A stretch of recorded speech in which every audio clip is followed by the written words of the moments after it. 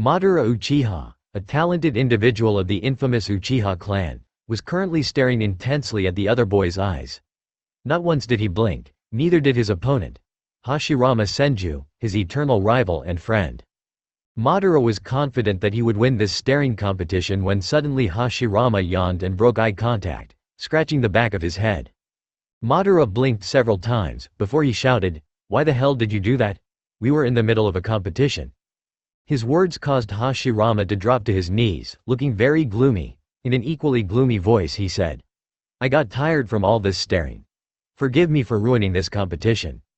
Already used to his friend's weird behavior, Madara sighed and rubbed his temples. Forget it, it wasn't that important anyway. He dropped to the ground right beside his friends and started to gaze at the sky, watching the clouds. "I wonder," Hashirama said, his face solemn, "when it will finally be over." Madara instantly knew what he was talking about, even if Hashirama didn't elaborate further. Picking up one of the stones which were spread all over the ground, he glanced to Hashirama, whose focus was fixed on the river. "We'll change things for the better," he declared confidently and threw the stone skillfully so that it would skip to the other side of the river. However, the stone didn't follow its intended course at all and like a boomerang bounced right back to him, knocking him out. The last thing he heard was the laughter of Hashirama. Little bastard would most likely never let him live that down. Oh, Uchiha were people who could rarely be caught off guard, something which every villager of Konohagakure could attest to. But even they couldn't help the gasps escaping their throats and the widening of their eyes, when a boy suddenly appeared out of the blue. His hair was dark and spiky and he looked like an Uchiha, which was the only thing that stopped the present Uchiha from killing him on the spot. Fugaku Uchiha, head of his clan and known for always maintaining his composure, was the first to voice out the thought. Probably everyone in this room was thinking, "What the hell just happened?" The sudden noise made the young Uchiha groan and slowly he tried to stand up, blinking several times until his surroundings were no longer blurry. "That's what I want to know too," he groaned, rubbing the spot on his forehead where the stone had smacked him.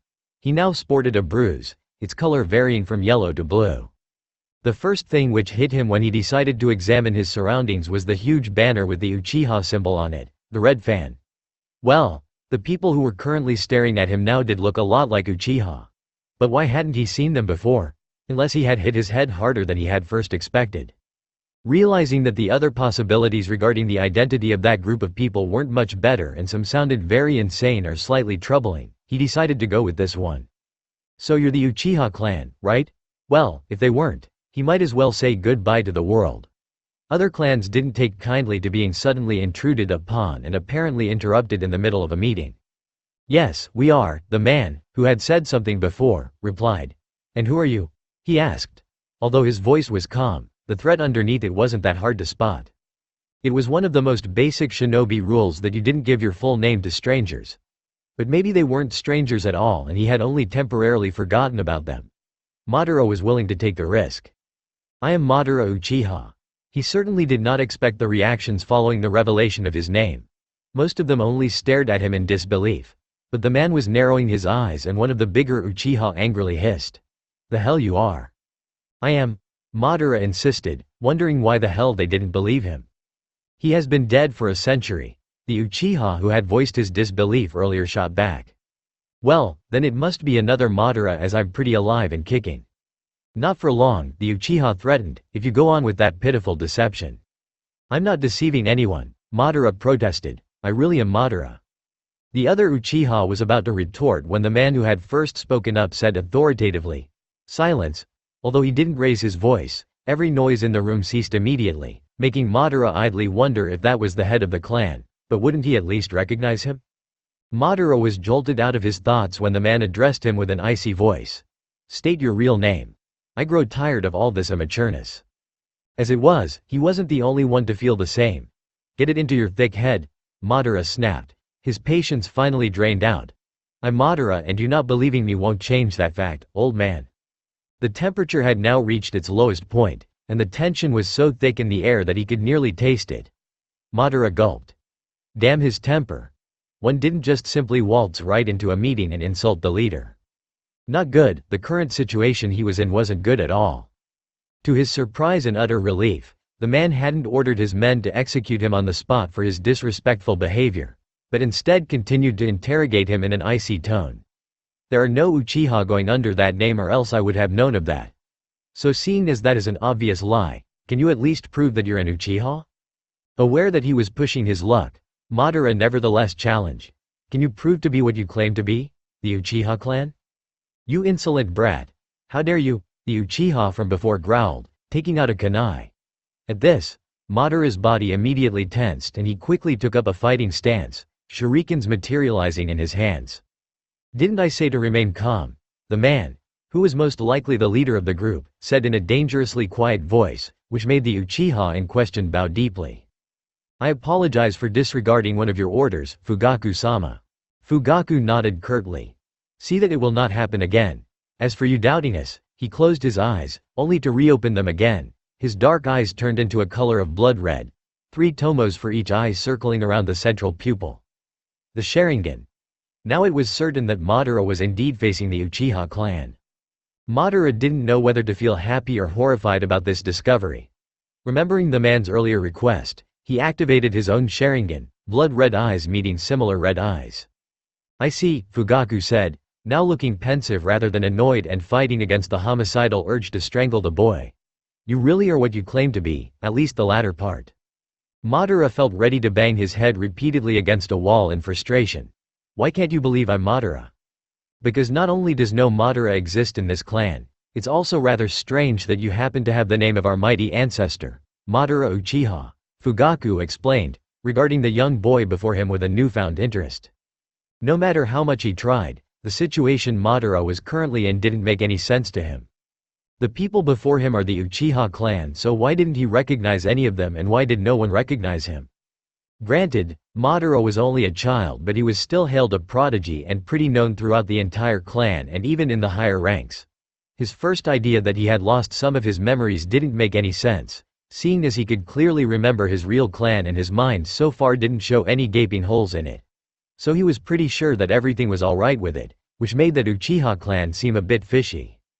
Unless they were imposters, using the Uchiha's reputation for their own selfish needs. Only the thought of it made his blood boil. But wait, the man who seemed to be the boss of this group had just shown him his Sharingan, and it was in no way a fake. Only a real Sharingan could make one feel so uncomfortable under its gaze. So had that man defected and due to his powers as an Uchiha made himself independent and formed a group, claiming to be the Uchiha clan? Or did he even steal the Sharingan from an Uchiha? He had only seen the latter occurring once. The man had been taken captive by an enemy clan and had been already dead by the point they had found him. Blood still dripping from the empty eye sockets. Sometimes, he'd still have nightmares from it, and after waking up, he'd make sure that his eyes were still there. The clan who had stolen the eyes had been wiped out entirely, not only out of vengeance but also out of fear that one of the Uchiha's strongest weapons could be used against them. Although those theories made more sense than them being the Uchiha clan, there was still something that felt off, but he couldn't wrap his finger around it, and that frustrated him to no end. The clearing of a throat made him snap out of his musings, and his eyes met Fugaku's, which were flickering with annoyance. Sorry. I was thinking about something, Madara said rather sheepishly, scratching the back of his head in an embarrassed manner. Fugaku raised one of his eyebrows in response, so Madara elaborated further. I'm pretty confused right now, as you don't seem to be the way I remember the Uchiha clan at all. It was painfully true, but it was not like lying would have gotten him out of the mess he had walked, or more accurately, fallen, into. And if these people were indeed a hostile group which was not above stealing children's eyes, then he was most likely in serious trouble either way. If anything, Madara's explanation confused Fugaku even further, when suddenly a theory formed inside the clan leader's head. Well, why won't you tell us what's the last thing you can remember before you arrived here in such a curious way? He asked, hoping to gain more evidence for his theory that the boy had suffered some kind of amnesia and having his mind replaced by twisted memories, even if that did not explain how the boy got here.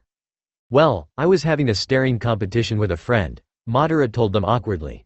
Saying it out aloud made him feel like an idiot, most likely because the idea had been a stupid one, as Hashirama had already pointed out, even when he had told him to shut up because he hadn't wanted to admit that his friend was right. I see, Fugaku said slowly, having at least gained further proof to his other theory that the boy standing before him was an utter moron. Any more details regarding that friend of yours? Inwardly, Madara gulped. Well, that was a question where he couldn't sputter some random reply. Until now he had kept his friendship with the Senju boy a secret, as he was very sure that his clan wouldn't take that unorthodox friendship as something good. And as honorable as Madara knew his clan was, he wasn't quite sure that they wouldn't use his friend for some nefarious plot to undoubtedly harm the hated Senju clan in some way. Of course, he didn't intend to keep it secret forever, but rather wait for a good opportunity. Like him becoming the leader of the clan and Hashirama the one from his own clan, and then forming a truce between them to expose his secret. However, this was definitely not the sort of good opportunity he had in mind. So what to tell if not the truth? He decided to opt for the semi-truth. His name is Hashirama. He's a boy I met at a river, and we have met there ever since. Well, there were some rather crucial details left out, but technically it was no lie, so they shouldn't complain or become too suspicious. To his surprise, the man's reply was a totally different one than he had expected. Oh, and now your supposed friend is Hashirama Senju. Now tell us that the two of you are planning to found a village and the tale will be complete, Fugaku said in an obviously sarcastic tone. How do you know that? Madara said, referring to the Senju and founding a village part, in his astonishment and shock, not realizing that he had practically given himself away. And this was the final proof to Fugaku's third theory that the boy was either delusional or insane and had run away from a madhouse. Now the only question left was how to deal with that boy, especially if he was indeed insane. The silence coming from Fugaku unnerved Madara. What was he supposed to do? Let events take their course and remain inactive, fight them, or simply make a run for it? Fugaku was at a loss for words. Not only had a mere boy managed to slip through the Uchiha security, one of the best in Konoha, said boy was also under the ridiculous impression that he was the legendary Madara, co-founder of Konoha and strongest of the Uchiha clan. What was the boy's intention? After considering everything calmly, simply brushing the boy's actions as stupid or insane was something he was sure he would come to regret later. After all, despite what the boy seems to be, which would be a confused, perhaps insane, idiotic boy, he somehow managed to sneak in this room without anyone noticing him. The feast itself was very impressive, especially if one considered the fact that many of the most talented and skillful shinobis the Uchiha clan could offer were currently present in this very room. It was no assassination, and also was probably not an attempt of secretly gaining information about the clan's future plans through spying the progress of the clan meeting. Fugaku thanked the spirits above that the meeting hadn't been about that topic. Otherwise he'd have to deal with a new mountain of problems. If it were indeed the latter and the boy had the needed ability to observe the clan's meeting, Fugaku was sure that the boy would have never done such a downright stupid mistake like revealing his identity to the entire clan by falling right amongst them and then claiming to be Madara Uchiha, of all people. But then again, had this boy some sort of ulterior motive for doing so? Was this a cover which would make people think of the boy as insane or stupid, disregarding the threat he might prove to be?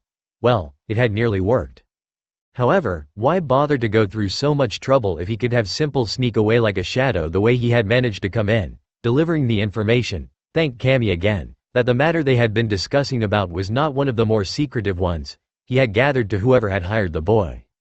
At the thought of the mysterious constituent a cold shiver ran down his spine. Was it Konoha itself?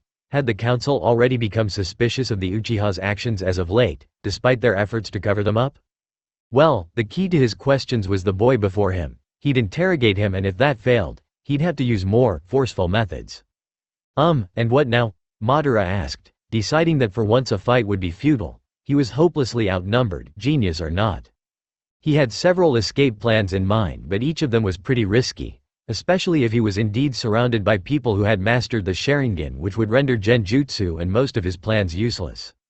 Well, first of all, we'll search for proofs regarding your lineage. If it is revealed that you do not officially belong to the Uchiha clan, we'd have an entirely new problem, Fugaku said, his face blank. Madara narrowed his eyes in suspicion. And what sort of problem? He inquired carefully. For example, how you have managed to gain the Sharingan, Fugaku said bluntly. He knew it was risky to draw the boy out like this, making him think that he was already as good as dead or a prisoner, but it was a risk he was willing to take. He was no fan of mind games, nor did he want to play along with the boy's lies. It was better to deal with the problem now. And even if the boy decided to take action upon realizing that his cover didn't work anymore, what could he do? Fugaku was currently surrounded by his best shinobi. It was not like well, by the look of him, 13-year-old boy could wipe them out single-handedly. That not-so-subtle accusation made several of the Uchihas stand up, drawing their weapons. A spy, one of them hissed. black bangs nearly covering the Sharingan eyes. Another Sharingan user, Madara thought, surprised, almost disbelieving. And he was not the only one, quite a lot had activated their Sharingan, ruling out the possibility that they were imposters. Because no way in hell would such a grand Sharingan theft go unnoticed by the Uchiha clan. Well, that made the whole situation even more complicated than it already was in the first place. Only then did the whole magnitude of Fugaku's words hit Madara. Raising his hands in a placating manner, he shouted, half furious, half panicked. "Whoa, I'm not a spy, traitor, or whatever you think I am. How the hell can you think that?" In a calmer voice, he continued. "I am an Uchiha and my name is Madara. I am telling the truth, you had to believe me." "Your word alone will not suffice," Fugaku replied calmly, inwardly growing more and more frustrated with the boy's refusal to spit out the truth. However, violence would be the last alternative. He beckoned the others to sit down again, which some of them did rather reluctantly, especially the one who had spoken up earlier, Anabi Uchiha, who was now giving Madara a fierce glare which he returned with one of his dirtiest looks. "And what do I have to do to prove that I'm telling the truth?" Madara demanded to know, grim determination flickering in his dark eyes. "Well, let us first determine your status." This would be the first hint about his true identity, Fugaku thought to himself. "Shisui," he addressed the boy sitting next to him, who until now had only watched the boy curiously, even when the possibility that he was an enemy had been revealed. "Go check the clan register for any," he trailed off, looking expectantly at Madara. "You see, my name hasn't changed in the past 20 seconds. It's still Madara, you know," Madara said, annoyed. It took quite an effort on Fugaku's side to not throttle the boy before him in anger and frustration. Why did he still insist to play this deceive game? He sighed heavily. "Fine, I might have overlooked something," he relented, keeping the doubt out of his voice, if only so that the boy would stop pester him about it. "Shisui, check for any Madaras who would fit the description of this boy. I expect of you to look at the matching files very closely." "Hi." And with a puff of smoke he was gone, leaving the Uchihas and a confused Madara behind. "Hey, what is that Shisui guy going to do now?" Madara asked, unaware that it was nearly bordering on shouting. "He is going to check the register," the head of the Uchiha clan explained slowly, as though he was talking to a 2-year-old child. Even if it was a cover, displaying so much idiocy was rather embarrassing. "Yeah, I know," Madara said, barely managing to keep his temper in check. "I'm not stupid." Again Fugaku's face remained blank, although others gave out coughs which sounded suspiciously like, "Of course. Nice joke," and other not so very flattering things. A vein popped on Madara's forehead, twitching, his hands begging to be used. Clan or not, he seriously wanted to kick their asses right now. Only his survival instinct prevented him from doing so, and after taking several deep breaths, he asked with forced calm, "But what is a register, and to what purpose do you need to check it?" "If an Uchiha is born," Fugaku began to explain, and if Madara didn't know better he'd say that there was a hint of an amused smile on his lips. "He or she will be added to the clan register under his or her birth name, along with the date of birth, the names of the parents and several other details known about the child, like the gender or blood group." Madara suddenly had a very bad feeling about it.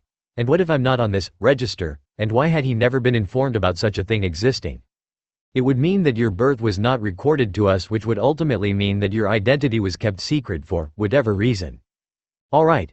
Madara had to get rid of this little misunderstanding. "I'm not some spy who got his eyes transplanted from another Uchiha," he protested, feeling very insulted by the very thought alone, not to forget his annoyance that he had to repeat himself yet again. He hated it to repeat himself. "I am an Uchiha, and I'm also not the bastard of some affair," he added hotly, as if he hadn't noticed some of them share knowing looks with each other when he insisted that his Sharingan was real and therefore meant that he was an offspring of the clan. He wasn't a damn child who didn't have any clue about the adult topics or was freaked out about this knowledge. No, he wasn't. Some had the decency to look ashamed or at least sheepish at his last declaration. "That remains to be seen," Fugaku said calmly, clearly unimpressed by Madara's words, which made Madara want to throw something in the old man's face, preferably something hard and sharp. Again, he squashed that thought before it could become too appealing. It wouldn't do to get killed now. Fugaku prayed to all spirits above that the boy was at least telling the truth about him not being a bastard, because, otherwise, people would gossip about it and soon the whole clan would hear about it and then perhaps the whole village. Not only would the Uchiha's reputation suffer more than it already did. Something like this wasn't viewed as a simple affair in the Uchiha clan. It would cause uproar amongst the clan and accusations would be thrown back and forth. Aside from it being hugely shameful and in general opinion viewed as wrong, the fact that the Sharingan could end up in the wrong hands made conceiving a bastard one of the most forbidden things in the Uchiha clan. And dealing with this sort of trouble was the last thing he needed, especially when he had a coup d'état to plan. Several minutes passed in tense silence, when finally Shisui reappeared in a puff of smoke, carrying stacks of paper in his hands. He immediately began to report while handing the paper over to Fugaku, who quickly skimmed over them, a frown forming on his face. I have looked for any Madara Uchihas born in the last 20 years, just to be sure, and I haven't found even as much as a remark about a Madara. Fugaku's gaze wandered from the papers before him to Madara's face, and in a voice as cold as ice, he asked, "So what do you have to say in your defense?" Madara, sheer disbelief dripped from his voice at the last word. Out of the corner of his eyes, Madara could see several of the Uchihas subtly take out their weapons, activate their Sharingan, if they hadn't already, or otherwise prepare themselves for any escape Madara might plan to make.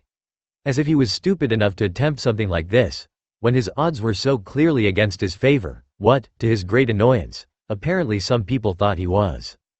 For whatever reason, Madara had been always able to think very quick, when he was cornered, and this situation definitely warranted as being cornered.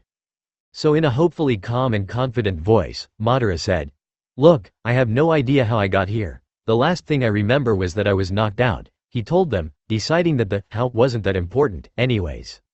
"And if I were a spy or an assassin, I surely wouldn't do something as stupid as falling down right into the middle of the room, nor would the people who hired me. If I were hired, let me go spying on you with the precious Sharingan, taken or not, if they weren't absolutely sure that I would come back alive with it, which means that I have to be fairly competent and therefore would never have done the stupid mistake I've mentioned before," he pointed out. "So it means that it must be some kind of accident. Who knows what happened while I was out? If it was all Hashirama's fault, there would be hell to pay," but Madara doubted that Hashirama would go as far as bring him back to the Uchihas and place him like that, so he'd fall down right into the meeting, once he woke up, only to pull some sort of prank on him. Trespassing Uchiha territory was highly dangerous, but doing so as a senju? Might as well book a trip to the deepest circles of hell. And Hashimura was insane, yes, but he did not harbor suicidal thoughts as far as Madara knew, which probably didn't mean a lot. Stunned silence followed Madara's words.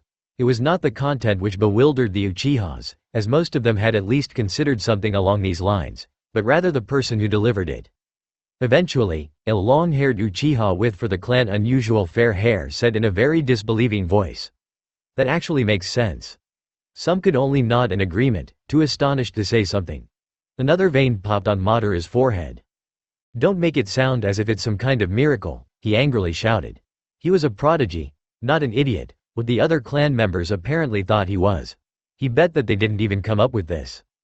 While Madara was fuming, Fugaku was amazed that while his fellow clan members thought it possible that the boy was a spy, they still saw him as stupid, although one would usually come to the conclusion that a highly skilled shinobi couldn't be stupid. The cover was very effective, indeed, although having that sort of cover probably made the boy a bit stupid for posing as an idiot in the first place, especially if it was so convincing. He turned to a group of Uchihas who were seated further away from him, known for their ability to think straight, or as Fugaku liked to say, also used their brain and not only their eyes. One of them gave an imperceptible shake with his head. The boy wasn't lying as far as they knew. Shinobis were trimmed to spot body signs which gave away that a person was lying. Add in the enhanced seeing ability gained through the Sharingan and it made it nearly impossible to give an outright lie to a capable Uchiha, and Fugaku knew for a fact that they were. He couldn't see for himself, as the boy would have surely become agitated when he saw the leader turn on the Sharingan, which could be easily interpreted as an order to attack. So that boy was either an incredible good liar, he was telling only the half-truth and leaving some crucial details out, or he actually did tell the truth. Doing it the shinobi way and torturing the truth out of him and then simply discard him would be the easiest and least troubling option. Maybe the boy was really innocent. Maybe all of his actions led to some ultimate goal which for the life of his Fugaku couldn't figure out. If this incident had occurred at another point of time, the decision would have been far easier, but now with the boy's arrival a nearly abandoned opportunity had presented itself again. Not as a clan head but as a father, Fugaku couldn't just ignore it. It would be for Itachi's sake. Genius or not, he knew that the pressure placed on Itachi could destroy Itachi from within, but until now he had been the only one who could fit the role, until now. Hopefully, he wouldn't come to regret this decision too much. "Well, we should adopt you then," he eventually said, fully aware that he had dropped a bomb. Gasps were heard throughout the entire room. Every face looked at him in shock and disbelief, including Madara. "What? Adoption? Into his family, or does he mean into the clan? But I'm a clan member." "Wait, what?" Madara thought, absolutely bewildered. Before any of the other clan members could voice out their doubt about this decision, Fugaku had already raised his hand, making the Uchihas who were about to say something close their mouth. "We'll deal with this later," he said, putting a very strong emphasis on later, so that everyone would get the hint. Unfortunately, the boy did too. "You can't just decide something as big as this about me and then leave me out," Madara angrily shouted. A glare from Fugaku made him shut up. "Come with me, boy. I will escort you to your room and then we'll deal with all the formal things tomorrow, as it is already very late." But it had been early morning when he had met Hashimura. To be knocked out that long because of a stone was very embarrassing. Fugaku had already stood up and instinctively Madara did too. He had always been told to do as the clan head wished, and now it had somehow become a part of him to listen unconsciously to him. If Fugaku was surprised by Madara's instant obedience, he didn't show it. They left the room without any further comment and there was silence while they walked. There were so many things Madara wanted to ask. He was so confused and he hated it, but he knew that now was not the time to ask and hopefully he would be filled in later. If not, he'd have to change that. Now that they had left the building altogether, he could see that they were in a village. Wait, since when did the clan lived in a village? It was dangerous to just settle in when the Uchiha still had so many enemies. The clan's location was kept secret and often they inhabited uncomfortable but very good hiding spots. But living in a village was like shouting to the world, "Come here. We are right here. Come and wipe out the entire village so that the Uchiha clan won't be a problem for you anymore." His head started to hurt. Perhaps he should sleep over this and then, starting tomorrow, he'd solve this mystery piece by piece. Time passed very quickly and in a blink of an eye, Madara was suddenly in a comfortable bed. Fugaku left and the door was closed. And equally fast his eyelids started to drop, and for now he was dead to the world and the whole mess he had landed himself in. Fugaku tiredly made his way back to the conference room, only peeking for a short moment in Sasuke and Itachi's room, before he left his house again. It would be hard to convince the rest of the clan of his plan. Sighing, he thought, "This is going to be a long night." Madara slowly woke up, expecting to see his little brother sleeping right next to him, only to find himself in a completely unfamiliar room. The dizziness vanished in an instant. Panicked, he quickly got to his feet and took out one of his kunais, looking for any threat. It took several moments before he remembered the latest events. Taking a deep calming breath, he plumped on the bed again and threw his face into the surprisingly soft pillow. Right, he was still in this weird Uchiha clan and he still had no idea where he was. Had his father and brother already noticed that he was gone? Most likely. Yesterday, he had felt so confused about this whole thing and he had desperately wanted to find answers to his questions. However, as interesting and intriguing as this whole matter was, there were still more important things. He couldn't believe that the thought had only occurred to him now, but the panic and shock and confusion were most likely to be blamed.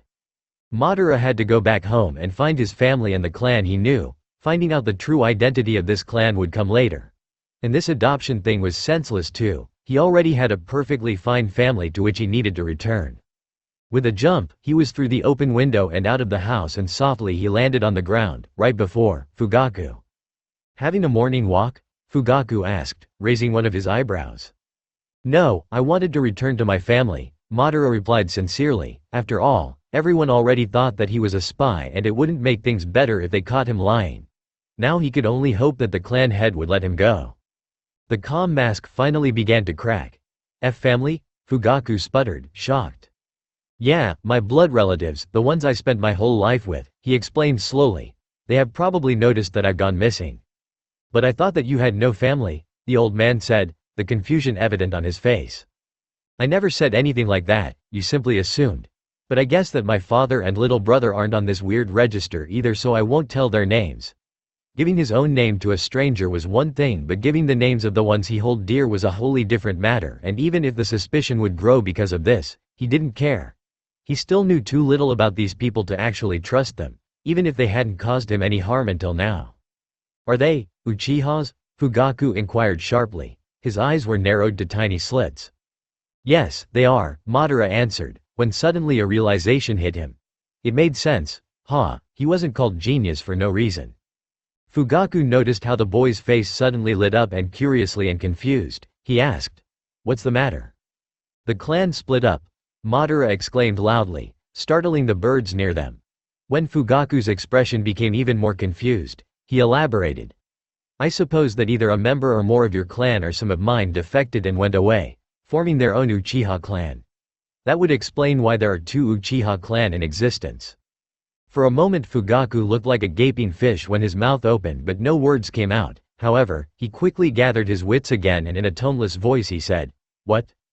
Scowling, Madara elaborated even further. "Look, when I woke up in the middle of a group of people who claimed that they were the Uchiha clan, I was confused as hell, because I didn't recognize any of you from my clan." "From your clan?" Fugaku repeated, his eyebrows knitting in confusion.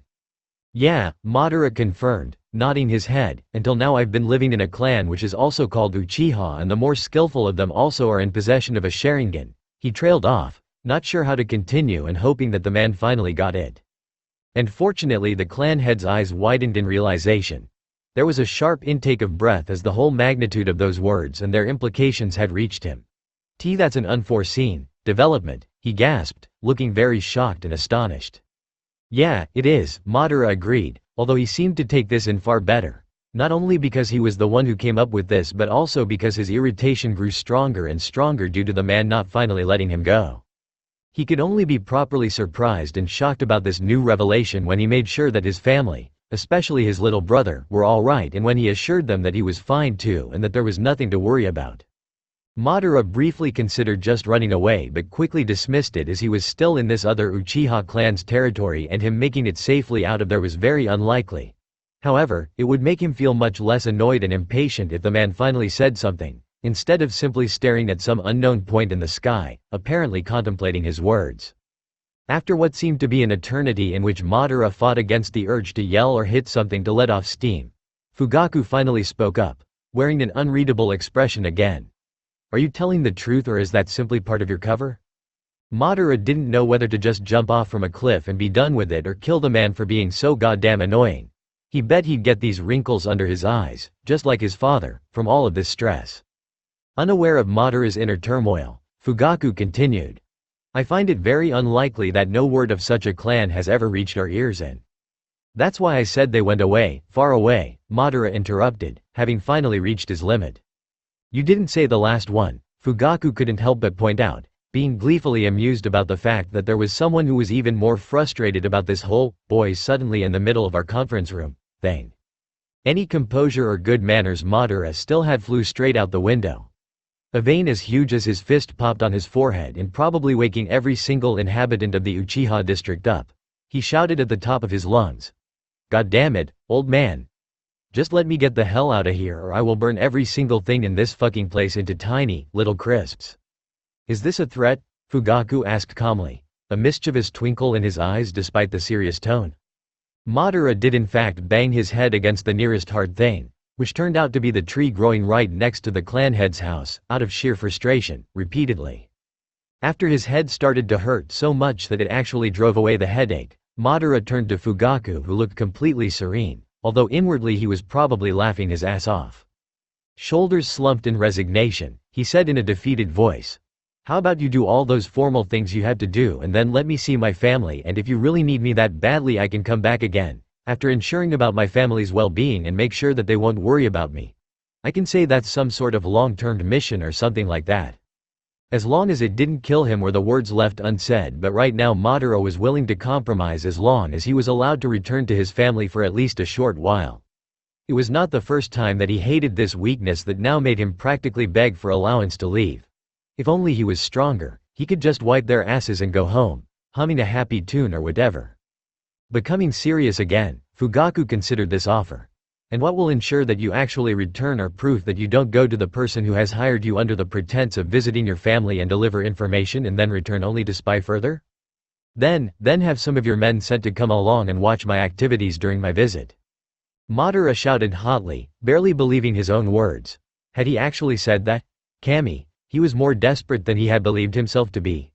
Bringing some foreigners to his family and thus into Uchiha clans, his Uchiha clan, territory wasn't exactly the brightest idea, to put it mildly. His clan would kill them on the spot, proclaiming him a traitor. Madara gulped. This was a scenario he wished he would never have to experience. Fugaku seemed to share the same train of thought. And be responsible for the possible death of my men at the hand of your supposed Uchiha clan? I don't think so. Then how about, Madara began, begging his mind to provide him with a good plan, and thank Kami, it did. Well, they could turn on their Sharingan and wear the clan symbol, which, as far as I can see, they already do. I am pretty sure my fellow clan members would first interrogate us, as their curiosity is surely piqued after seeing unfamiliar Uchihas with the Sharingan. And after I've told them my theory, everything will end, just well, he said, smiling unsurely. Not one of his best plans, he had to admit.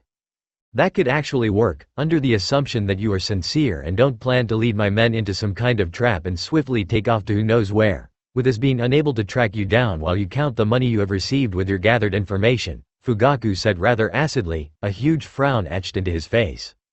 It had to be some kind of record, not even the combined powers of Hashirama and always living with the fear of knowing that the ones you hold dear could die any second had managed to make him lost his composure so many times in such a short span of time. He mentally started to list every taijutsu move he knew of as a means to calm down. He succeeded with that, more or less. I'm pretty sure that you and your advisors will come up with something that will make us all happy. Meanwhile, you finish whatever you said yesterday you wanted to, and I will. Just wait. But I won't wait for long, 1 or 2 days is the max. He quickly added. Surely nothing bad could happen in 1 or 2 days during his absence, could it? Finally, the clan head found no reason to object and agreed under the condition that the boy was to remain on the Uchiha compound. Can't you at least extend the area I'm allowed to freely walk into the whole village? Madara whined. No, demanded. Investigating the whole village would probably ease the worry and boredom he'd surely feel while waiting for the future plans regarding his family visit. Then I'll have to send guards watching your every step to ensure that you won't use this as an opportunity to escape. Madara nearly winced at that. Being watched for the entire time. How the hell was his poor bladder supposed to handle it? It was not the first time that he cursed his shy bladder problem.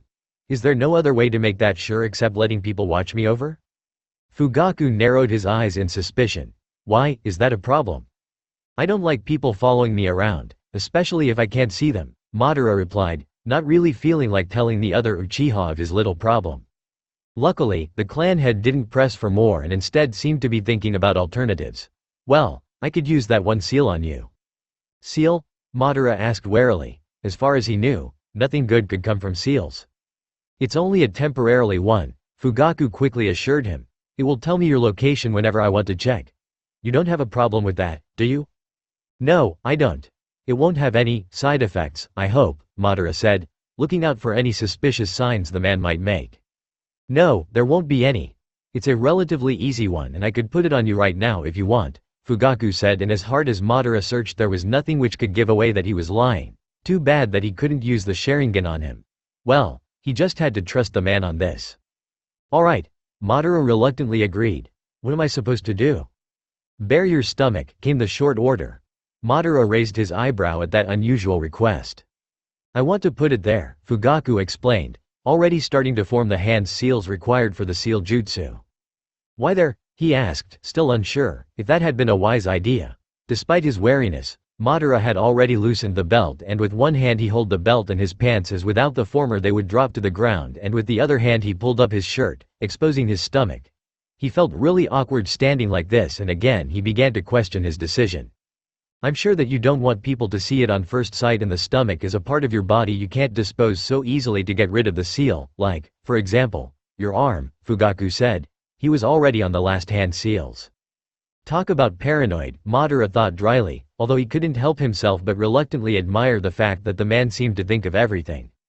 The clan head quickly pressed the palm of his hand against Madara's bare stomach and Madara couldn't stop the flinch when his stomach's skin started to burn. However, after a short while the pain ceased and Fugaku removed his hand from his stomach. Madara quickly looked down to his stomach. Where once had been only fair skin, there was now a weird round thing decorating his stomach. It looked like a mix of letters he did not know of, other signs and maybe even drawings.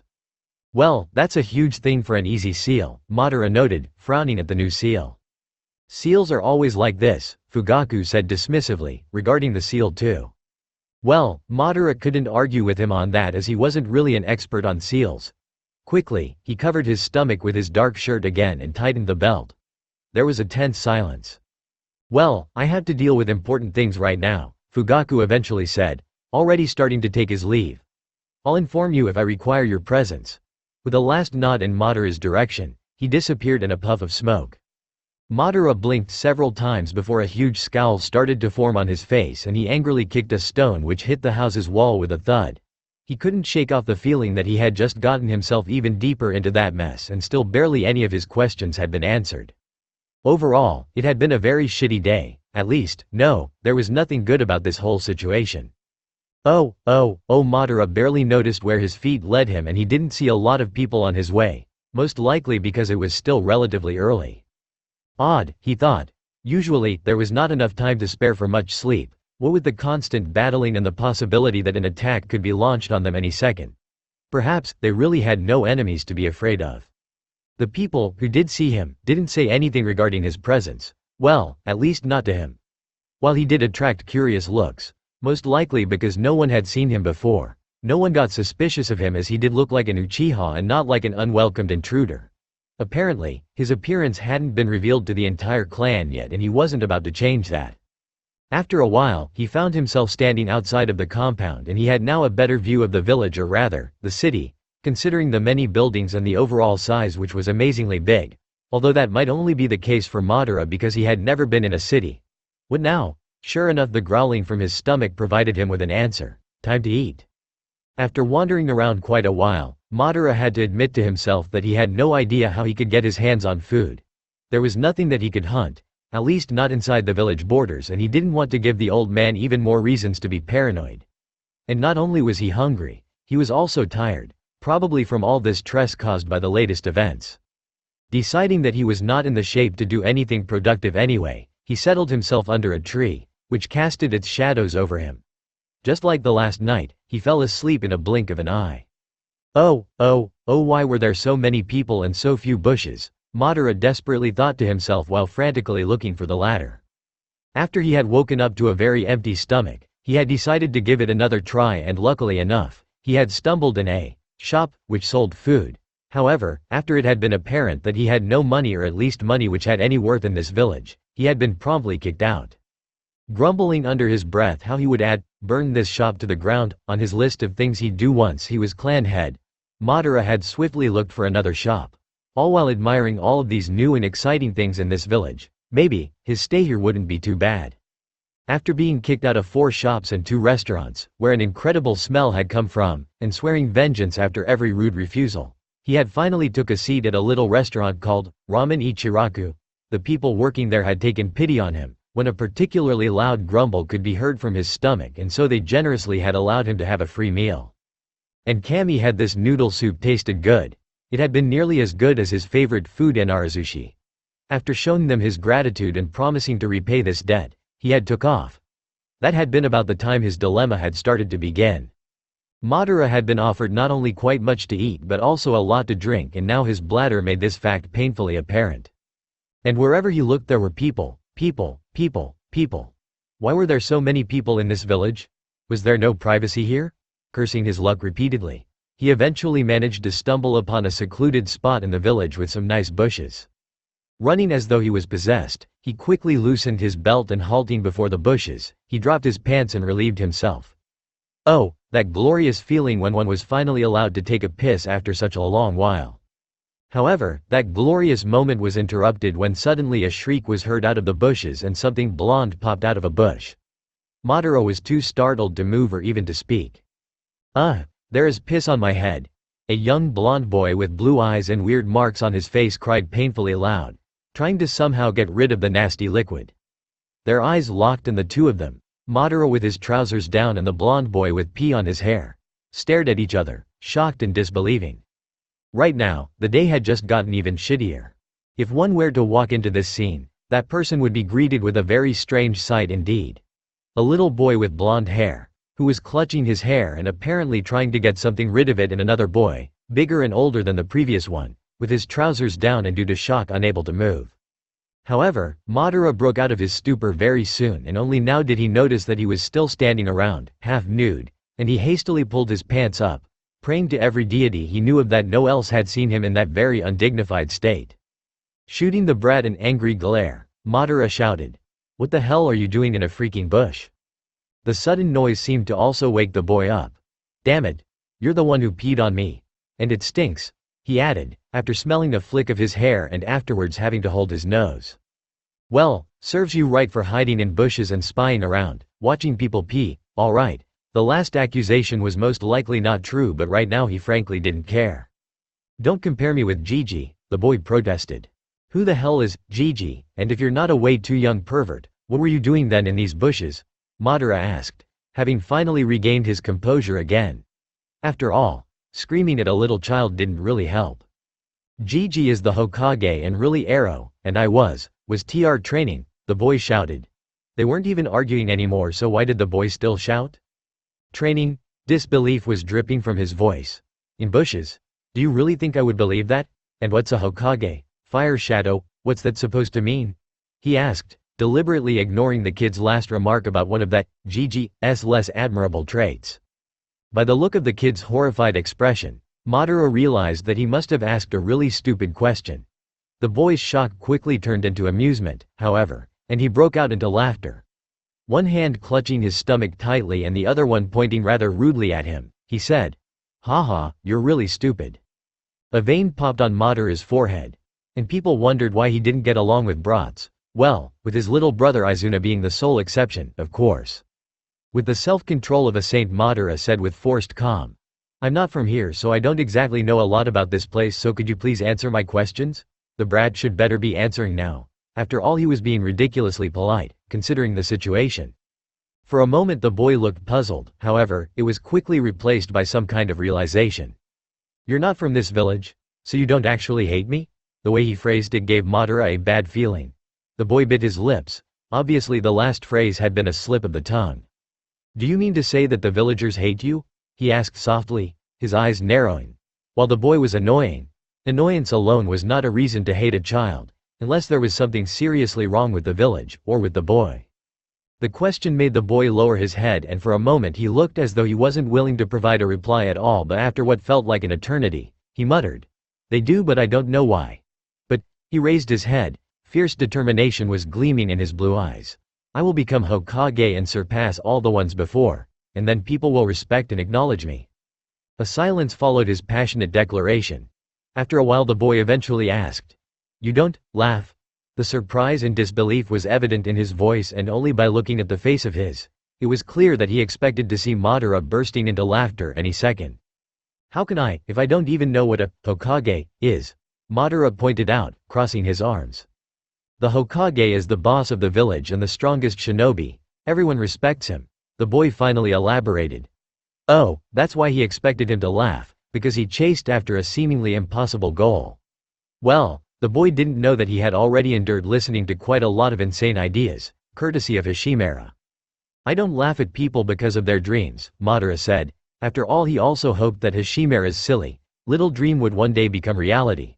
"And there is always the possibility that you might become what you want to be," he added, because the boy still looked quite grief-stricken. What he did not expect was that upon hearing these words the boy's face lit up like a little sun, and that a huge grin, which nearly split his face in half, formed on his face. "You really think so?" he shouted delightfully, wide blue eyes looking expectantly at him. Yes." Madara just didn't have the heart to crush the boy's hope, and after all, what could some encouragement do? He couldn't give it another thought though, as he felt warm arms wrap around his waist and suddenly found himself in a bone-crushing hug. That boy was insanely strong. Gently but firmly, was that the crack of a rib he heard? He pushed the boy away and quickly said, "Don't take it the wrong way, I have a bruise and it hurt like hell when you hugged me." Noticing that his excuse didn't sound very convincing, he hastily changed the topic. "What's your name, anyway?" "Naruto. Naruto Uzumaki," Naruto introduced himself. "What's with these villagers and their habit to deliver their family name like shurikens? It's as though no one had even bothered to take their time to learn the most basic shinobi rules. Or maybe there was no need for such things here in that village." He immediately discarded this thought. It sounded far too ridiculous to be true. And that name, Uzumaki, He could have sworn that it was a familiar name, some clan from another country. Well, he could think about it later. Naruto. What sort of parents would name their child after something ramen related? Ramen tasted really good, but still naming their child after it. Were they that obsessed with ramen? The boy Naruto looked down to the ground, scowling. I don't have any parents, he said darkly. Oh, cheer up, my mother and 3 of my brothers are dead too. Madara nearly cringed at his choice of words. Had he really just said that? For an unknown reason it did cheer Naruto up. Hesitantly, he asked, what's your name? Madara. Might as well give him his family name too. Screw most basic shinobi rules. Madara Uchiha. Naruto's eyes widened. You're an Uchiha? Something wrong with that? Madara said, narrowing his eyes. He certainly didn't like the tone the boy had used. Well, there's an Uchiha in my class. His name is Sasuke and he's a real jerk and the other Uchihas are weird. Weird? Madara asked, ignoring the remark about that Sasuke. So is there actually something wrong with that clan, after all? It's like they avoid me but not like the other villagers. Which implies that the other villagers still do avoid him, Madara angrily thought, not understanding the enmity directed towards the boy at all. Like they don't want people to see them around me, Naruto continued. Well, that was an interesting piece of information. Now the only question left was why the villagers hated the boy and what exactly about the boy caused the Uchihas to avoid him like a contagious disease, but Naruto honestly didn't seem to know, so instead he asked a different question which he had wondered about since the beginning of their talk or whatever it was they were doing right now. Well, what did you actually do in these bushes? If it's cool I might join in. After all, he didn't really have anything better to do. Naruto's eyes narrowed into tiny slits and he scrutinized him very closely as if deciding whether Madara was trustworthy enough to be told the secret plan. Apparently, he passed as Naruto whispered. Red. Shouted slightly more quietly than usual. I was trying to decide which cans I want to take with me because I can't carry them all. Cans? Naruto nodded. Cans filled with color. I want to paint the Hokage mountain. Madara frowned. Hokage mountain. There, Naruto said, pointing his finger at something behind Madara, who turned around and raised his head. Oh, that big mountain which hovered over the whole village. How the hell had he missed it? Although, he had been rather focused on the shops and people and bushes. 4 heads were carved into the mountain, presumably the 4 Hokages. Looking at the one at the very left though gave him a weird feeling of déjà vu. What's the name of the one at the very left? Naruto looked sheepish as he answered. I dunno. Maybe the instructor said something and I didn't hear. It took all of Madara's willpower to not shoot the boy a very disbelieving look. How could you not know the names of your own leaders, especially if your ambition was to become one at a later time? It had been a bitch to memorize all the names of the Uchiha's clan heads, the ones whose names had been recorded anyway, but nevertheless it had nearly driven him insane. And there were only 4 Hokage's names to be memorized and not the 257 clan heads he had to. Despite his indignation, he hadn't missed the one word which was rather puzzling. Instructor? Naruto had absently looked at the Hokage's faces, as if he was already envisioning with which colors they would look best. You mentioned, instructor, care to elaborate? Madara impatiently asked. They are the teachers of the academy, Naruto explained. Wait, academy? Somewhere in his mind a bell rang. Naruto gave him an odd look. Don't you know? Not from this village, remember?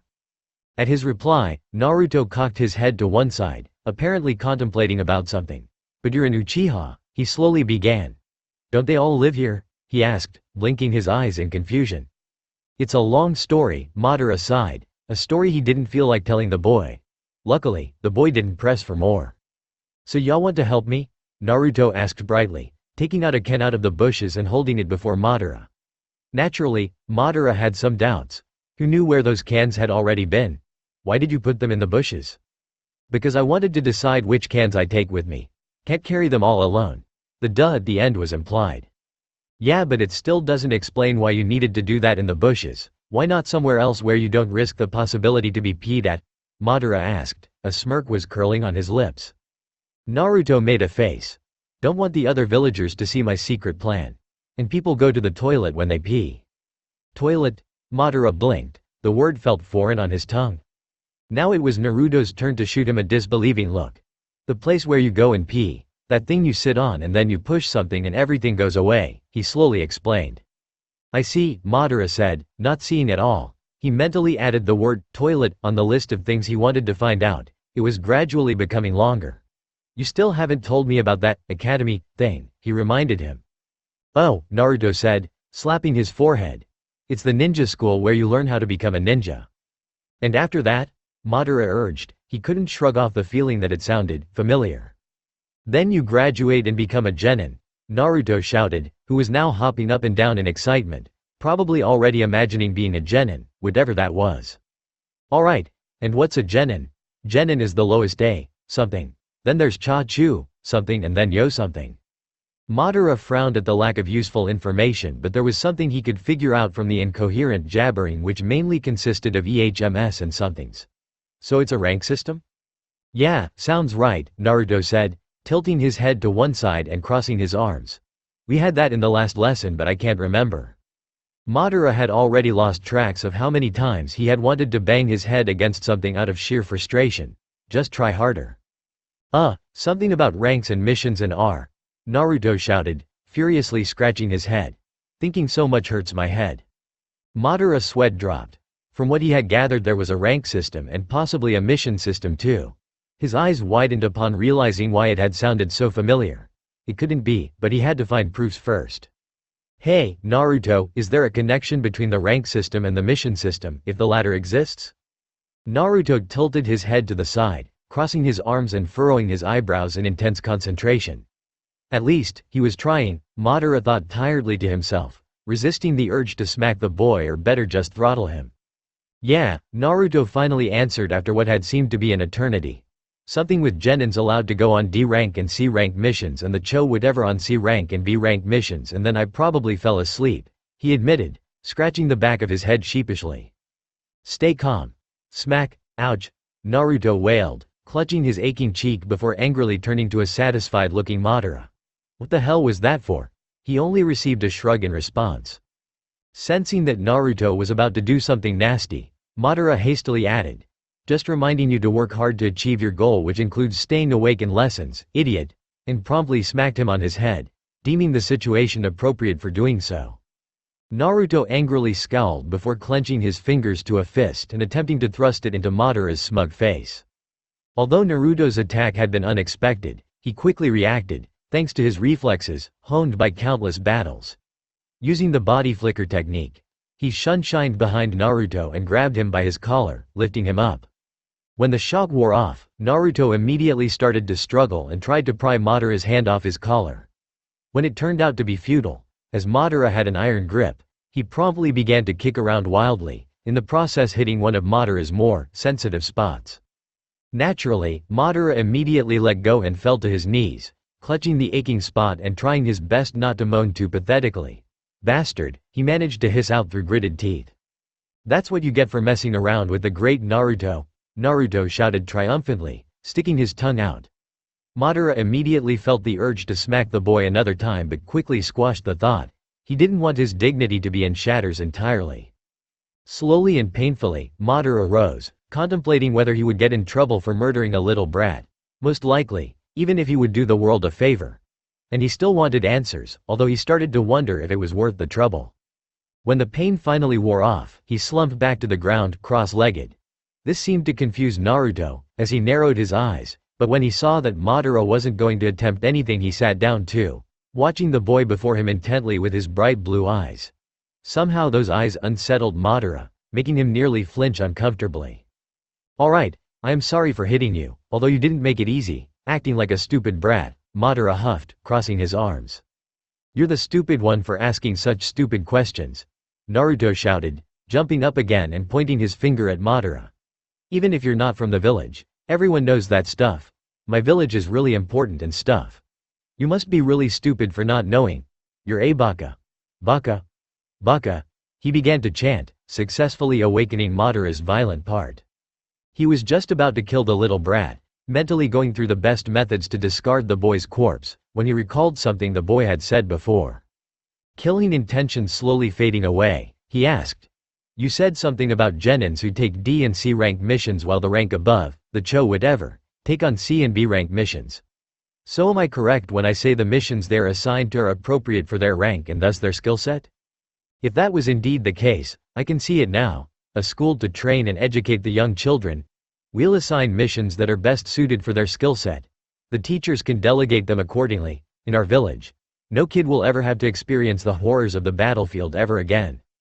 Madara could clearly remember those words as if he had heard them just yesterday. A foolish dream, too good to be true, and apparently had realized in the form of this village.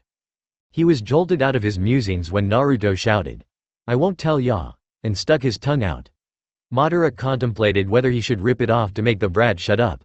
To Naruto's luck, he managed to control himself again and instead said with forced calm, "Just answer the question."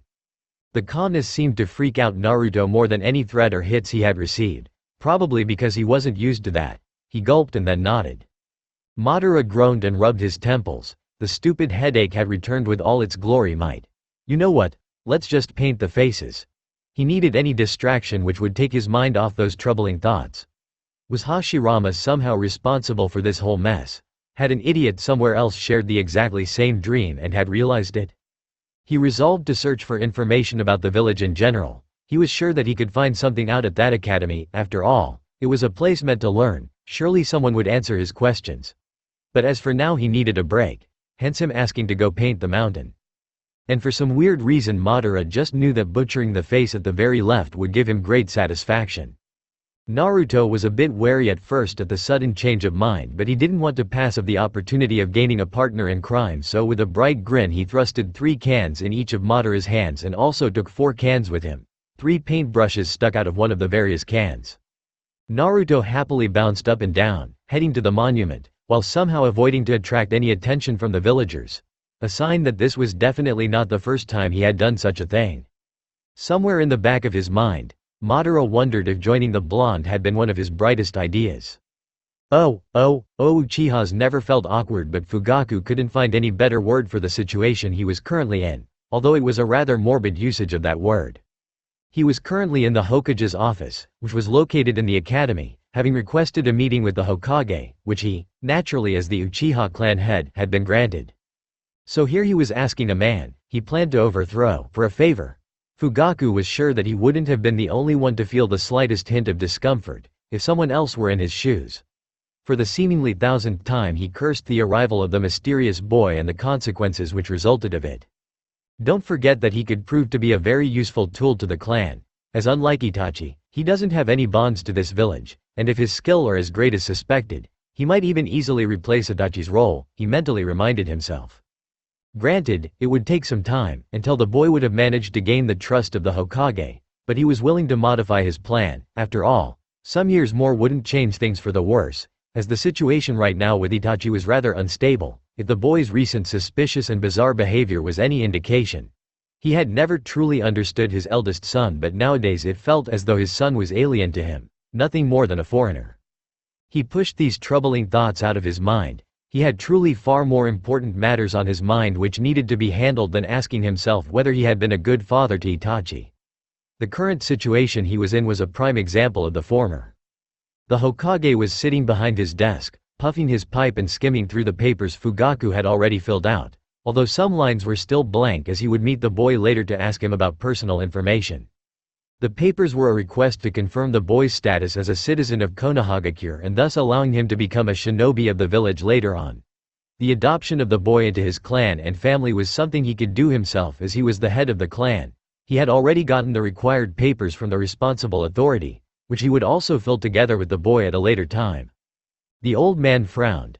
Another Uchiha clan? Its foundation must have happened a long time ago, if even you, as the clan head, have never heard of such a clan existing. Are you sure that this isn't just the cover of a spy? Hokage-sama, Fugaku said, declining his head slightly. I assure you that we had our doubts too at first. But we found no signs that he was lying, so either he is telling the truth or someone manipulated into thinking that it is the truth he is speaking of. However, I have made sure that he won't escape from the village and I have managed to compromise with him.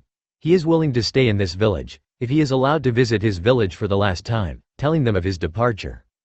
So does the boy actually want to stay here? The Hokage asked, rubbing his goatee absently.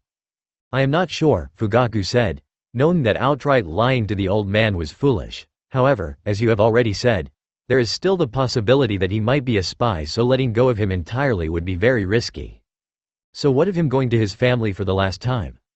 If it is indeed his family, Fugaku said. Well, I am not quite sure how to advance, as sending men to watch him might turn out to be a trap and a means to escape for him. The Hokage frowned again, which deepened his wrinkles, apparently contemplating the complicated task at hand. After several minutes of silence, he let out a sigh. Well, I cannot think of any better solution than this one. Which would be? Fugaku impatiently asked, momentarily forgetting to show proper respect towards the Hokage. I will send some of the Anbu with him and order them to kill him at the spot, if it turns out to be a trap, so that he won't be able to at least relay his information to any enemy force. I have utter faith in their skills for being able to do so and then return safely back. Denying the boy's wish wouldn't benefit any of us, as he would most likely start to cause trouble then. Which reminds me, do you have also made sure that he has no means to possibly send a message to anyone? Fugaku had been about to agree with the Hokage's plan, when the question made him freeze. Oh shit.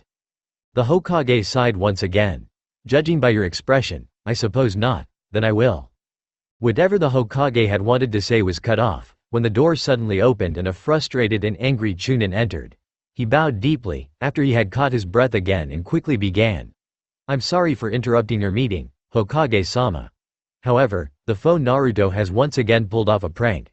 This time he graffitied the Hokage monument. The Hokage put down his pipe in favor of rubbing his temples. It was not the first time he wished that Naruto had inherited more of his father than only his looks. And it seems he has someone helping him. The Chunin swiftly continued his report. Hiruzen raised his eyebrows. Well, that was new. Curiosity getting the better of him, he went up to the roof, where one could see the mountain from below, as the academy was built right before the mountain.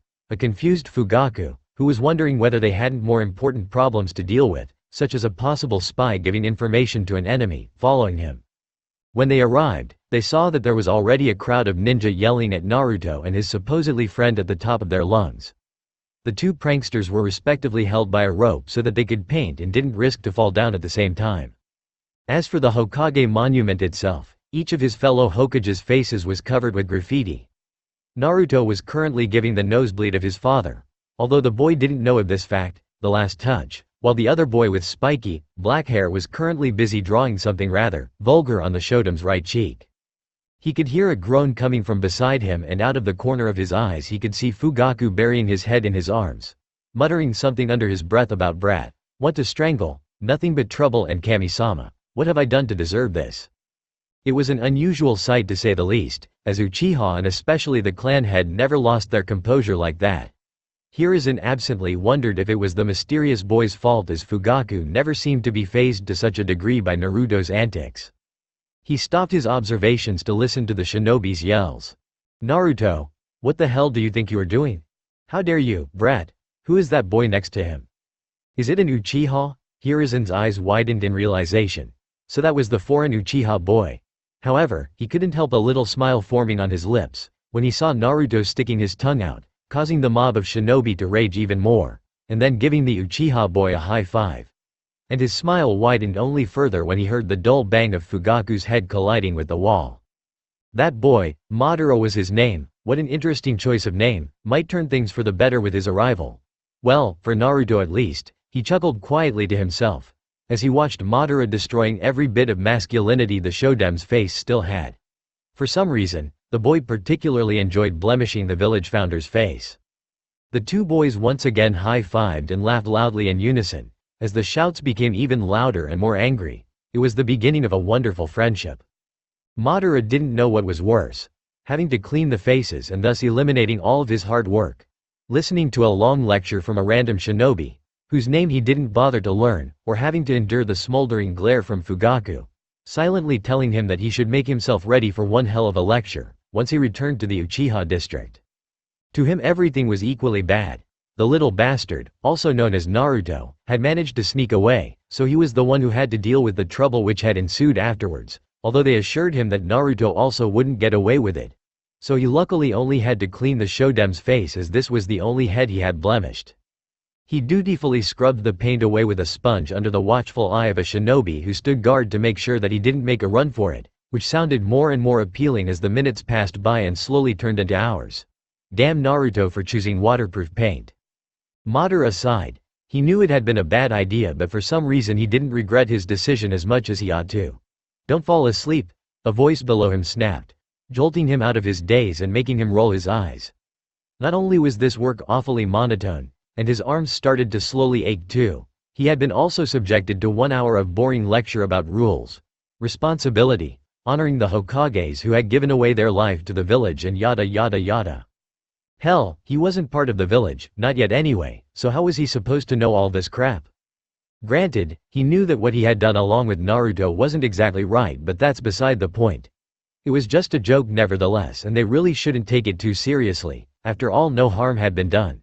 But then again, it might have something to do with the weird behavior of the villagers towards Naruto. He really had to find out the case of it, naturally, after he had found out what had happened after the fateful morning, when the whole disaster had started. It felt like an eternity, before the ninja was satisfied with his work and had allowed him to go. Happily, Madara was about to leave, when he saw a reluctant-looking Naruto making his way to them, another ninja following him closely behind. Apparently, it was Naruto's turn now to clean up the mess he had done. It seemed that the Leaf Shinobi hadn't wanted to take the risk of finding out what would happen if the two of them cleaned the Hokage monument at the same time. A wise decision, Madara thought. When Naruto caught sight of him, his face immediately lit up and he was about to dash to Madara but was stopped by the ninja behind him, who had grabbed his collar, successfully making him halt. Madara grimaced at the familiar sight, trying his best to repress the memory of an incident, which had never happened. Though it had never happened, he admitted that it would probably hurt like hell if you get kicked there, and he naturally didn't know that from experience. He nodded to Naruto and said loudly, "Well, see y'all later. Hope you have fun." He only received a stuck-out tongue in response, which made him smirk. Served the brat right for proposing that idea in the first place, even if he had joined in of his own accord. Oh, Madara absently walked through the roads of the village, trying to recall which way would take him to the Uchiha compound. Of course, he could have asked for directions, but he could clearly imagine how it must have looked like. An Uchiha asking a random villager for the way to the Uchiha district. He would look like an idiot, and he certainly didn't want the village to believe that he was stupid too, on top of the clan already assuming that he was a moron. And he wasn't sure he was allowed to tell anyone of his unusual circumstances to save face, so he was on his own to find the way back to the Uchiha district, when some deity chose to take pity on him and sent him help. An Uchiha, the same one who had been at the meeting and had been sent to fetch some papers, Shisui if he recalled right, was standing right at a dango shop, which was located near the spot where he was currently brooding. Shisui seemed to have ordered something and was now gratefully receiving a package, in which very likely something delicious had been put, from the vendor, and then left the shop, meeting the gaze of Madara. "Hey," Shisui said, approaching Madara, one hand clutching the package. "You're the Madara who suddenly appeared out of nowhere in the middle of the meeting, right?" Madara thought that the answer was fairly obvious and decided to stay silent, which Shisui didn't seem to mind at all. "Shy one, what?" he said, laughing good-naturedly. "Well, you couldn't have chosen a better moment to interrupt the meeting. I have nearly dozed off before you suddenly turned up. Must have been certainly the most exciting clan meeting the clan has seen in decades," he happily chatted. Madara raised an eyebrow. That Shisui guy hadn't seemed to appear like such a chatterbox during the meeting, but then perhaps it hadn't been appropriate. "Aren't you the slightest bit worried about the fact that I'm currently standing here, having to talk with you, when the whole clan suspects me of being a spy?" he couldn't help but ask. Shisui dismissed this with a wave of his hand. "I have already been briefed about it by Fugaku-san. You're also on your way back to the compound?" he asked. Madara immediately nodded, grateful that he had now found a way to return to the Uchiha compound. The two of them walked alongside, Madara subtly following him a few paces behind. "So on what sort of drugs were you to have gotten the bright idea to butcher the Hokage mountain with the most troublesome brat of the village?" Shisui started conversationally. Madara had to blink, taking the question in before shrugging and answering, "I was bored." Shisui nodded in understanding, and in an absurdly wise voice, considering the content, he said, "Lesser men have tried to conquer the world for the same reason." It was in that moment that Madara wondered whether he should just run as far as possible away from all of this madness. Half of the people he had met were crazy so far, and right now he even longed for Hashirama, who was at least predictably insane. It was the standard reply for an Uchiha, if one simply didn't know what to say but didn't want to show it. "Oh, come on," Shisui whined. I finally thought that I found a kinsman who recognizes a good sense of humor without it having to dance on a cake and nude and sing the song right before him. Unlike certain clan members I could name. What do you mean with the song? Madara asked, having not missed the emphasis put on the word, and he also simply didn't know how to address the rest of Shisui's words, so he just ignored them. His question made Shisui shudder. The horror was written all over his face. And Madara couldn't help but wonder why that song was so horrible when Shisui had included it in his talk about good sense of humor. You don't want to know. You really don't want to know. I swear my Mangekyo awakened when I heard that song and nearly killed my friend who sung it, he said, the last sentence sounding more as though he had muttered it to himself. Mangekyo?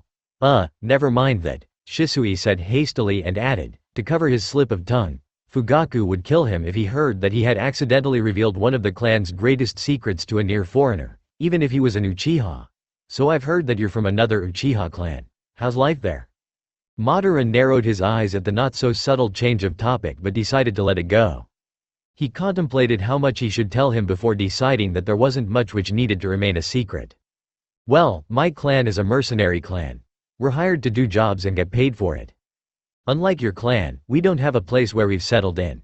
Sometimes things tend to get a bit nasty because we always have to watch ourselves for any attacks, and the missions we take on aren't exactly easy either. Mainly they consist of battling other clans, who are also hired by someone else. He narrated tiredly. Despite the harshness of living in his Uchiha clan, he preferred it over this unfamiliar, strange as hell clan, though the village and its food was nice. Sounds tough, Shisui commented. And it sounds an awful lot like how my clan used to be before Konoha was founded. But I suppose, it's not that surprising, if the clan has split up before. Your clan has just continued being a mercenary clan. Do you have really no idea how you got here? He asked curiously. No, Madara scowled. The last thing I remember was that I was knocked down, when I was meeting with a friend. How exactly did you get knocked out? Maybe you were attacked and then kidnapped. No, Madara said with such finality in his voice which suggested that there was nothing more to it. Shisui took the hint. Did you consume a high amount of alcohol before it happened? The strangest things happen when you're really wasted, especially if you're an Uchiha and have already obtained the Sharingan. For example, you activate your Sharingan and cast really strange genjutsu, mainly on yourself, and see very bizarre things, and once you wake up, if you can remember anything at all, you have no idea what was real and what was not to mention all of these weird looks you get from the others afterwards. I take it that you speak from experience, Madara dryly noted. Besides, I have never drunk before in my life, so I can safely say that that's not a possible explanation either. You're what, 12, 13? I don't think it's a matter of age then. Shinobi always grow up faster, mentally at least, probably because our lives aren't that long. Yeah, but I don't want to waste my time with such things as alcohol. And now my hope of having a fellow clan member with a sense of humor is entirely shattered, Shisui sighed. What, because I don't want to drink alcohol? Madara asked indecorously. Screw crazy people. He had just met a person who was even weirder than Hashirama at his highest levels of weirdness, and this thought admittedly freaked the hell out of him. No, but your whole attitude suggests a lack of good sense of humor, although you're not half as hopeless as nearly the rest of the clan. If I didn't know it better, I would say that the Sharingan kills off any sense of humor because most of them at least understood the meaning of fun before they got it. Madara was about to tell how stupid the theory of his was, even if it might contain the tiniest bit of truth, when he was suddenly before the entrance to the Uchiha compound. Well, looks like we're finally home, Shisui said cheerily. It was nice talking to you, but I have just remembered that I have to give a report to Setsuna-san, so bye. And with the puff of his smoke, he was gone. Madara blinked in confusion before shaking his head and pushing the memory of this conversation to the deepest depths of his mind, where he had already stored the one memory of the birth of his little brother in which he had accidentally walked in. It was a small wonder that he hadn't awakened his Sharingan upon witnessing that, as this was easily the greatest trauma he had ever received, and it had took a while before he could look at his mother and his newborn brother without wanting to rip off his eyes or puke the entire content of his stomach. Deciding that he was entering dangerous territories within his mind, he swiftly made his way to the clan head, being glad for any available distraction for his mind. He had to ask several Uchiha for directions, but in the end, he had to leave the compound again to go to the headquarters of the Konoha military police force, where Fugaku supposedly was, and also found out that he was not only the clan head but also in charge of this organization, information which might prove to be useful sometime in the future. He stood before the door to Fugaku's room. He hesitantly knocked. Come in. Madara quickly entered. Fugaku was sitting behind a desk, piles of paper were spread all over the desk and the clan head's focus seemed to be fixed on the paper before him, his eyebrows furrowed in concentration. When Fugaku didn't say anything, Madara assumed that taking a seat before him, even if the clan head hadn't said so, wouldn't be considered impolite. Never mind the fact that he hadn't treated the clan head very politely either in their past conversations. Fugaku finally looked up when he saw that Madara had taken the seat before him. He put the paper away in a file and gave the boy his whole attention. "You're sure working hard," Madara noted. "I'm working on a murder case," Fugaku told him. "And there are no witnesses nor has the culprit left any visible signs which could be traced back to him, and all the suspects, who might have a motive for committing this crime, seem to have a foolproof alibi. So you can see that I don't appreciate it that you have even added more trouble to the mountain of problems I already have," Fugaku said icily, narrowed eyes piercing through a nervous Madara who actually wished for a simple lecture now. "Well, I feel really sorry and I promise that I won't do it anymore, so can't we just skip the lecture and proceed with the stuff you need my help with?" Madara suggested. "You're lucky that I don't have much time, otherwise you wouldn't get off that easily. Though I can't help but wonder. What in the 6 paths of the sage convinced you that going along with the brat scheme would be a good idea? And is there any reason why you had taken such a great interest in especially blemishing the Shodem's face?" Fugaku demanded to know. "I was bored and I'm separated from my family, in a totally unfamiliar environment, surrounded by another Uchiha clan and I don't even know what the fuck is going on," Madara snapped. "Can you really blame me when I just want to do something to distract myself, to momentarily forget this whole mess?" he asked. Something akin to despair was flickering in his dark eyes. Fugaku's expression softened. "I can understand, but it still doesn't excuse your behavior." "Don't worry, it won't happen again," Madara promised. He couldn't help but grin at the nostalgia of the current situation. It reminded him painfully of the times in which his father, the clan head, had chided him for doing something reckless or stupid or both. The boy had a funny expression, but the clan head chose to ignore it and instead took out the papers regarding the boy's registration as a Konoha citizen and his adoption into the Uchiha clan. He placed them on the desk before the boy and gave him a pencil with which he was supposed to fill the blanks. Madara looked blankly at the object he was holding, scrutinizing it closely. He had never seen something like that before. Maybe that boy was really an idiot and he had just gotten too paranoid over the years, Fugaku decided, while he observed how the boy looked at the pencil as though it was a gift sent from the gods to mankind. "I can see that the pencil holds a certain charm, but could you please fill out the papers?" Fugaku said through gritted teeth, wondering when the madness would be finally over. "Well, and how?" Madara asked, looking around for any brushes and ink. "With the pencil you're holding," Fugaku said slowly, as though explaining a long word to a toddler. "You can actually write with that thing?" Madara asked astonished, looking at the pencil with newfound interest. If Fugaku hadn't been in equally stressful situations before he might have broken, but as it was he simply closed his eyes and took a deep breath before opening his eyes again and snatching away the pencil off the boy's hand. "Look with your Sharingan," he ordered. The boy quickly obeyed and activated his Sharingan, looking slightly confused by the strange order. The clan head then began to scribble something down on a paper he didn't need anymore and then handed the pencil back to a bemused Madara. Once he was sure that the boy had watched long enough. "I hope that you have looked closely and that you're now able to utilize a pencil," Fugaku said. "You can read and write, do you?" "Of course I can," Madara replied, eyeing the pencil before putting it down on the paper with its black tip touching the paper just as he had seen Fugaku doing it. Writing and reading were, while not strictly necessary for a shinobi, at least the former, requirements if one wished to become a clan head. Skimming through the papers, Madara began to write the required information down, occasionally asking Fugaku for elaboration. In that fashion the minutes silently passed by. Only the scribbling of a pencil could be heard. Eventually, Fugaku asked, "You still haven't answered my second question." "What?" Madara said absently, his focus currently on the paper before him. "Why you seemed so intent on blemishing the Shodem's face," the clan head elaborated. Madara simply shrugged in response. "There's no real reason.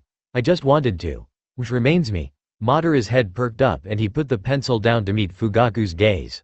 "What's the name of the Shodem?" Naruto hadn't been able to answer the question, but he was sure that the clan head could. If he couldn't, well, then he should probably fear for the existence of the village with such incompetent people in charge. Luckily, Fugaku could provide him an answer. Unfortunately, it wasn't a reply Madara would have ever expected. His name is Hashirama Senju. He was the clan head of the Senju clan, and he was the one to offer a truce between our and his clans, which in the end resulted into the founding of this village, Fugaku said causally, as though he hadn't just dropped a bomb. Madara blinked. And blinked again. Surely he must have misheard. What was his name again? He asked. Dread was filling his insides. Hashirama Senju, Fugaku repeated, annoyed. Madara blinked once again, his brain having difficulties processing the information his ears had just received. He blinked once again, and then suddenly everything made sense. Then two things happened. Madara's jaw hit the floor and he looked as if he was about to faint. Fugaku wondered why the boy looked as though someone had told him to go marry a guy. Here's the report, Setsuna-san, Shisui said, giving the other Uchiha behind the desk a stack of paper. It was one of the many rooms for the officials of the Konoha military force. Setsuna flipped through them, eyeing the content critically. The report seems fine. Unless of course it is only a wretched genjutsu of yours, he said, narrowing his eyes suspiciously. Shisui only rolled his eyes in response. Tisk, you should know by now that, when it comes to duty and work, I never slack off. HN. Not that, HN, again. I swear that if I got a ryo for each, HN, I hear, I'd be as rich as the daimyo by now, Shisui groaned. Sometimes, Setsuna wondered how that brat had managed to become one of the most skilled and most trusted Uchiha within the clan with that sort of attitude, while he had worked his ass off as long as he could remember. But then again, life was never fair. The existence of prodigies like Shisui and Itachi made that painfully apparent. Sighing, he remembered something that Tekka had told him this morning. Itachi will return from his mission today. From what I have heard, it was a full success. What's new? Would you expect anything less from Itachi? Shisui asked rhetorically, running his fingers through his hair and watching absently a bird feeding her children through the window. Setsuna only remained silent, knowing that there was nothing to add. There was silence as Setsuna was reading the report with a frown etched on his face, while Shisui was content watching the birds, humming tunelessly. Eventually, Setsuna broke the silence with a cough, raising one of his eyebrows which made Shisui look at him questioningly. How is it going? At the young Uchiha's blank look, he lowered his voice and hissed angrily. Do I have to spell it out for you? The mission assigned to you which entailed keeping an eye on Itachi. Shisui turned away, gazing out the window. Oh, that, he said, as though he had completely forgotten about it. The palm of Setsuna's hand had a loudly encounter with his face. You must be joking, he groaned, rubbing his temples. You know that I'm always dead serious, Shisui chirped cheerily, when suddenly, as though there had been a switchover in Shisui's behavior, he turned serious, which immediately alerted Setsuna. It was common knowledge that Shisui only became serious whenever one of the clan or village was in real danger. Seeing as he couldn't spot any threat, it made him even more nervous, his muscles tensing, his hand itching to the shuriken holster, which, as common by the shinobi, was strapped to his leg.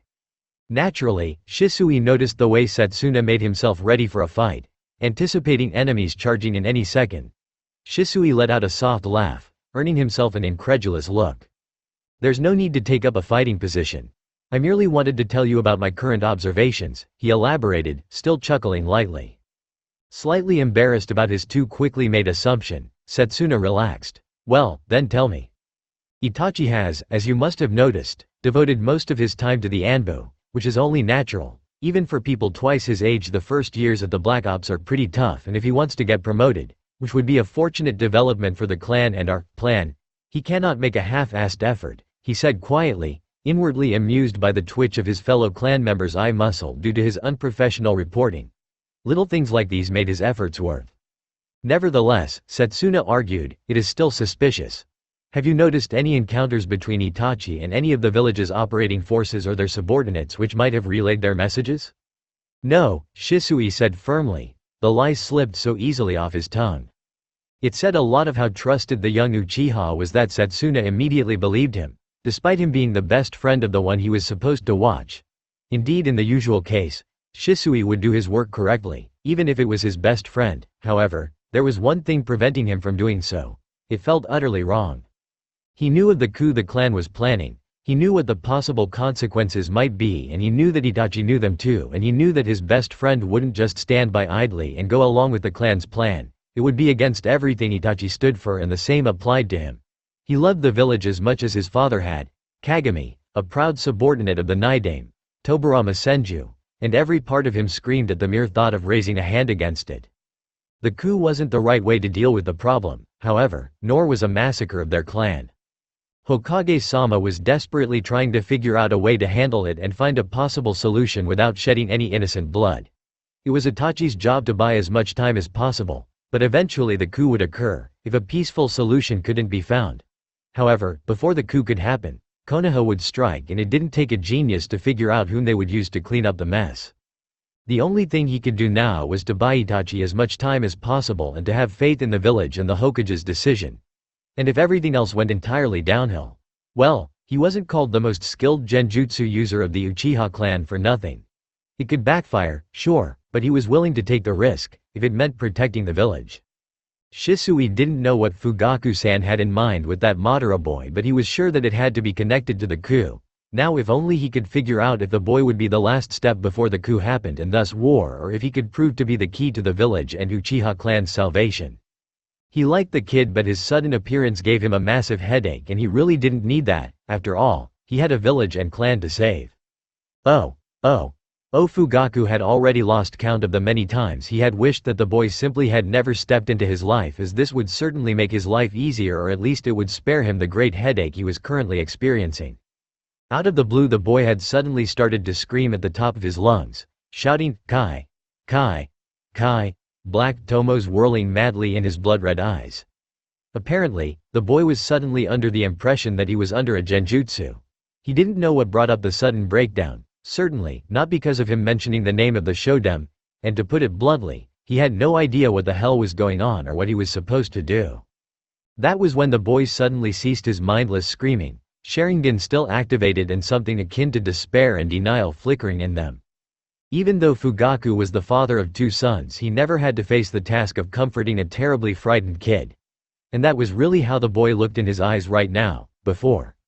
If anything like that had occurred to his sons too, Makoto had most likely handled it on her own without telling him a word about it, not that he had particularly wanted to know. Fugaku was many things, although being open about emotions, or, as his eldest son's best friend often called it, getting all touchy-feely, definitely didn't belong to these many things. So he awkwardly put a hand on the boy's shoulder and as softly as possible, he asked, "What has happened?" The words seemed to have made the boy snap out of his daze.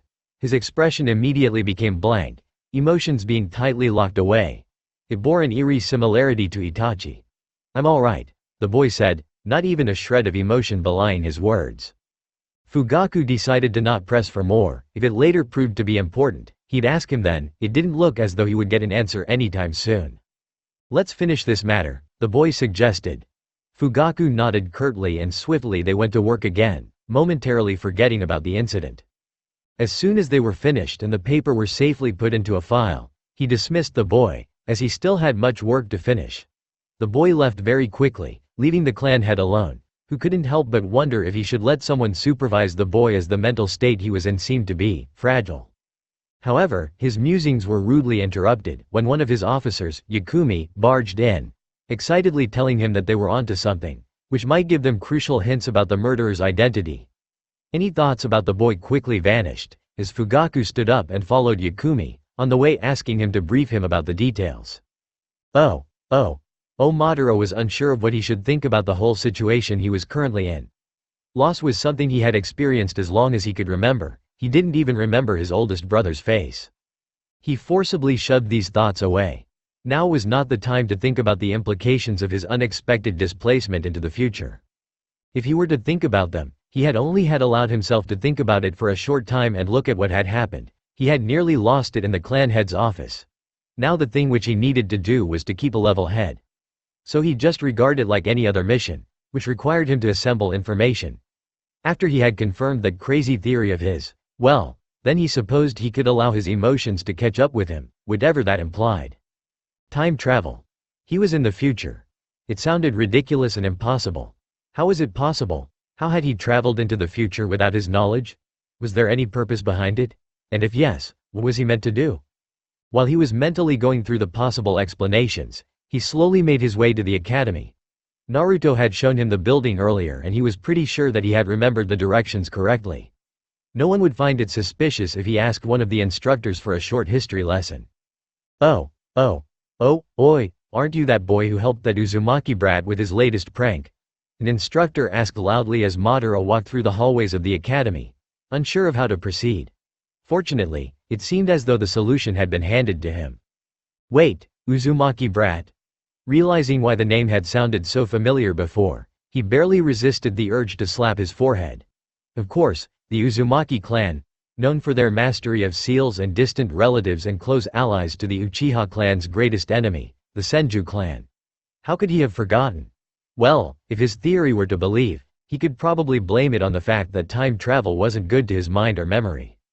But wasn't one of their most noticeable physical traits their scarlet red, straight hair? And Naruto had hair the nearly opposite of it, spiky, blonde hair. However, why should he lie about his heritage? Then Madara remembered that he could very well be in the future and that the possibility that the one or other Uzumaki had gotten together with a blonde, spiky-haired person wasn't that far-fetched. That result would be one Naruto Uzumaki. Why the Uzumaki decided to breed with clan outsiders he wasn't sure he really wanted to know. Perhaps they had been on the edge of extinction and desperately needed more children, or it had been something entirely else, involving a feast, alcohol, invited foreigners, someplace fit for two and Uck. He had probably given himself mental scars right now. Are you alright? The voice of the instructor snapped him out of his stupor. He was eyeing Madara with more worry than anger now, as Madara's skin had taken on a color which couldn't be possibly considered healthy. I'm alright, he choked out, pushing the bad mental images away. Over the years he had become very good at shoving away the things he didn't like. If that hadn't been the case, Madara was unsure of how he would have been able to cope with all of this. I see, the instructor said, his expression slowly beginning to become sour again.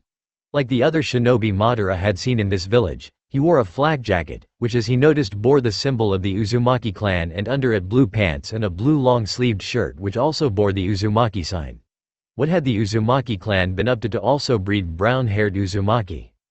Now that he thought of it, quite a lot of the shinobi wore the Uzumaki symbol. To be more exact, nearly all of the Konoha shinobi he had encountered so far bear the Uchiha clan.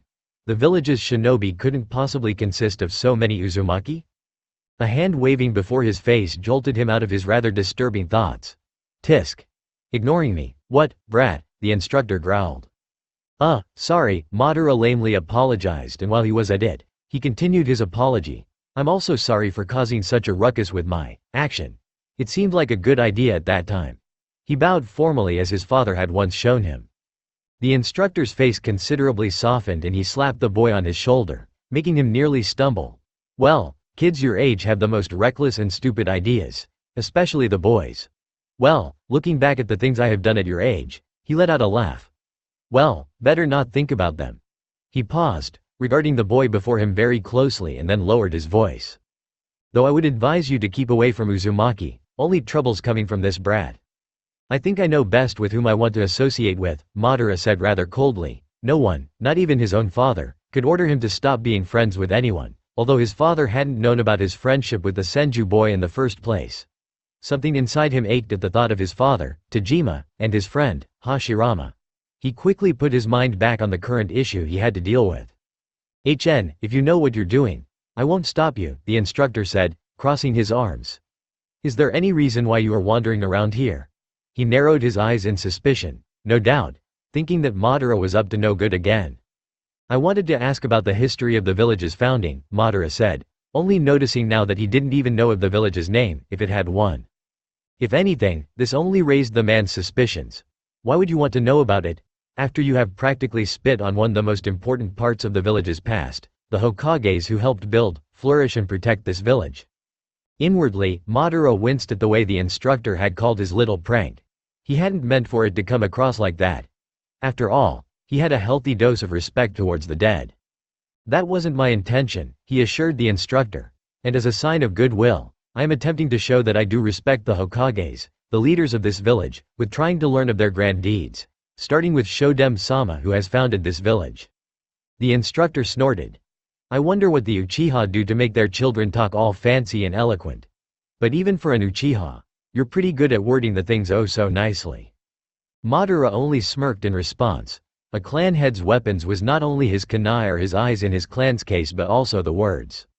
Sometimes words could have a greater impact than even the strongest jutsu, and it was not something to be taken lightly. Thus the reason why his father had shown him the arts of speech, ever since he had learned his first word, which to his father's dismay and various other clan members' great amusement had been, Dick, after he had overheard an Uchiha insulting a Senju as such.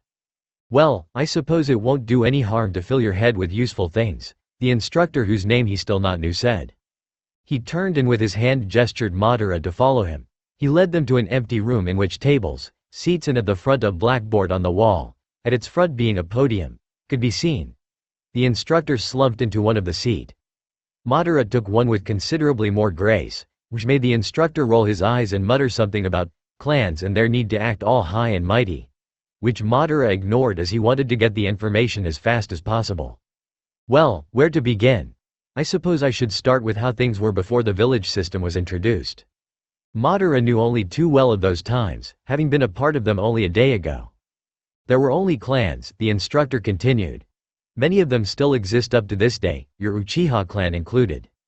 The clans were mercenary ones, getting paid to usually fight against other clans who were also hired by someone else. Two of the most famous clan who had fought against each other were the Senju and Uchiha clan. Those two were said to be the strongest, to the point that only the one clan could hope to successfully fight the respectively other one, which had led to more fights and thus the growing enmity between the two clans. The leaders of said clans were Hashirama Senju and Madara Uchiha. He went on, but Madara didn't hear anything anymore except for the weird buzzing in his ears. "He has been dead since a century. It's rather strange that you happen to have the name of our mighty ancestor, Madara Uchiha. Oh, and now your supposed friend is Hashirama Senju. Now tell us that the two of you are planning to found a village and the tale would be complete." Suddenly the words various members of the clan had said made sense. He had become the clan head of the Uchiha clan, and apparently a very powerful one, as had his friend Hashirama, who had become the leader of his clan, and it seemed that the two of them had chosen to simply forget the bloody history between the two clans to realize their naive childhood dream and had formed their village. What had occurred a century ago? Again, he quickly stomped dead the thoughts which had risen in his mind at the possible implications of that particular piece of information. Once again his mind went reeling at the sheer unbelievable information it had to process, when yet another realization hit him like a boulder. How was it possible that history remembered him as the Uchiha clan head who had helped founded the village, if he, 13 years old and, according to his father, still having a long way before he was ready to become clan head, was currently standing in the academy of said founded village? But he must have gone missing. Hashirama could have never founded a village with him, as the last time he had seen him, they had still been no clan heads and the dream of a village had been simply a dream. For the past century he must have been gone, only now reappearing again. Yet during his absence, Madara had grown, had become a clan head and had helped found a village. And the possibility that it just so happened to be another person with the same name was slim to none. Although, could it be that the person who was responsible for him being sent to the future had taken his identity for unknown reasons? But that was impossible. Someone would have noticed, and while it might have been handy to be the clan's heir of a clan as strong and infamous as the Uchiha clan, someone of such a caliber, who had been able to pull off such a feat, certainly didn't need to pose as a boy to acquire power. And even if that person wanted the clan's support, it would have been pretty easy to simply ally up with the clan, as the Uchiha clan certainly wouldn't have said no to a powerful asset which might finally put an end to the Senju clan and then return the favor and help the person achieve his goal and also reap the rewards then. So that was out of an option. What if it had been somehow really him? That somehow a part of him remained while the other part was sent to the future? Or was it? Madara didn't know if it was his imagination, but he could have sworn that he heard something crack which maybe not had been his sanity. Thus the village decided to have Hashirama-sama as the leader of Konohagakure, and so he became the first Hokage. Madara had to blink, as for one moment he did not know what the man was talking about. Ah, right. The foundation of the village. Its name apparently being Konohagakure. The village hidden in the leaves. Tisk, who came up with this name, even he was more creative. You spaced out, didn't you? The instructor noted, annoyed, crossing his arms and glaring slightly at the boy before him, who scratched the back of his head sheepishly. Sorry. I had to process all of this stuff. Please go on. The instructor, whose name was Suzumi Sarugaku, sighed. He was used to students not listening to him, even if that boy had promised to listen well to show that he respected the Hokages. Respect his ass, but what else was to be expected from an Uchiha? Do I have to start from the beginning again? He asked, exasperated. No, there is no need to. As I was saying, Suzumi continued, annoyance evident in his voice. The village decided to have Hashirama Senju as their leader, and so he became the Hokage. Naturally, Madara wasn't pleased about this development. Said Madara blinked. Why wouldn't he be? Granted, he'd have accepted the leadership of Hashirama rather grudgingly, but being the one who came up with the idea, the Senju had probably deserved it. Though the way the instructor had phrased it couldn't forebode anything good. But he would have never expected the following words coming from the man's mouth. In fact, he turned traitor and tried to kill Shodem-sama and destroy the village, using the Kyuubi. Everything Madara had learned about how a shinobi was supposed to behave, not showing your emotions and so on, swiftly went out of the window as his mind wholly registered the meaning of the instructor's words. Wait, I did what? Madara cried out, absolutely shocked. Suzumi gave him an odd look. Well, you have just interrupted me in the middle of me attempting to tell you the history of Konoha's founding, he said slowly, with no doubt starting to question the boy's sanity. Madara couldn't care less about people wondering about his state of sanity now. He had definitely more pressing matters at hand. One for example being the fact that he would become, whatever, stark raving mad, because what else could have possessed him to attack everything which he undoubtedly cherished, and with the Kyuubi on top of that. Strongest of the tailed beasts and worse than a natural disaster. And wait, hadn't been his clan a part of the village already at that point? Was Madara, drunk at that point? He asked, clinging on that little, very impossible hope Shisui had given him with his little tale about how bad of a combination alcohol and Uchiha were. The instructor gave him yet another odd look before slowly replying. I am fairly certain that Madara had been fully aware of his decisions. Madara gulped. How had he turned out like this? But there was still something he wanted and dreaded at the same to know. How did it end? Madara died and the Kyuubi vanished. Hashirama was the victor of the battle. The place where the battle had taken place has been called Valley of the End ever since.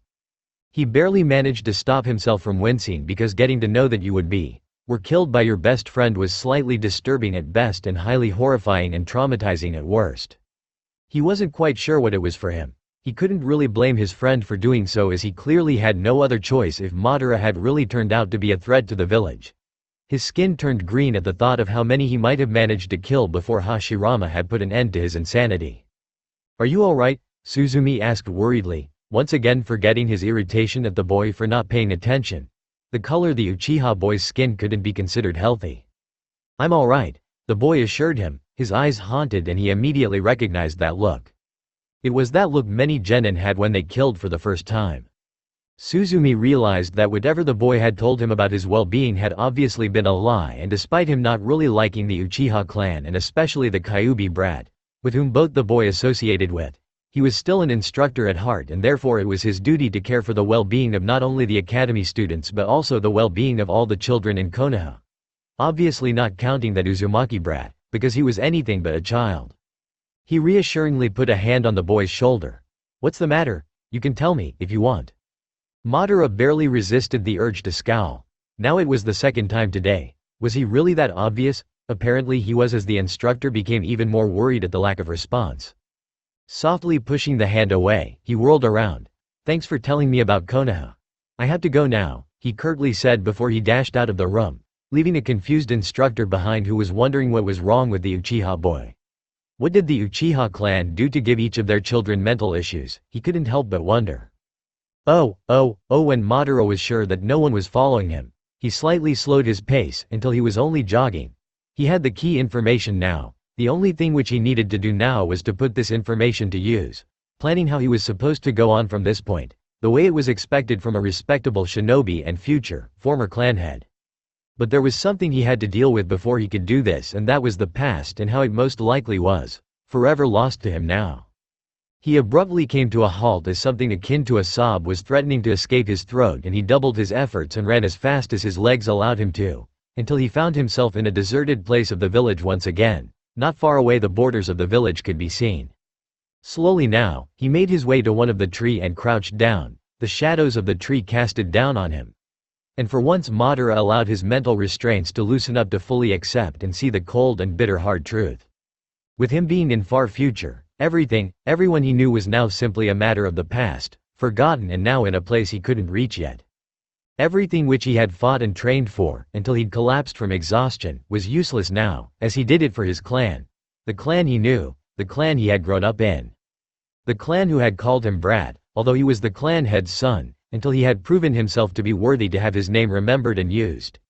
And remembering the faces of this clan was like a slap to his face, because it was the Uchiha clan, but it couldn't be because the Uchiha clan would never look at him with those cold, uncaring eyes the way those foreigners did. His eyes were suspiciously moist in a way they hadn't been for a long time, ever since he had to experience the first death of a brother. And he didn't bother to stop the tears from rolling down his cheeks, as there was no father to chide him for doing something as pathetic as that. No Izuna asking him with big eyes what could possibly upset his big brother. Oh God, Izuna. He was dead. He'd never see his beloved little brother ever again, and that was the final straw. He curled himself up to a ball, choking and sobbing and crying pathetically.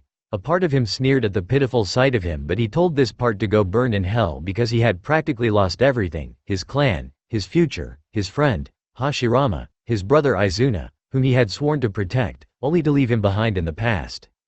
The guilt of everything, of what he had done, of what he'd do, finally caught up to him, and he felt like it came crushing down on his shoulders, and he gasped at the sudden aching pain in the empty spot where once his heart had been, and the burning pain in his eyes as though they were on fire. No, that was not right.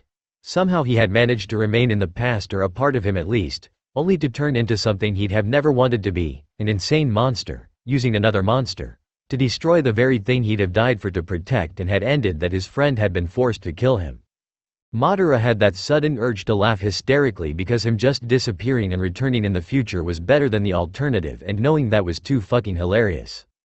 And deciding that wallowing in pity, sadness, or whatever the fuck he was feeling right now, might prevent him from losing it entirely, he continued to cry and scream, cursing this world's unfairness, loathing every god he knew of, because no divinity deserved to be worshipped, if they allowed cruel things like that to happen. In that blur of sadness, fury, bitterness, insanity, he didn't realize that his Sharingan had activated, nor that it slowly evolved into something entirely else. Eyes of power the world hadn't seen for decades. And slowly time went by as the clock ticked, and tears of sorrow turned into tears of furious red blood. What am I supposed to do? That thought kept floating in his mind, but for all his genius, Madara simply couldn't find an answer to it. He wasn't even sure if he should bother at all. After all, everything which he had been supposed to do, which he had strived to do, was gone. Absolutely and totally gone. Somewhere lost in the past, which without his knowledge had already taken its course, and as much as he wanted to was now impossible to change. Slowly, he rose, deciding that, while it sounded appealing, sitting under the tree, until he found a solution, wasn't the best option. His eyes still felt wet, so he rubbed against his eyes, only to discover that his hand was suddenly drenched in blood. He was too emotionally drained to feel the appropriate shock and panic at the fact that his eyes had been bleeding. Eyes were the Uchiha's tool one had to defend with his life, and even after it one had to ensure that it didn't land in enemies' hands. All the lessons were deeply ingrained in his mind, the way it had been in every Uchiha's head. Madara didn't know if it was still the case. If something threatens to destroy your eyes, be it acid or a kunai, sacrifice your hand to protect it. It's your greatest tool and thus a target for your enemies. Nothing of you, not even your life, is as important as your Sharingan eyes. It's the strongest tool and the greatest weakness to the clan in the wrong hands, and your life fades in importance if compared to the safety of the clan. The clan continues to exist, even with a brave warrior less. But it will face great danger, if even one Sharingan is taken.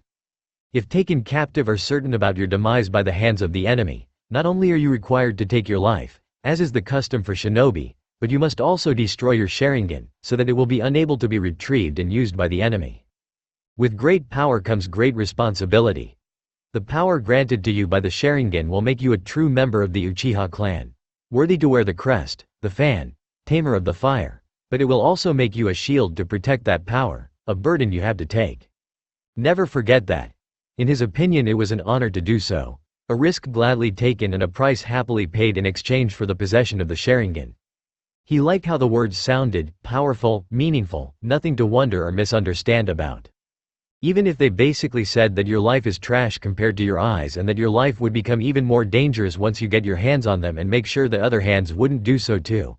After all, it made completely sense to him, and how could one disagree if that's what everyone had told you since your birth, and which was what everyone in the clan believed to be right and just. And Uchiha rarely made mistakes, especially the clan as a whole. Madara smiled faintly.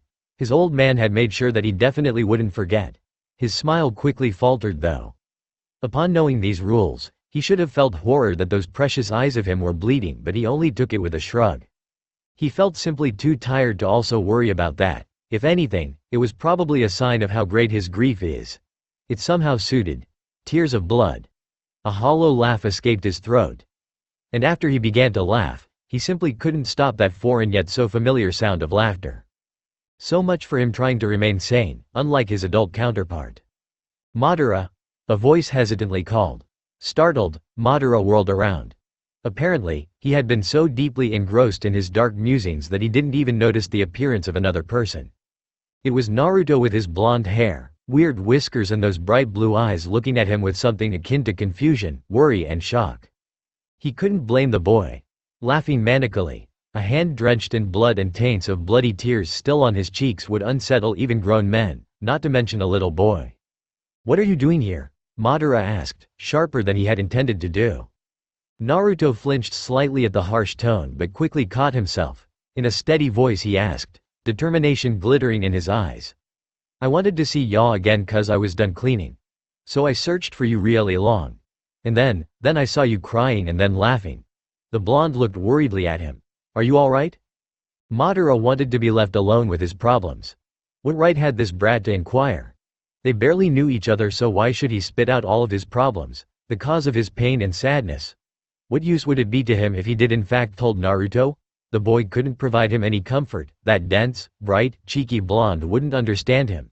Wouldn't understand the pain of losing everyone. The pain one felt at the realization that one was utterly alone in this godforsaken world. "Get lost, Naruto. That's none of your business," he snapped angrily, hoping that the boy would finally leave him be. No such luck. If possible, it only strengthened the boy's resolve to stay. "I thought we were friends," Naruto shouted in his usual obnoxiously loud voice, though his expression was somber. "We laughed, had fun, pranked people, painted the Hokage heads. Ain't that stuff friends are doing? Iruka-sensei told me that friends have to help each other too, and if you're crying you need help," he said reasonably. It sounded very logical to his child mind. "Who ever said that we were friends?" Madara sneered, only feeling the slightest pang of guilt at Naruto's dismayed expression. This time he didn't apologize. If he was honest to himself, he'd admit that it even made him feel a bit better. To have people feel pain too so that they could understand what he was going through. Sad faces were so much more bearable than bright ones, laughing mockingly at his misery. A sharp pain erupted in his stomach when a tiny fist hit as hard as the owner of said fist could. His widened, startled eyes met those of Naruto's angry and disappointed ones, which were moist from unshed tears. "I knew it," the boy yelled, pointing his finger accusingly at Madara, who was lying on the ground, moaning quietly and rubbing his aching stomach. That boy had one hell of a punch. "You're just like the others. No, you're even worse. You're a liar. You only did as if you're my friend so that ya can say now that you ain't. So that you can laugh at me because I believed you, say that I'm stupid." At this point the tears were rolling down with no restraint. Clearly, it had been his first time that someone would backstab him in such a way. Telling him that they had a present for Naruto, only for it to turn out as some kind of junk, wasn't something new for Naruto. But outright pretending to be his friend, only to bluntly ask him to his face when he would have gotten the impression that they were actually friends, well, that was something entirely new to Naruto. That little hope which had slowly grew somewhere in his chest and had made his insides feel all warm and fluffy was brutally ripped into tiny, tiny pieces. Naruto had never felt that disappointed before in his life. But that disappointment quickly turned into fury. Usually, he'd prank the person in question in revenge, but that wasn't an usual case. The older boy before him had done something Naruto couldn't forgive. So not caring for the possible consequences of his actions, not caring that Gigi might look at him with these sad, disappointed eyes, or that Iruka-sensei might yell at him, or that the villagers would whisper among each other, saying, as expected of that child, Naruto lunged at Madara, with his hands clenched into fists. Scowling, he looked down to the Teme, who looked baffled. Madara froze as he heard Naruto's exclamation, and he didn't even try to stop the boy when he dashed at him, clearly intending to attack him. How could he have forgotten? That boy was hated by the village, and that loneliness and sadness in his eyes, carefully veiled by his bright and happy behavior. He had seen peaks of it, and he was aware that Naruto was hiding much more of it from the eyes of the people. Yet, he selfishly had thought that the boy was happy, that he wasn't in pain because of how lonely he felt. To make it worse, he had been the one to deliberately make the pain of Naruto, who had done nothing but try to help him grow even bigger. Right now he felt like the greatest jerk ever, and suddenly it didn't seem as far-fetched as it had been before that he might have snapped and went on a killing spree. Look at what he had done when he was feeling so much anguish. At least, he hadn't seen any of them dying before his eyes. So what if he had? What if his adult self had watched countless of his fellow clan members die, even when he was supposed to take care of them as the clan head? Or what if Izuna had died before his very own eyes, him being drenched in his own brother's blood, unable to tear his gaze away from his brother's empty and dull gaze? Had that happened to him?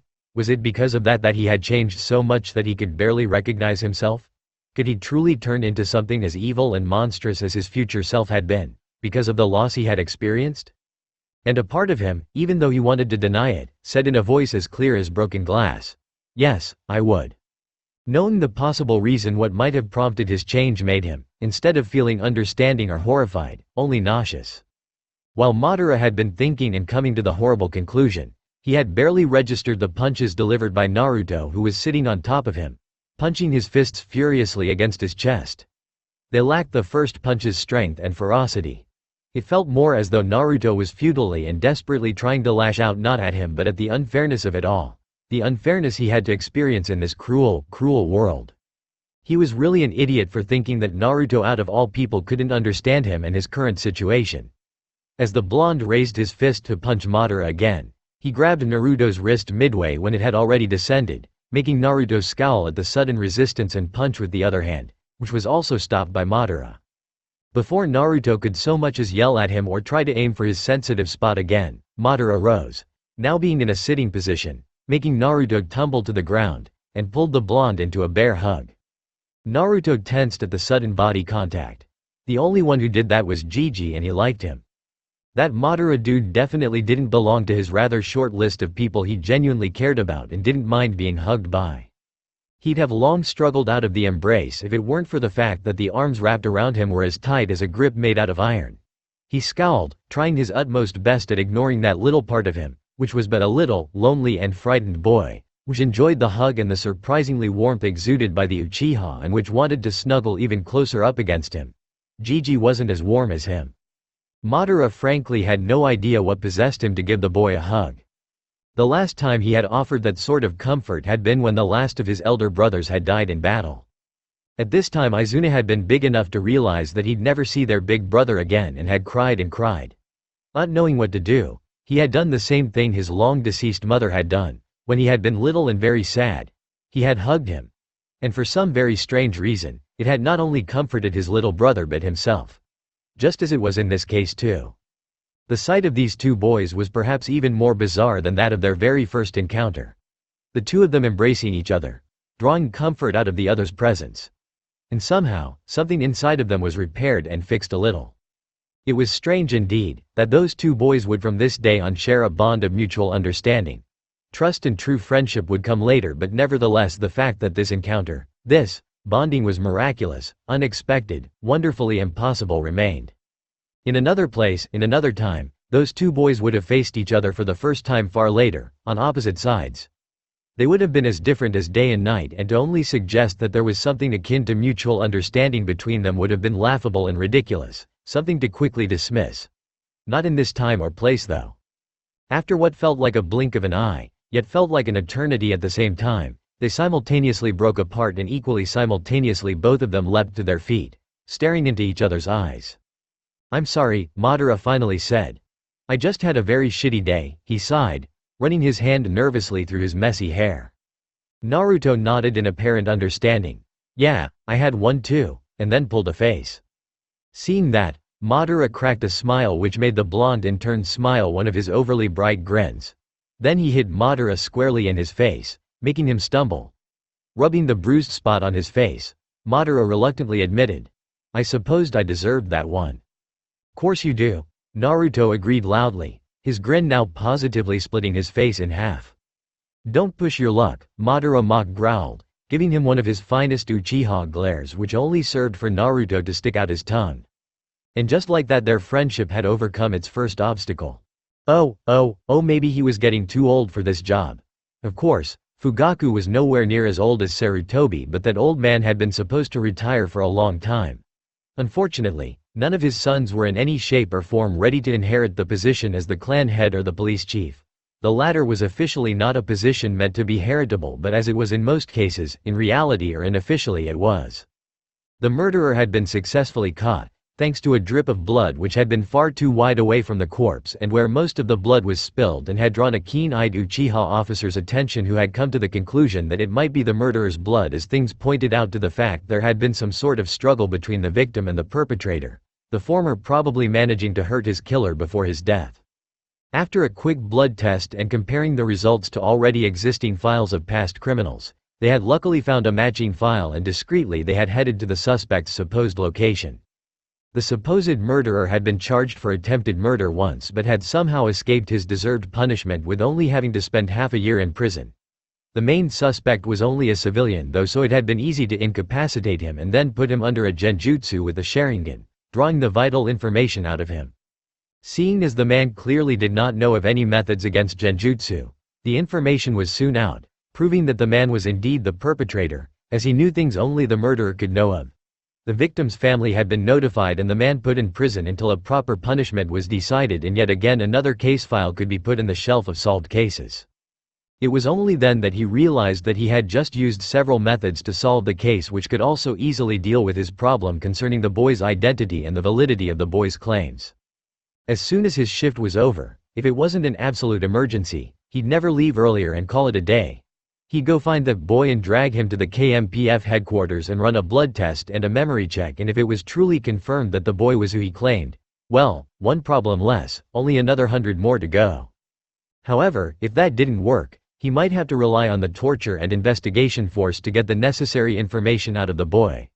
The clan head was reluctant to do so, however. If he wished for their help, they'd ask of him what the purpose was. Lying to them would be foolish and might very badly backfire. And he definitely didn't need Konoha's higher-ups to become even more suspicious of him when they heard that he had lied to the torture and interrogation force, or that he seemed to withhold information, which is a fact he was trying to do. It was bad enough that the Hokage already knew of the boy's existence, but it couldn't be avoided if he wanted to use the boy the way he had in mind. For the boy to become a true leaf nin, the Hokage must approve of this. The only other alternative would be Danzo, and his root in hell would freeze over before Fugaku even thought of associating himself with that fork-tongued old fox. So it also couldn't be avoided that eventually the whole village would hear the news of the arrival of a new Uchiha. A bastard, no doubt, they'd think. And wouldn't it be just lovely if the Uchiha clan would become the main topic of the village's gossip again because of that? However, he had asked the Hokage to keep quiet about the boy's supposedly true origins, as, although it was only Fugaku's guess and attempt to subtly convince the Hokage, Madara didn't want his clan's existence to be known in public. Technically, not a lie, as that would be the most likely explanation as to why a clan as powerful as the Uchiha. And he doubted that this other clan's power had weakened in strength since the split. If the boy's abilities were any indication, was not even known in one of the great hidden ninja villages. Luckily, the Hokage agreed to his request, though he wished to perhaps talk with that Uchiha clan to diplomatically ask for a possible alliance, which would be either good or bad for his plans, depending if the other clan had still enough clan loyalty to help and go along with the coup, or would remain true to their alliance with the Leaf and become part of the forces which would fight against them. So seeing the possible outcomes of such an alliance, Fugaku rather wished for no alliance at all. If the situation ever came that the Hokage would be in the position to have a diplomatic talk with the other clan head, he'd somehow have to sway it to his clan's advantage, meaning yet even more things he'd have to rack his brains again. Great. But returning to the current issue at hand, Fugaku definitely didn't want for any outsiders to know about the important information the boy might hold. If the torture and interrogation force knew, chances were that in half a day that thrice-damned council and the Hokage would know too, and he'd rather avoid that if possible, as he might be able to use that information against the village in the future and perhaps, to come back to the other issue, sway the other clan to his cause. And he had great faith in his men's abilities. Surely he wouldn't even find himself in the position to seriously consider the force's help, right? Then he remembered that incident, involving glitter, pink hair dye, a certain brat and many shattered dignities. And suddenly he wasn't too sure anymore. Maybe, Lady Luck would take pity on him and let everything go according to plan. Right now Fugaku felt very old and tired. Oh. At the shore of a river, sometime in the past, a boy was laughing hard, having to clutch his aching sides. That expression Madara wore when he got smacked by the stone. Hashirama bit his lip to not burst into laughter again. It were times like these that he wished that he was a proficient artist so that he could draw that expression and look at the painting whenever he needed a good laugh, which admittedly happened to be quite often recently. Only then did he realize that Madara was nowhere in sight. "Madara," he called. No answer. Frowning, he searched for any signs of his best friend in the surroundings, only to have his efforts proven futile. But how was that possible? His friend had been right beside him only seconds ago before he was suddenly gone, as far as he could tell, because immediately after the incident, he had been too busy laughing his ass off. Hashirama decided to wait, in hopes that his friend was simply calming down somewhere and would quickly return. After he had done so, an hour passed. According to the position of the sun, even hot-tempered Madara wouldn't need so much time to calm down. The Uchiha had probably decided to head back home altogether, not wanting to hear his annoying laughter, which he naturally had done on purpose, any second more and would come back tomorrow. With this in mind, Hashirama headed back home too, making a mental note to himself to not tease his friend too much about this stone incident. He snickered. Alright, change of plans. He'd mercilessly tease the Uchiha boy as soon as he caught sight of him again. Madara didn't come next day. Maybe he was still feeling too embarrassed to show his face. A week passed and yet there was no sight of his Uchiha friend. Alright, something was definitely off and he was going to find out what. Oh, it was strange what sort of effect Naruto had on him. One moment he felt ready to give up entirely, feeling like he could never experience happiness again. The next he felt, dare he say, something akin to hope, that maybe life in Konoha wouldn't be too bad, that the clan would accept him as one of their own and that he could get along with the villagers and find friends. Naruto, he thought, he could consider as one, despite the bruises. The pain of losing his real clan and family and his friends would stay with him as long as he lived, but it didn't threaten to bury him under its weight anymore. Seriously, Naruto could do a living out of it, helping people like that. It was slowly getting dark and Madara had told Naruto to go home, telling him that they could meet tomorrow at the same spot, to which Naruto quickly agreed before he bounced away. He cleaned his eyes so that no blood taints remained on his cheeks and eyes. He then made his way to the KMPF headquarters, as he could only remember where that building was but had forgotten how to get to the house, his home now. He quickly corrected himself. To his luck, Fugaku was still there, so he impatiently waited for the clan head to call it a day and go home with him. He waited for 2 hours, in which none of the other Uchiha bothered to talk to him. Maybe because they didn't know what to make of him, when finally he caught sight of Fugaku and quickly went to him. "Well, what a coincidence that we meet, now we can go home together." Fugaku obviously wasn't fooled, instead he looked at him pensively. "I'd like for you to go inside so that we can check something." "Can't it wait until tomorrow?" "I'm tired as hell," Madara groaned. He wasn't, but after everything which had happened he didn't want to deal with that right now. Well, it seemed that the boy had recovered from whatever it was the boy had been bothered by the last time they had met. Fugaku couldn't deny how his eyelids were about to drop, so he agreed, albeit reluctantly, and together they made their way back home. When they arrived, it was already dark, and as soon as they went inside, they were greeted by a woman with long, dark hair. She gave Fugaku a questioning look and he slightly inclined his head, confirming the unspoken question. "Well, you must be Madara. I'm glad to have you as my son. Please be quiet. Itachi and Sasuke-kun are already sleeping, as they have to wake up early tomorrow." Sasuke for the academy and Itachi for yet another mission, despite him only recently returning from one. Mikoto was naturally worried about her eldest son but had to keep quiet. Itachi was, after all, the clan's heir, and it was expected of him to work hard and long, as much as it pained her to admit that. That boy, however, whose name strangely enough happened to be the same as their famous ancestor, Madara, was suspicious, to say the least. Although her husband had told her of his reasons, and she was glad that Fugaku finally saw reason and recognized that Itachi, as much of a genius as he was, couldn't take all of this pressure anymore. She thought it was reckless to have a foreigner with most likely dubious motives live in their house, alongside with her sons, especially little Sasuke, who had only recently started to train as a ninja. Despite her protests, her husband wouldn't budge, and knowing how stubborn he could be and that as the clan head he had the final say, she finally relented, albeit reluctantly. But that didn't mean that Mikoto was happy about that.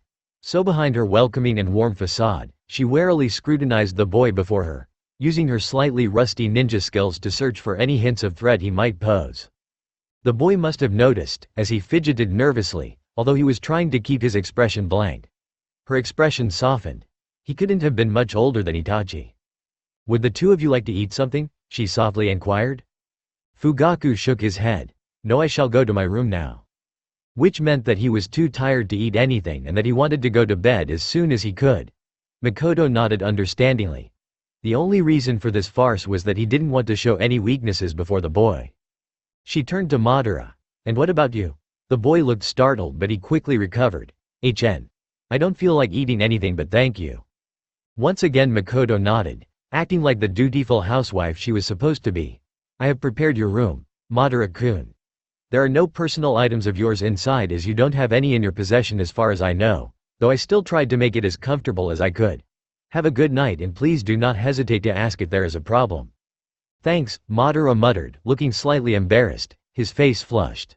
A genuine smile tugged on her lips and she chuckled quietly. Perhaps she was just being paranoid, though she would still keep an eye open. What was the saying again? Better safe than sorry. Oh, Madara stared blankly at the ceiling, lying in his bed. It was hard to believe that only a day and a half or so ago he had been having a staring competition with Hashirama. It felt like an eternity, as though it had been a part of another life. He sighed. Unlike yesterday, sleep wouldn't come that easily to him. So much was gone, so much had changed. For instance, he now seemed to have something similar to a caring mother.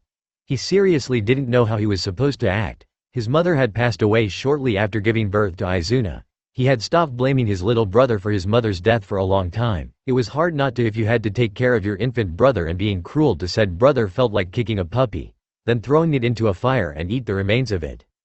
It had been a long time that someone had cared for him that way. Madara was sure that having to be cared for was a sign of weakness, and he'd rather gouge out his eyeballs with a rusty kunai than admitting weakness because of a woman. But he certainly didn't want to harshly reject her for her efforts to make him feel at home. That was if he would ever be able to. He sighed. Was that divine punishment for the crimes his adult form had done?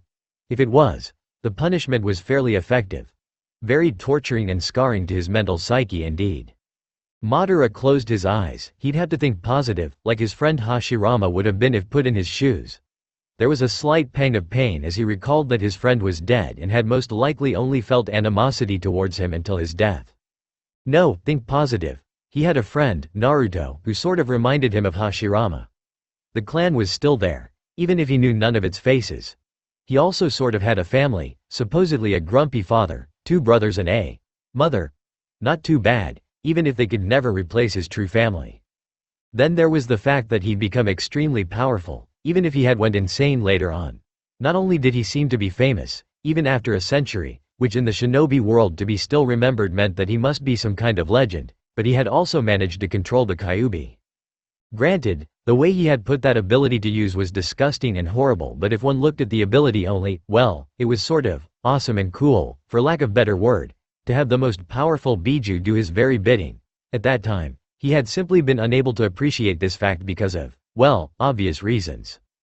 And hey, if he could become as strong as his future self had managed to, without turning insane in the process, the future might not turn out too bad.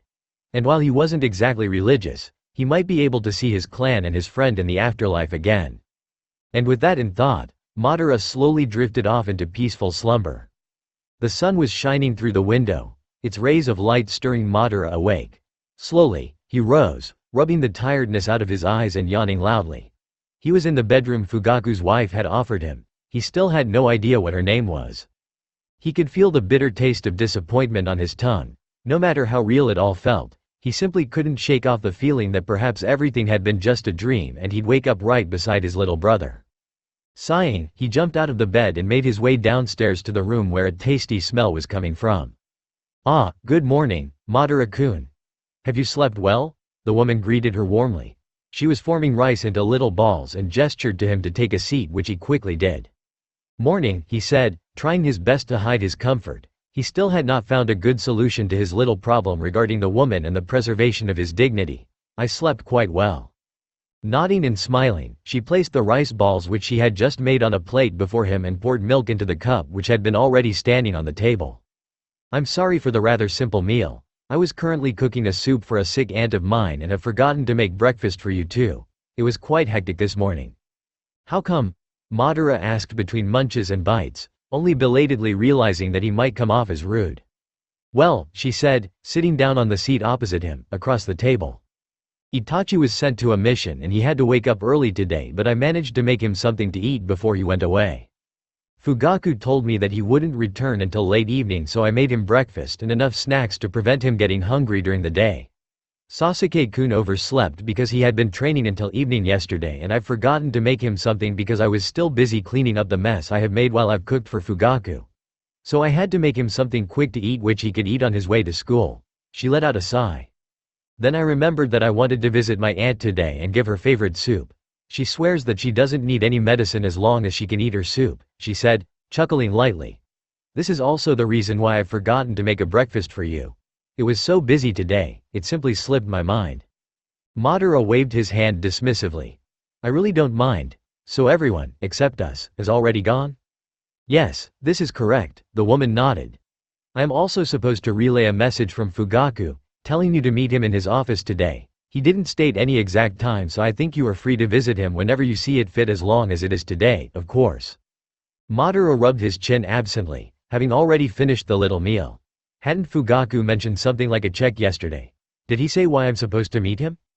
"He did say that this meeting would be the final proof to confirm the validity of your claims," she said, smiling faintly at the groan coming from Madara as he heard that. Was that paranoid clan head still wary of him, even after he had been practically adopted by him? Forgive my man for his actions, but spies are common in great hidden ninja villages such as Konohagakure is, and having one among our midst would be very fatal indeed. Especially if you took recent developments in the clan's future plans into account. So why does he bother to go through so much trouble and even adopt me? Not that I'm not grateful for it, but it would make more sense to just eliminate me, seeing as I might be a possible threat, and not take any risks," Madara said, knowing that asking wouldn't worsen his situation, as that must have certainly already crossed the clan head's mind. In the beginning Fugaku, along with the rest of the present clan, had seemed to be ready to do just that, assuming him to be some dangerous spy, when suddenly the man had done a complete 180 and had decided to adopt him. Madara somehow doubted that he had done so out of the kindness of his heart. So naturally he suspected that Fugaku had some ulterior motive, and now that he wasn't desperately trying to get to his family, seeing as they were dead, like he had been last time, he'd like to know the reason for this sudden change of heart. If he was going to be used, he'd like to know how. That left a bitter taste in his mouth, because in his clan, the way he knew it, he had at least felt like an individual, a warrior with rights, and not like some sort of weapon, even if he was, like they had all been just tools for the landlords to solve petty quarrels among them. "He would like to create a connection between this clan and yours," Makoto answered, carefully choosing her words. It was only the half-truth, it was a nice side effect, but the main reason was to use the boy rather than Itachi as the connection between the village and the clan, which would be later exploited for their coup. Itachi was valuable, not only because she was her son but also because he was the clan's heir and one of the most talented shinobi the clan had ever produced, someone the clan couldn't afford to lose. If it weren't for those two facts and that she was also the clan leader's wife, she'd have long stopped the clan from placing all of these burdens on his young shoulders. As it was, however, there had been no other Uchiha fit for that role, the role of the Uchiha's spy, except of Itachi. What the clan hadn't expected though was that Itachi might snap or worse betray them. However, his recent behavior was worrying. Yet they couldn't replace Itachi as no one was talented or trusted enough by the village to do so. So the clan had reluctantly took the risk, as it still meant that they had a spy but had assigned Shisui, a close friend of Itachi and one of the most skilled and trusted Uchiha in the clan, despite his attitude, to keep an eye on him to absolutely make sure that there was nothing amiss with Itachi. That had been the situation before an unknown factor had literally shown up out of thin air. The Uchiha boy, named Madara, who claimed to be a member of another Uchiha clan which had split up and became their own clan and apparently was still working as mercenaries as her ancestors had used to. The official reason for them adopting Madara was to, after they had confirmed that he was no threat to the village, use the boy as some sort of link to the other clan which could later result in an alliance to the village, not the clan, as Fugaku had been careful to phrase it like that. The Hokage had seemed to be somewhat doubtful at first, as Fugaku had told her when he had went home to eat lunch, but had quickly changed his mind when he saw what positive effect he seemed to have on Kushina's son. Well, the Hokage had always been a little soft, especially in regards to children, and even though he might suspect what the clan had in mind, although it wasn't very likely, he'd take the risk, even if he might send some of the Anbu to keep an eye on him, claiming that the boy could still very well be a spy, no matter what sorts of tests they had done to prove that he was not. The police's word was not trusted, after all, anymore, a fact which made most of the Uchiha furious, her included, even if it was on a smaller degree. Though the Hokage and the council would certainly phrase it differently, telling them that in the ninja world one could never be too sure, which was true but so obviously not their real reason. The council might be of a different opinion, but the Hokage had the final say, and even they could probably see the benefit of having another powerful clan as their allies. In the end it was a play with the fire, and there were benefits and risks. Fugaku had, as he had told her, no intention of having an alliance with the other clan but only pretended to have, as that was the most likely reason for his actions regarding the boy. He didn't want to have such a great unknown factor while they were planning the coup and also when they were executing it. The Hokage and the elders might suspect the real reason too, though it was very unlikely. No Uchiha would have told them and Itachi was being watched. They'd surely only see the benefit and try to have the other clan as their allies and would grudgingly accept the adoption into the potentially dangerous clan, seeing as the boy would most likely get along the best with fellow Uchiha, and would take the risk of him being influenced by the clan. Outright denying the clan's wish to adopt him would be foolish and would arise more than just a few people's suspicion. The other clans may have already noticed the subtle change of treatment towards the clan, but their suspicions would be confirmed, and that of the Uchiha clans too, if they would deny them without a good reason, which they obviously had not. After all, some appearances had to be kept. With this in mind, it had been also fairly easy to convince the Hokage to let Madara become a citizen and thus allowing him to become a leaf nin, because then the village would have the opportunity to influence him too, but Fugaku was sure that he'd succeed first in doing so. The boy was a free card which could be used efficiently on both sides, which was both good and bad for the clan. One risk was that he could remain loyal to the village and not the clan, and the good part being that the Hokage would think so too and would trust him more than any other Uchiha, aside of Itachi, making him ideal for the role of the spy. And with the hopefully good results of the check, meaning that the boy was indeed an Uchiha, serving no one in order to harm the village and clan, otherwise he'd be unfortunately executed and all of their plans regarding the boy and her hope as a mother would be shredded into pieces. The boy would quickly be able to assume that role, even if it might take some years longer. They had, after all, still time.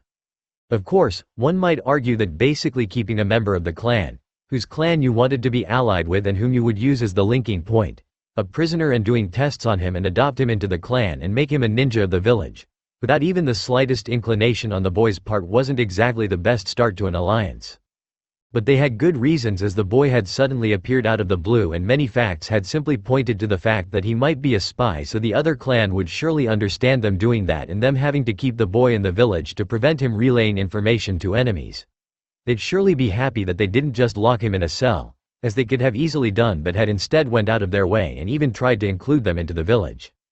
The highly diplomatic and soft-hearted Hokage had also agreed with that reasoning and had told Fugaku that he was therefore not allowed to use radical means on the boy, such as torture, to get information out of the boy, unless it was indeed proven that he was a spy, because otherwise an alliance between the village and the clan would certainly be doomed to fail, as the boy's clan would certainly not take it kindly that one of their own had been harmed gravely.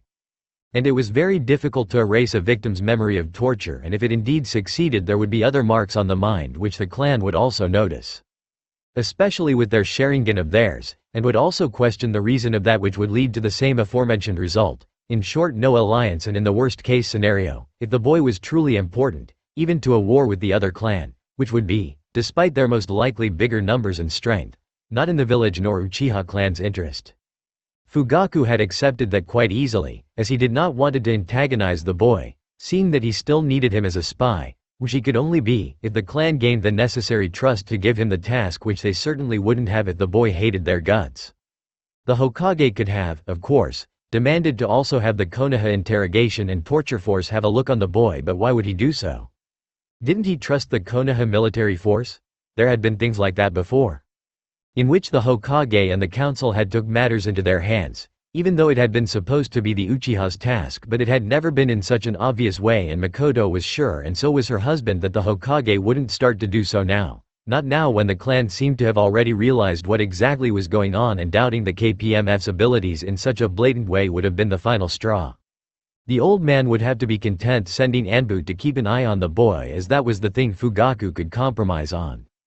Though as the clan leader's wife she knew her fair share of politics, not even half of what she had thought right now her husband had said to her out loud, and it had been also in a much more discreet way, just in case of eavesdroppers. The rest she had guessed, as was to be expected of the clan head's wife. She detested them with all her mind. It was politics that destroyed her son's childhood, and it was politics which made the boy before her nothing more than a means to achieve the goals of the two opposite sides. She was tired and wary of it all, but she would remain loyal to their clan as she had been taught since her birth, the same way all her fellow clan members had been. While Makoto was musing about the unfortunate task the boy had been assigned to, without even his knowledge yet, said boy was currently facing his own issues, namely what his future plans were, as only now did he remember that everyone, or at least the clan, was still under the impression that he was from another clan.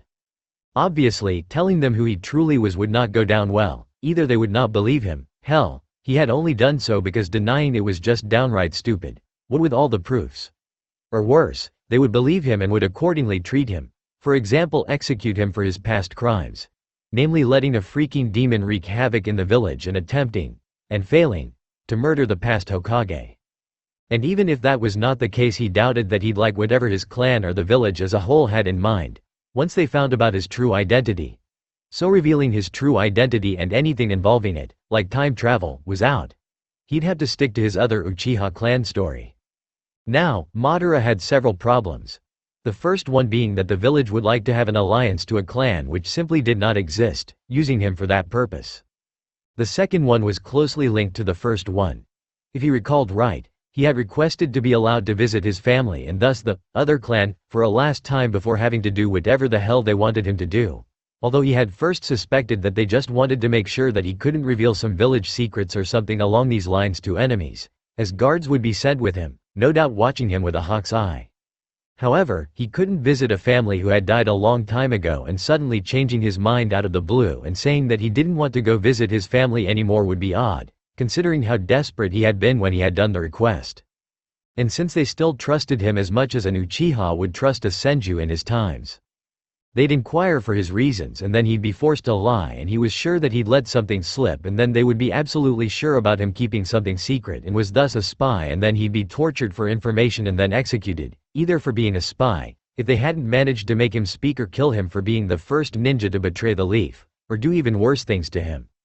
And then there was that meeting with Fugaku in which he'd have to undergo some sort of check to make absolutely sure that he was who he claimed he was, which obviously was not the case.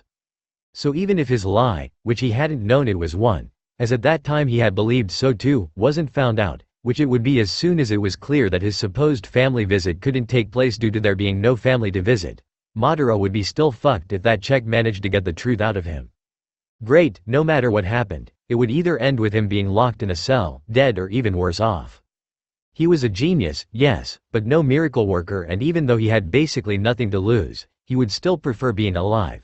Especially since he had finally found reasons to look forward to the future and the second chance he had been offered, since technically it was one, because without the time travel he'd have ended up as a madman, apparently bent on destroying anything which he had once cherished, so he guessed there was something positive in regards to his displacement into the future.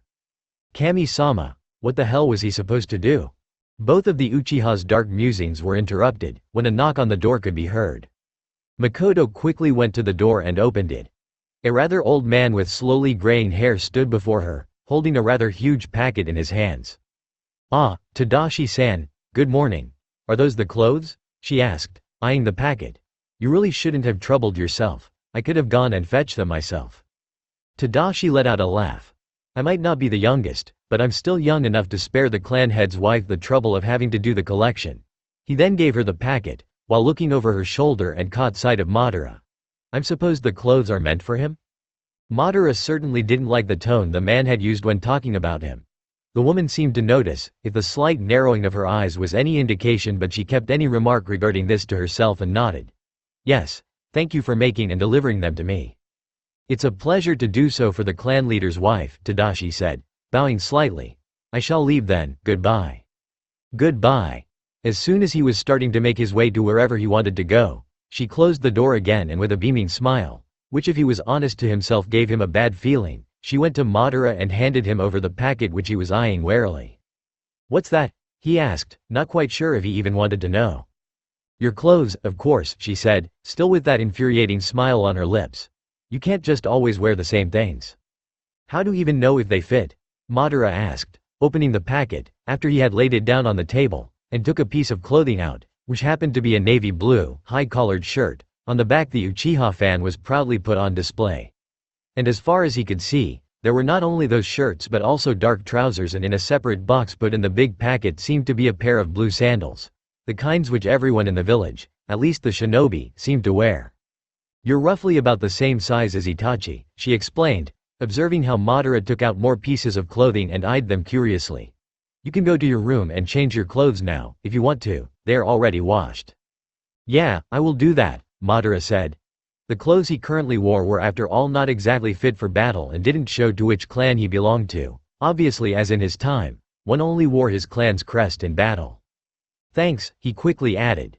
To which she replied, "No problem," and then gave him one of those smiles, which could be roughly translated into, "You're a child and I'm happy to care for you, Kami." He was really slowly starting to get uneasy. Madara stashed the clothes back into the packet and was about to carry it to his room, when the woman called, "Oh, and you should also go to the academy." Turning around and raising one of his eyebrows, he asked, "Why?" "Fugaku has already enrolled you for the academy graduation exam next month so that you could become a genin and thus a leaf ninja. Seeing as you already seem to be one, it should be quite easy for you. However, I'm not quite sure if your clan had taught you the same things we do to our children in the academy, and that might lead to problems regarding the written part of the exam. So you should go there and ask an instructor for scrolls and books which can prepare you for that part. I'm sure that they will gladly help you, and I would be also happy to assist you in studying the scrolls and books." Madara opened his mouth to respond, only to close it again.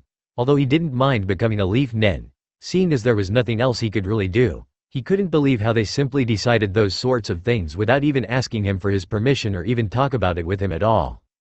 She apparently seemed to have read his thoughts as she hastily explained, "You're still technically a spy and thus an unknown threat to the clan, but you're still our son now, as we have adopted you, and thus it is fully within our rights to enroll you for the exam. And being a ninja would give you more rights and such, and as I have said before, it would be relatively easy for you, seeing as you're already a shinobi. It's not like I mind passing that exam and becoming a genin," Madara grumpily said. Already starting to make his way to his room, he was a bit surprised that he was already starting to refer to it as his room, but then again he never had a room on his own. "The problem is that I don't get to have any say in it whatsoever." And not waiting for a reply and only feeling slightly guilty at his rude behavior, he quickly headed to his room.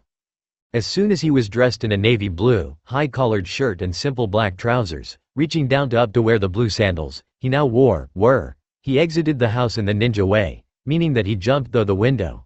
He could feel the woman's gaze on his back, but he refused to return it, and feeling somewhat like a coward, he quickly walked down the path which led to the exit of the compound. The first thing he wanted to do was to go to the spot where he had wanted to meet Naruto again and leave some sort of note behind, telling the blonde that he might not come because he was pretty busy. However, it seemed that Naruto had already beat him to it. When he finally found the secluded spot where they had met, he was slowly getting better at orientating himself in the village. He saw some sloppy written words painted on the trunk of the tree where he had sat under yesterday. Scrutinizing them closely, Madara finally deciphered the meaning of the words, which were something along the lines of, "Forgot that I've school. Ruka-sensei's gonna get angry if I skip again. Can't meet, sorry." Well, it seemed that he could kill two birds with one stone, as he would have to go to the academy anyway to fetch those scrolls and books. He'd pay the blonde a visit too, and he'd lie if he said that he wasn't the least bit interested of the way the ninja educate their children. It had been, after all, one of the main aspects of Hashirama's dream. Though he did find it strange that he could do that academy graduation thingy, when he had never even attended the academy before. Well, maybe he was just that awesome so that he simply didn't need to, seeing that he was already, as the woman had said before, a full-fledged ninja. With this in mind, he ran as quickly as the wind to the academy, pouring chakra to his feet to enhance his speed. The day would be very interesting indeed. He had already forgotten about his appointment with Fugaku. "So you're the newest addition to the clan, is that correct?" the instructor asked. The word, "bastard," was left unsaid. Madara narrowed his eyes but then nodded curtly. He had entered the academy with the intention of visiting Naruto first, when an instructor had stopped and asked him what he was doing, wandering around, when he was supposed to be in the classroom. This had led to the current situation. "Well, you must be quite impressive to make Fugaku, out of all people, chose to adopt you," the instructor went on, leading the way to wherever the needed scrolls and books were. "Well, I am impressive," Madara said, with no small amount of confidence. If people thought he was a bastard, something which still annoyed him to no end, at least he could let them think that he was a skilled and talented one. The instructor shot him an annoyed look. The boy might not be a real Uchiha, but he had the necessary arrogance to pass off as one. "I see," he slowly said, knowing that being rude wasn't a wise decision. An uncomfortable silence settled upon them as they neared a room at the end of a corridor. The instructor opened the door and beckoned Madara to wait outside, which made him wonder if there was something secret in there which he wasn't allowed to see. The man swiftly returned with a scroll in his hands. Madara raised one of his eyebrows. Really, there was so little which needed to be learned. That test would be far too easy. However, the instructor seemed to have noticed the smug look on Madara's face and was more than happy to correct that. "Oh, it's a seal scroll. You do know how they work?" "Yeah, I do," Madara said grumpily, smirk wiped off his face. Unenthusiastically, he took the scroll the instructor handed him and eyed it warily. "How much?" "Enough subject material to keep normal students busy for 5-6 years, the instructor kindly informed him. Madara felt the return of yet another great headache. "Kami, and how the hell am I supposed to learn that all in 1 month?" he groaned, fighting against the urge to bury his face in his hands. "I'm sure your new family will be more than happy to help you out in many things you should already know as its basic shinobi knowledge," the instructor comforted him, having finally taken pity on the poor sod who had to do such a mind-crushing task. "Yeah, whatever," Madara mumbled darkly, putting the scroll in one of the pockets. "Anyway, thanks for the help. Do you happen to know where Naruto Uzumaki is currently attending lessons?" Not so surprisingly, the instructor scowled and gave him a suspicious look. "Why would you want to know that?" he demanded to know. His eyes narrowed into tiny slits. "Because he's my friend and because I'm curious about the teaching," Madara answered truthfully, shrugging carelessly. That definitely wasn't the answer the instructor had expected. "You're the friend of that child?" He struggled for words which could successfully convey his confusion and shock. This made Madara in turn narrow his eyes. "What's the big deal? And what's your problem with Naruto anyway? I mean, aren't you all family?" he asked innocently, unaware of the implications he had just made. If the instructor had any liquid in his mouth, he'd have spit out all of it at hearing the recently adopted Uchiha boy's question. As it was, he simply choked on air. What?" he spluttered indignantly, barely able to believe what his ears had just heard. Maybe it was just him growing old. "Well," Madara decided to elaborate, something which he had to do quite a lot lately, "all of you seem to wear the Uzumaki crest. You know that red spiral, and as far as I know Naruto is an Uzumaki too, so wouldn't that make you all members of the same clan and thus family?" The instructor didn't know whether to laugh or to be absolutely horrified that someone would think that the whole village or at least all of the leaf nins were related to that fox brat. He decided to choose the former. When Madara saw how his explanation made the instructor go all mad and cackling, he couldn't help but wonder if he had just said something very stupid as in Hashirama stupid, which already defied any laws of logic and common sense. Madara began, unsure on how to proceed. Finally, the instructor seemed to have gotten a grasp on him again. Still chuckling and wiping the tears off his eyes, he explained, amused, "Oh, you've got it all wrong. The ninja of Konoha wear the crest of Uzushiogakure, which also happens to be the symbol of the Uzumaki clan, and it's a symbol of the strong friendship between the two villages. Now it's more to honor them as the village was destroyed in war." "Oh," Madara said, not knowing what else to add. However, he took notice that apparently there had been, or rather there still were, more villages like Konoha. Apparently other clans had copied them and also made their own village. With the information he would learn in the following month, he'd finally have all or at least many of his questions answered. Madara actually looked forward to studying for the exam. But, seeing as Naruto is an Uzumaki, wouldn't that be sort of spitting on the loss of that village? He asked carefully. This made the instructor scoff. "Oh, if only you knew," he trailed off, realizing that he had entered dangerous territory. "Anyway, I doubt that he's a real Uzumaki." "So he's just called one because of a whim?" Madara asked dryly. "Well, I sincerely doubt that he's one, otherwise he couldn't possibly, never mind." A vein popped on Madara's forehead. Were they doing it on purpose? Alright, he'd find out about the truth of Naruto or he'd die trying, he vowed to himself silently. And let it be known that once Madara had set something on his mind, he'd do it to the bitter end. His stubbornness, his pride simply wouldn't allow otherwise. Anyway, coming back to my question, where's he? The instructor eyed him for a moment before he shrugged, deciding that it wouldn't hurt if the boy knew. Room 12. Thanks, Madara said and swiftly made his way to said room. Oh, his hand hovered uncertainly over the door handle.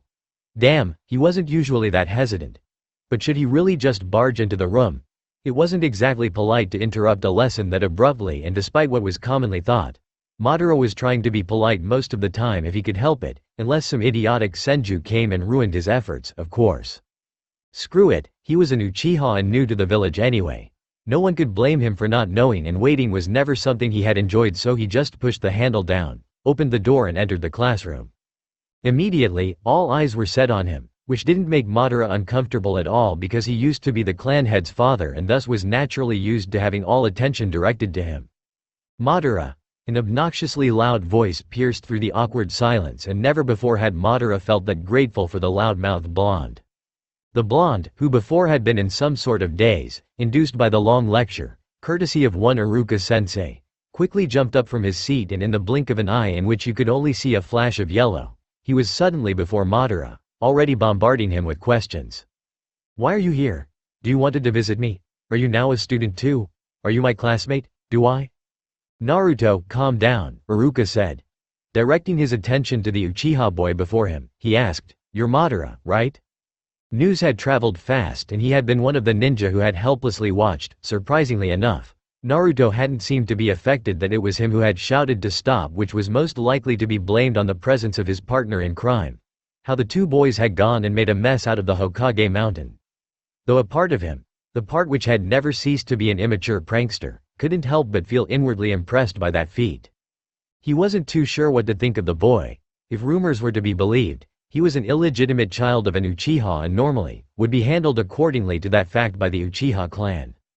However, it was claimed that in fact the clan head himself, Fugaku-san, had decided to adopt him. The reasons behind this varied. Some claimed that the boy was one hell of a shinobi and thus it would be a waste of talent to not adopt and accept him as an Uchiha. Others just assumed that the clan head had finally lost it. After all, Uchiha were more prone to bouts of insanity than the common shinobi. However, that wasn't the reason he was worried about the boy. No, it was the fact that the boy was supposedly Naruto's friend. It was more than strange that out of all people, it was the Kyuubi's container he'd choose to befriend, especially considering how much the blonde craved for attention. He had brought his worries up to the Hokage, who had quickly reassured him that the Anbu who had been on Naruto watch duty had reported to him that their encounter and everything which had followed later had been an accident and didn't seem to be planned, and that he had told the Anbu to observe any future interaction between the two boys closely. However, this did little to nothing to ease his worries. There was still that possibility that the boy was a spy, intended on getting information about the village's resident Jinchuriki, and he could only imagine the amount of grief Naruto would feel if he found out that he had been only used and as his teacher he didn't want him to go through this, parents murdering fox or not. Madara did not miss the scrutinizing gaze of the teacher, and he also noticed that it was tingled with worry for someone else. Deciding to ignore it for now, he quickly answered, Yeah, that's right, I'm him, Madara, he corrected himself, inwardly cursing himself for the short lapse of intelligence. This managed to bring a smile to Iruka's lips and he said, I see. Congratulations on your adoption into the Uchiha clan by Fugaku-san and welcome to the village. I hope you will manage to settle in well. The instructor seemed to be the first shinobi he had encountered in this village who actually seemed to be decent and normal. He made a mental note to remember that man. Thanks, unsurprisingly, he was interrupted. Surprisingly enough, it wasn't Naruto. What, father adopted him? A high-pitched voice shrieked indignantly, which made Madara turn to the owner of said voice. What he saw made him nearly choke on air. No, it couldn't be, Izuna, he cried, barely managing to hold in manly tears of joy as he dashed to his brother, who at this point looked pretty freaked out and was wondering what the hell was going as he got his ribs nearly crushed by the hug that strange wannabe Uchiha gave him. I thought you died, I thought you fucking died. How? Madara rambled on, his common sense long being overtaken by the emotions of seeing his little brother alive.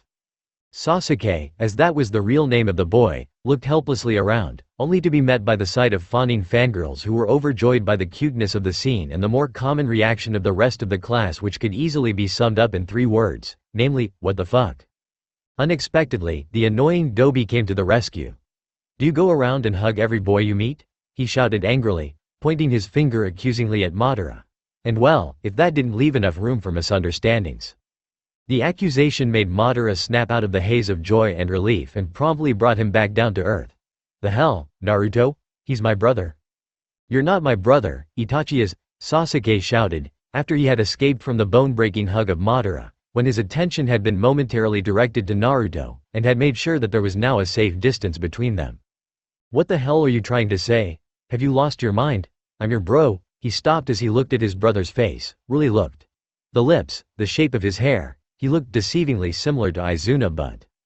"You're not my brother," he said quietly, excitement and happiness quickly giving way to disappointment, sadness and pain.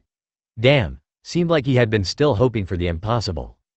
"No way," Naruto said, his face contorted into a big scowl. "You're the brother of the Teme?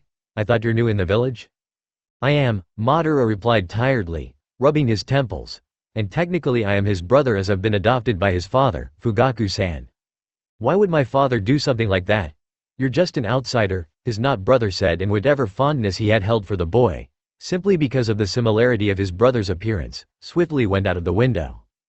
"Obviously, I'm not anymore. Better get used to that fact soon, brother." Somehow the word felt wrong on his tongue, but he ignored it in favor of looking at the instructor and the rest of the class, who still appeared to be slightly baffled at the scene which had just happened before their very eyes. Madara barely resisted the urge to bang his head repeatedly against the wall. There went his dignity. At least with the bush incident, there had been no witnesses, which was unfortunately not the case now. Great, he would be the laughing stock of the entire village at the end of the day and probably make Fugaku seriously reconsider the adoption. Wait, hadn't there been something along the lines of a meeting? Iruka coughed, apparently having recovered from his shock and deciding that whatever had just happened right now, he really didn't want to know what exactly it had been. "Alright, what was your reason for coming into the classroom in the first place, Madara?" he inquired. Right now, the instructor of Naruto's class was slowly earning more and more plus points in Madara's eyes. Gratefully, he took the opportunity for a change of topic. "I was curious about the teaching in the academy, and I also thought it was a good idea to go visit Naruto," he said softly, smiling at the sight of a beaming Naruto. Iruka nodded, for now he'd trust the boy as Naruto's first real friend. "Well, then you are welcome to stay and watch. Take a free seat." It just so happened that the spot next to Naruto was free, so the two of them went to their respective seats next to each other. As soon as they were properly seated, Iruka continued his lesson as though nothing had happened at all. And soon enough the class sunk back to its usual torpor. As time passed, Madara finally understood how Naruto always seemed to doze off in the middle of the lesson. It wasn't exactly interesting, especially if you only understood half of what the teacher was saying. It was frustrating to say the least that he was unable to understand, as he was unused to that feeling, and it only made things worse that apparently most of the class understood just fine what he was trying to say, and they were like 5 years younger than him. Damn it. Absently, he nudged Naruto with his elbow. "Stay awake," he whispered. The blonde sighed. "But it's so boring. Nevertheless, if you want to become Hokage, you have to suffer through it. The road to becoming a leader is a hard one." Madara recited what his father had once said. Naruto furrowed his eyebrows, contemplating what had just been said, and sat up straight, opposed to his former posture, which was him placing his head on the table and trying his best to not get caught dozing off in the class. Madara smirked approvingly. "That's better," he whispered, which made Naruto grin widely. 1 minute later, a vein popped on Madara's forehead as Naruto's eyelids were again dangerously close to drooping. The fact that smacking Naruto would probably be frowned upon, and the memory that last time that hadn't gone too well prevented him from doing exactly that. The boy had a far too short attention span.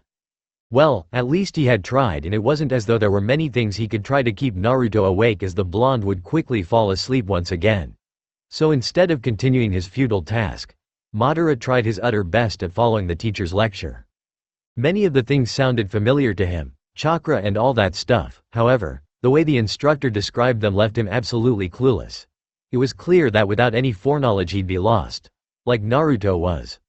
The blonde had probably not bothered at all to keep attention in the lesson since the very beginning and later on simply couldn't catch on, even if he tried, and from the looks of it no one could or wanted to really help him with that problem.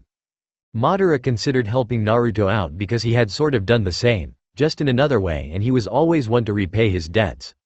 But then he remembered that he wouldn't be of any help at all and that for the next month, he'd have to concentrate on the exam and on the studying he had to do for that if he didn't want to fail, so helping Naruto would unfortunately be not a possibility for the at least next month. Back to his own problem with the content of the lesson.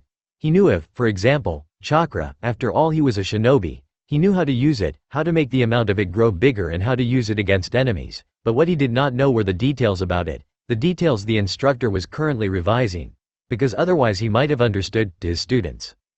Life as he had experienced it back in the past with his clan was but a fleeting memory. One moment you were alive, the next you were dead.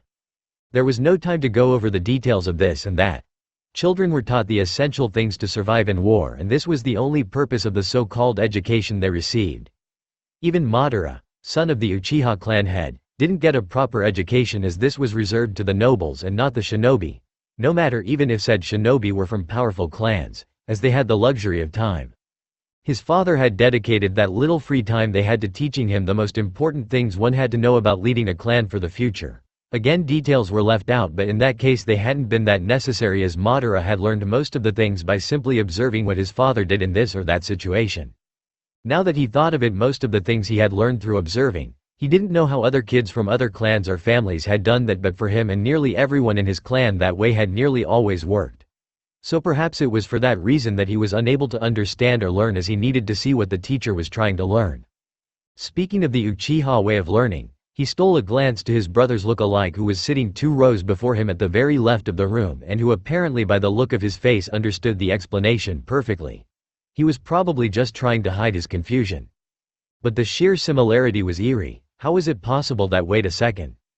It had been already a century and the other Madara, as he had chosen to call his other part which had remained, had grown and become an adult, so it wasn't that big of a stretch that his brother Izuna had done so too. Even if he had gone insane, he couldn't believe that he, no matter in what form, wouldn't try his utter best at protecting Izuna and would allow him to die before he died himself. So if Izuna had been an adult, he had most likely done adult stuff and, yeah, better not try to think too much about what his little, basically baby brother might have done as an adult. Nevertheless, the possible result of those activities was probably sitting only 2 rows before him. He wasn't quite sure what he was supposed to do now, upon coming to that realization. Should he try to make up the things which had obviously gone wrong with his brother through trying to help his ancestor? Madara shook his head, trying to clear his mind. Well, as of now he'd be his brother, so there was plenty of time and opportunities to help him out. He had to refrain himself from joining the other students who all but fled the classroom as soon as the bell signaled the end of the period. At a more dignified pace he followed Naruto outside where the rest of the class had break, eating lunch and talking and playing with other classmates. Naruto grabbed his hand and pulled him alongside, apparently heading to a small group of students who were standing right before the swing. The questioning look he shot the boy was completely ignored.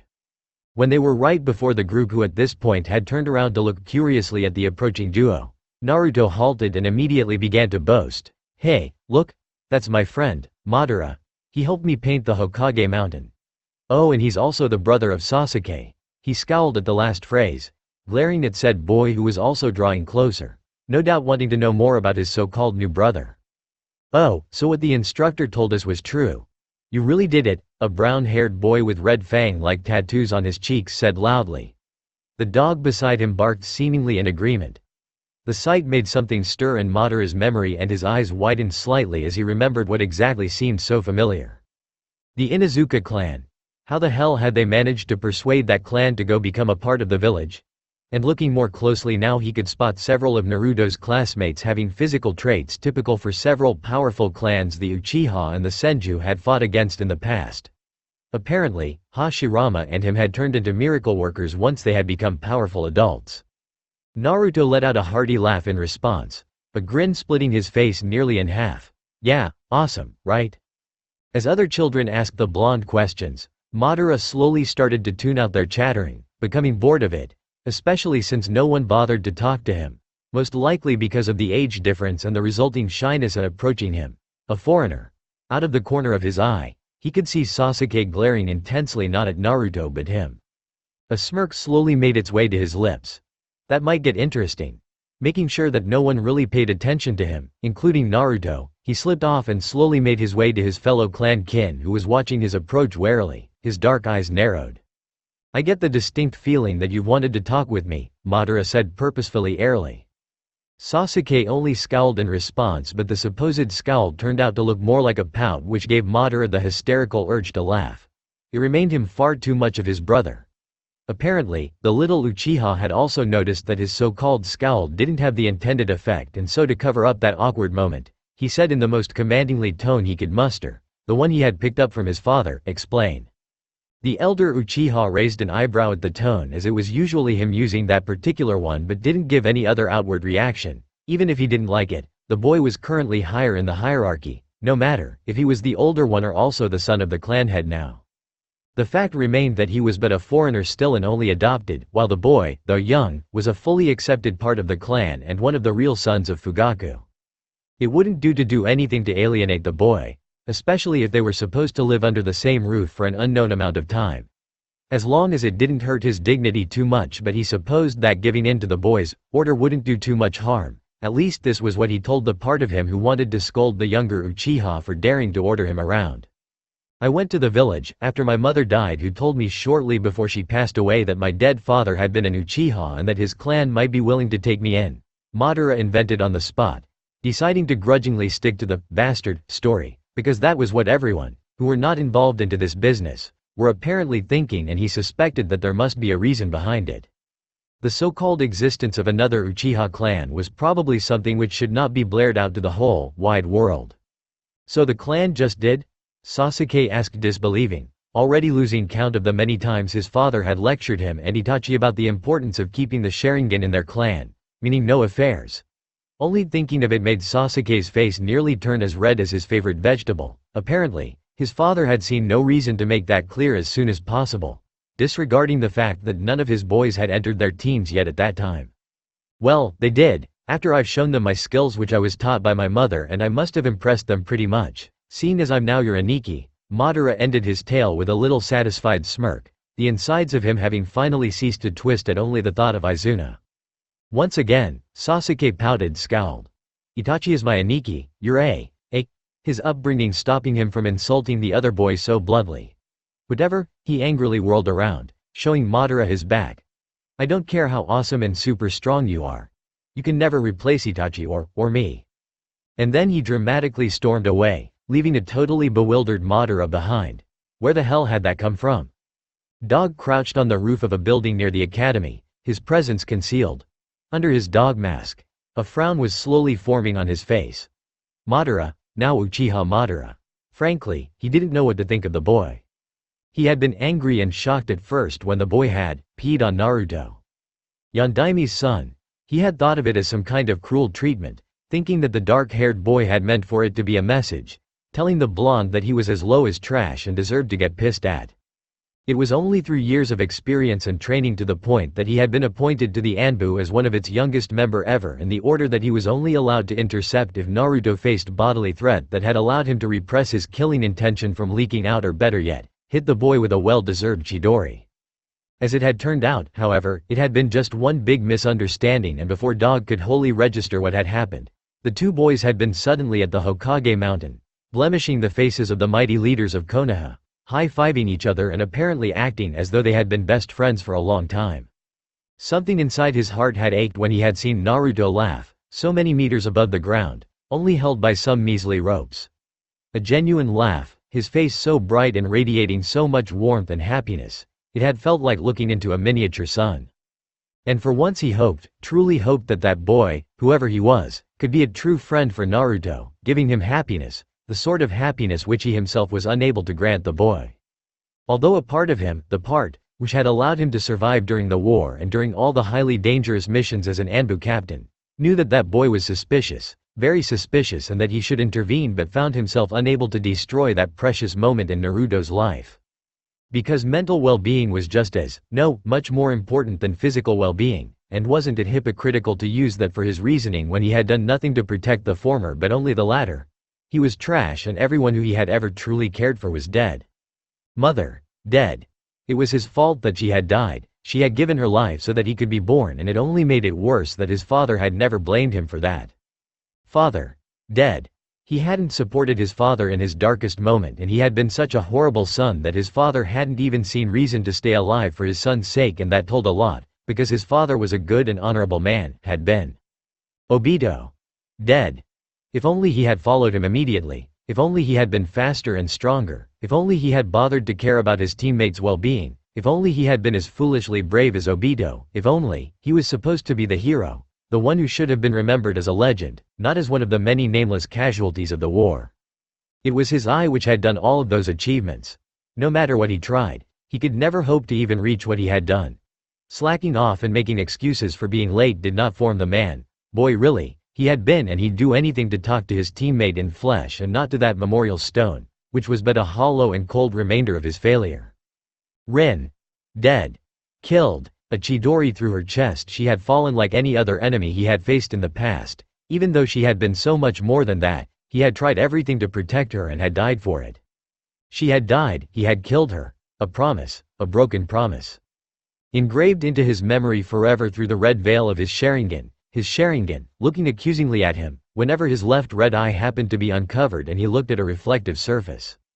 Though even without the Sharingan he could have never forgotten the horrible expression she had worn when he had done it. Prepared to die, she had been, to save her village, their village. And he wondered when his teammates had grown so strong, only to notice that they had always been and he was just too weak. Sensei. Dead. A hero, a selfless one as they had been all, sacrificing himself for the ones he held dear, for the village. Sacrifice. A word he loathed, it just reminded him of the things he didn't want to think of, lest he might crack. Not that he hadn't already. The vile demon was sealed in his sensei's own son. He hated it how his sensei's last wish wasn't granted, how the very villagers he had died for were spitting on their hero's sacrifice, his legend. But that was nothing compared to what he felt, and now the fact that he didn't do anything either. Only keeping the boy out of harm's reach, and that was nothing compared to what he could have done, what they had done, or rather what they would do, if they were alive, which they weren't. Only he was, the weakest, and he hated it. Trash, even lower than that. He couldn't protect and make his sensei's son happy. He knew that if he did, the boy would undoubtedly die one day. His bright blue eyes blank, the blonde hair tainted with his own blood, his expression hollow and dead, like they had been all in the end, because even noble sacrifices didn't make the death less painful, less cold and cruel. And he would never forget himself for that if he allowed that to happen, and he knew that it would break him, if it were indeed to occur, and he wasn't even that close to the boy as he barely spoke with him, but if he did, it would only hurt more, seeing Obito's grin on Sensei's face. So he remained in the shadows, protecting and watching the boy from afar and hating every single second of it. So seeing Naruto laugh as though he had no worries in this harsh world had made a smile tuck on his lips. A genuine one, and a laugh had threatened to escape his throat, but he had managed to refrain himself, as no one was supposed to know he was there. Amused, he had watched how the two of them went on making a terrible mess out of the mountain, and how in the end they had been scolded and punished for their prank, and he had watched how later on Naruto had met the boy again and how said boy had hurt Naruto, not physically, or else the boy would have lost a limb before he could so much as give out a squeak, but mentally, and that was the thing which he had dreaded the most would happen, and he cursed himself for not having done what was necessary. It wasn't the first time that he had had to struggle to keep still and only allow himself to tighten the grip on his katana, prepared to react when or if things went out of control. Only to find himself once again totally flabbergasted at the sight of the two boys hugging each other and then acting as though nothing had happened at all. It had been bewildering and totally incomprehensible, but yet a part of him couldn't help but think that that was right, that it was something his sensei and his teammates would have approved of, that he should allow it to happen.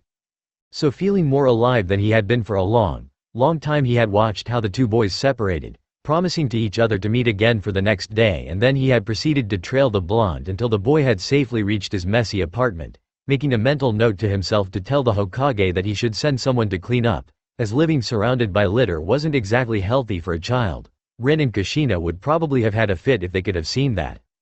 Hidden in the shadows of the buildings surrounding the apartment, he had watched how an excited Naruto had made himself ramen, kami. One day he had to somehow convince the boy to eat vegetables and fruits, and then had told his plants. It was sad really, but he supposed that plants were better company than him. Plants at least couldn't get someone killed. At least the ones Naruto had. Of course there are plants, used in combat, which could very well get one killed, but that was something entirely else. How he had made a real friend who was, like, absolutely kick-ass awesome and cool. When Hawk had shown up to release him, he had immediately headed to the Hokage's office, knowing that while the Hokage had been there to witness the two boys prank the Sandame, would probably want to know more about the boys' relationship to each other, especially what sort of impact it had on Naruto. There he had been told the details about the boy, Madara, after he had told the village's leader today's report, mainly focusing on the encounter between Naruto and Madara, which had made the Hokage chuckle more than just once. Well, in retrospect, it had been pretty hilarious. And what he had been told sounded more than just a little far-fetched at some points. What he had promptly told the old man, because this was about Naruto, who had then reassured him that as of now they'd wait and watch and only assigned some Anbu to keep an eye on him. Dog hadn't been happy at all about the handling of the situation. It was too passive, but then again it suited the way he had been acting around Naruto perfectly, and like the obedient soldier he was, he hadn't objected any further and had nodded in acceptance, only sparing the briefest time on the thought how they would react to his decision. Probably not with cheers and laughter. The last thing he had done before he had left the office once again had been to request to do Naruto watch duty tomorrow too. He had to watch Naruto, the boy, and how their friendship would take its course. Fortunately, the Hokage had granted his request, as there had been no missions which were assigned to him for tomorrow, and so here he was, witnessing another meeting between Naruto and Madara in one of the many academies' classrooms. This time it seemed an Uchiha was involved too, and it had been strange, confusing and highly amusing, which dogs supposed was the norm in a friendship such as theirs. Later on, they went outside and it was very endearing how Naruto showed Madara to his fellow classmates, positively bragging, and with interest he watched the talk between Madara and, as he recalled now, Sasuke, the latter storming away, after shouting something which made about as much sense to him as it apparently did to Madara. Really, wherever that boy went, something interesting was bound to happen, an enigma indeed, and for Naruto's sake and for satisfying his own curiosity, but mostly for the former, he would solve it. As the day progressed, Dog found only more reasons to be wary of the Uchiha boy and his friendship with his sensei's son. "Oh, hey, Madara," Naruto yelled, running to the Uchiha, who was still looking quite baffled. "What would you do to make the Teme look so pissed?"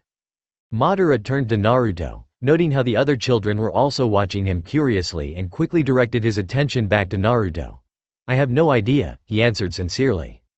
The blonde frowned and opened his mouth to say something, but apparently changed his mind and shook his head. "Whatever, I want to show you how awesome I am at swinging. I can get really, really high." However, the blonde's attempt at showing his friend his swinging skills was cut short when the bell once again signaled the end of the break and the children had to return to their respective classrooms. Luckily, the rest of the school day turned out to be far more interesting than the last lesson. With no little amount of amusement, Madara watched how the students struggled to perform the henge jutsu correctly. The results of their attempts ranged from impressive to hilariously pathetic. Unfortunately, Naruto's fit in the latter. He supposed that if one had great imagination, that thing before him could count as the instructor who was supervising the current lesson, the real one going around and telling the students how to improve and what their mistakes were. It was human. Everything was more or less at its right place, but even though Madara wasn't exactly an expert on anatomy, he was sure that the nose wasn't supposed to take up half of the face, or that one hand should be as big as an entire leg.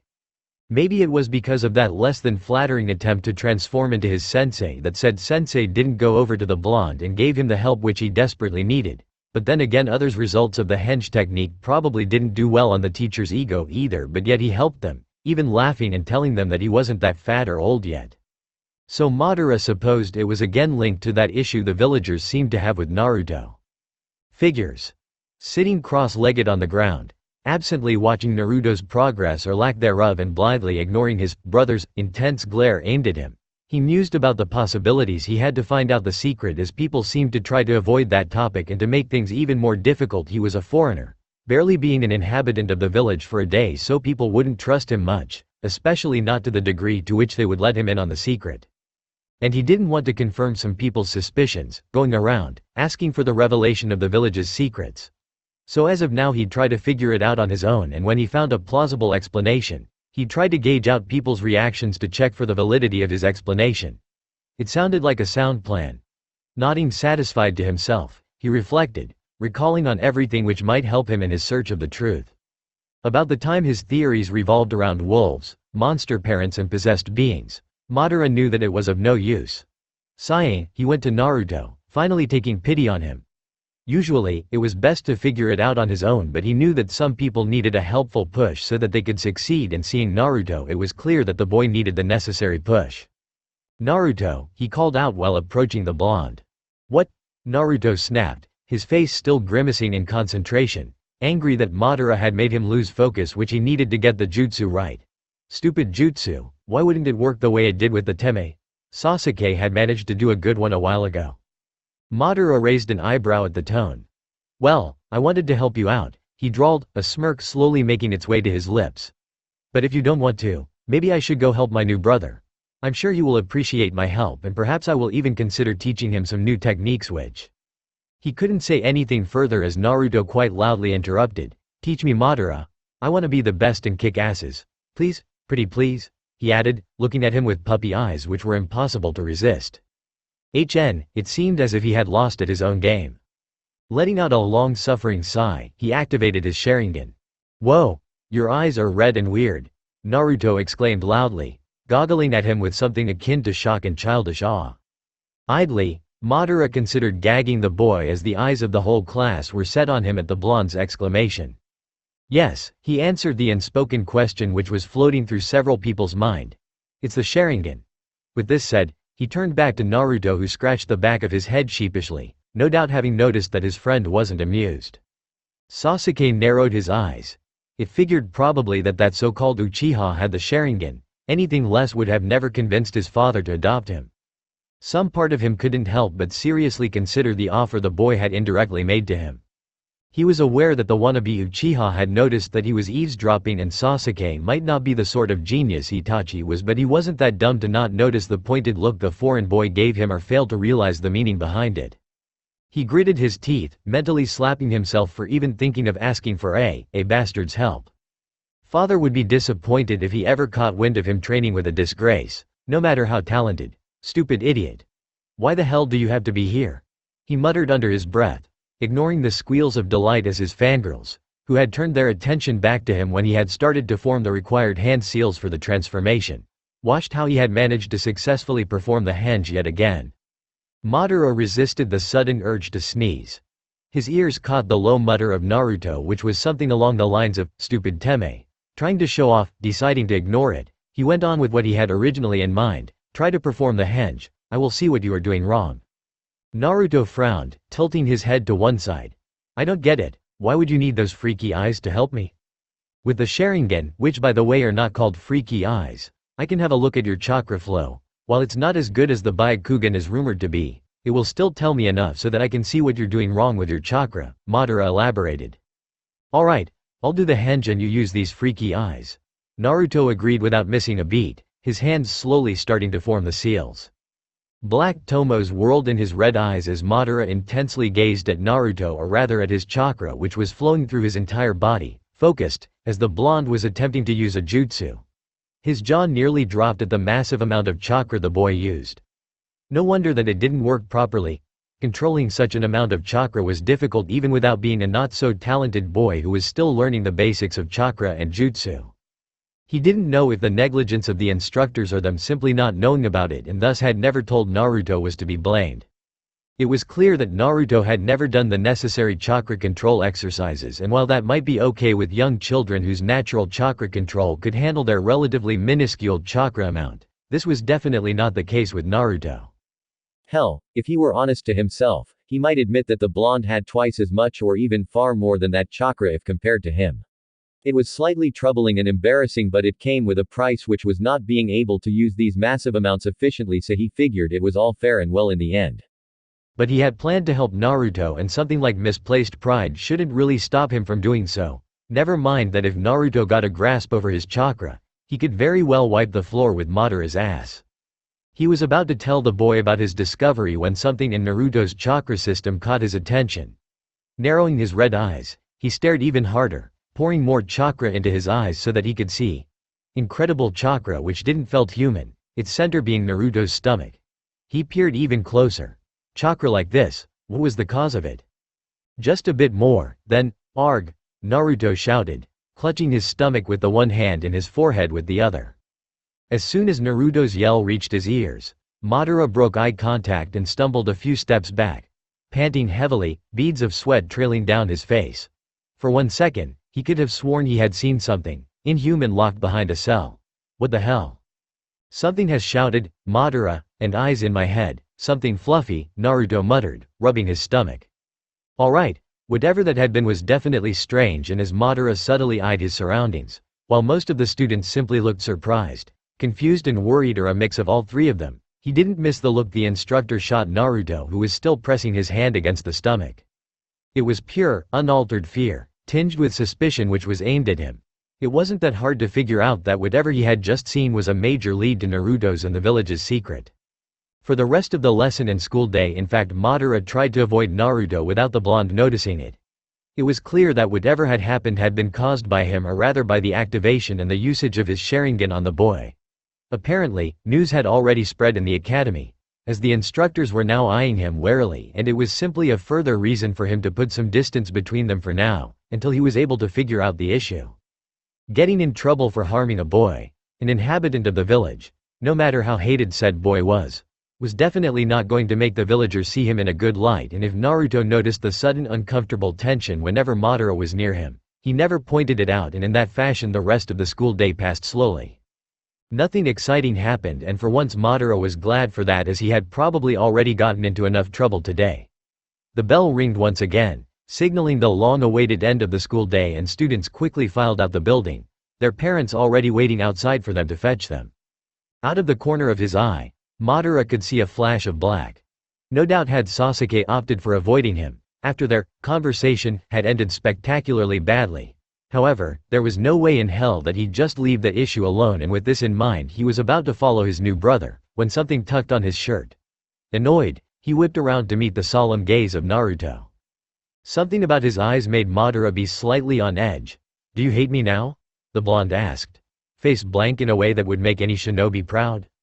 "How did you come to that conclusion?" Madara asked uncomfortably, although he already knew why.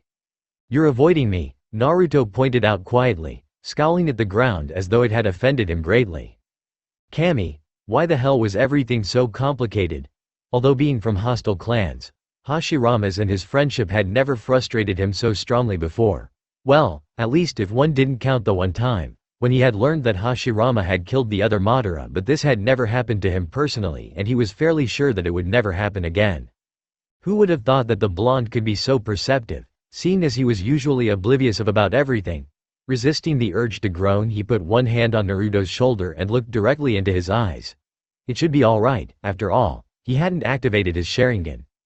"Look, Naruto.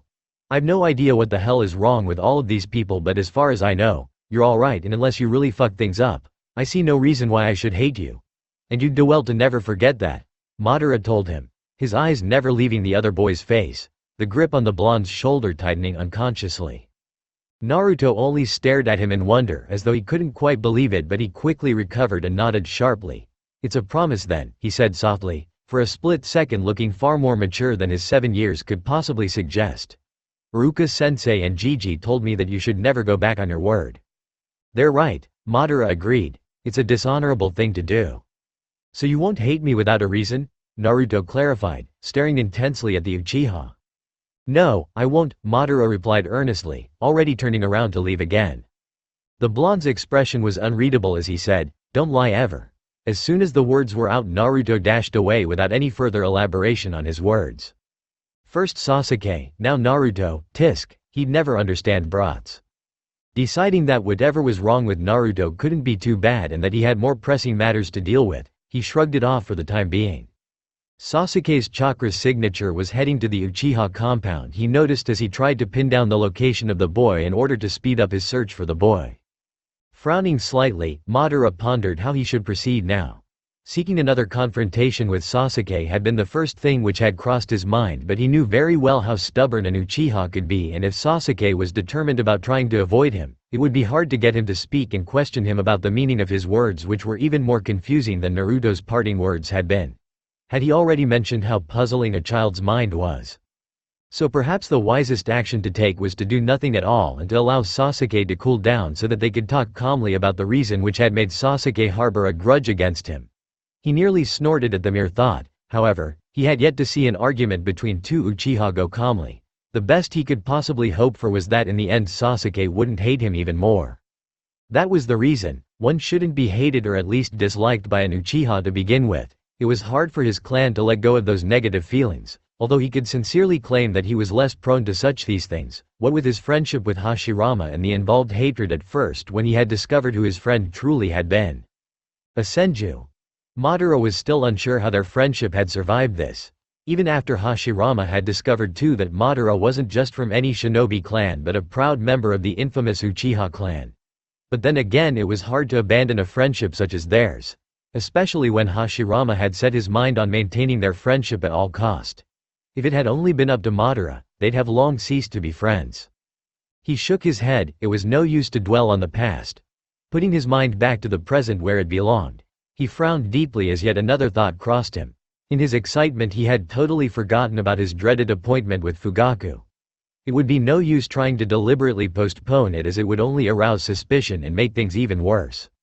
For a moment he toyed with the idea of leaving the village but quickly dismissed it. Even if he did not take the seal, which right now was imperceptible for the eye, into account, he had no clue where he should head. The clan was everything he knew since his birth and loyalty to his clan had been drilled into his head as long as he could remember. Leaving the clan forever, or even betraying it, was something he simply could not imagine doing. And even if he was somehow able to let go of his unshakable clan loyalty, he doubted that he would get far. After all, there was still that tracking seal Fugaku had placed on him to think of. Madara was certain that he would have dozens of ninja on his trail before he had even left the surrounding forests of Konoha, and he didn't trust his skills in Fuinjutsu, which were practically non-existent, enough to attempt to tamper with the seal so that it didn't work properly and thus give him more time to escape.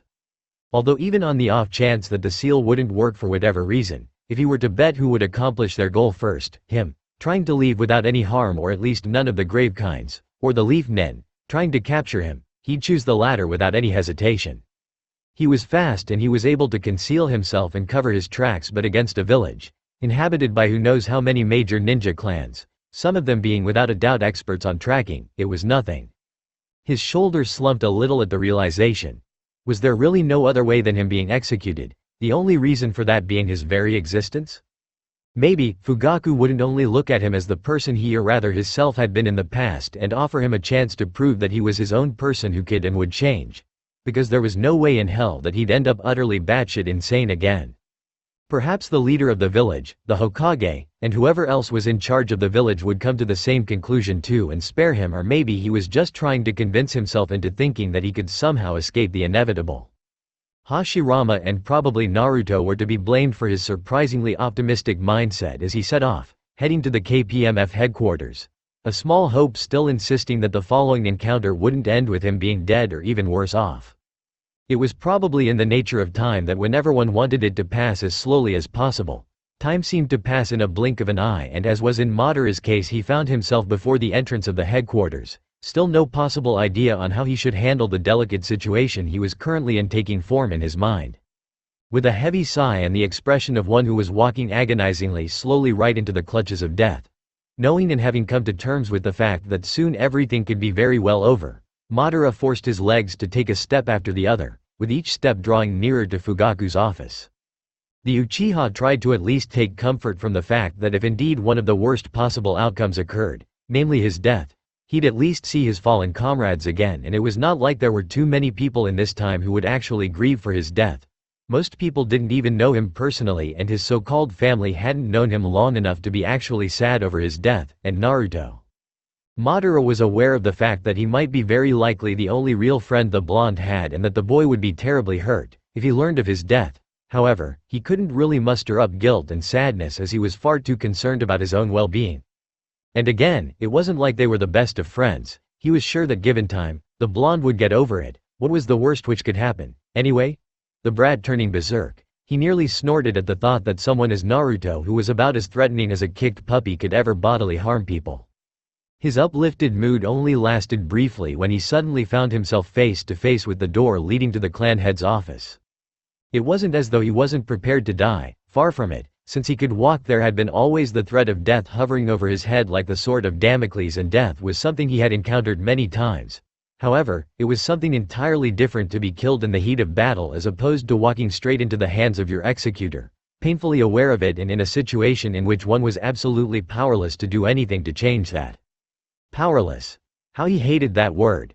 Knocking on the door, and after a low, "Come in," entering the room, he braced himself, taking a deep breath to calm himself.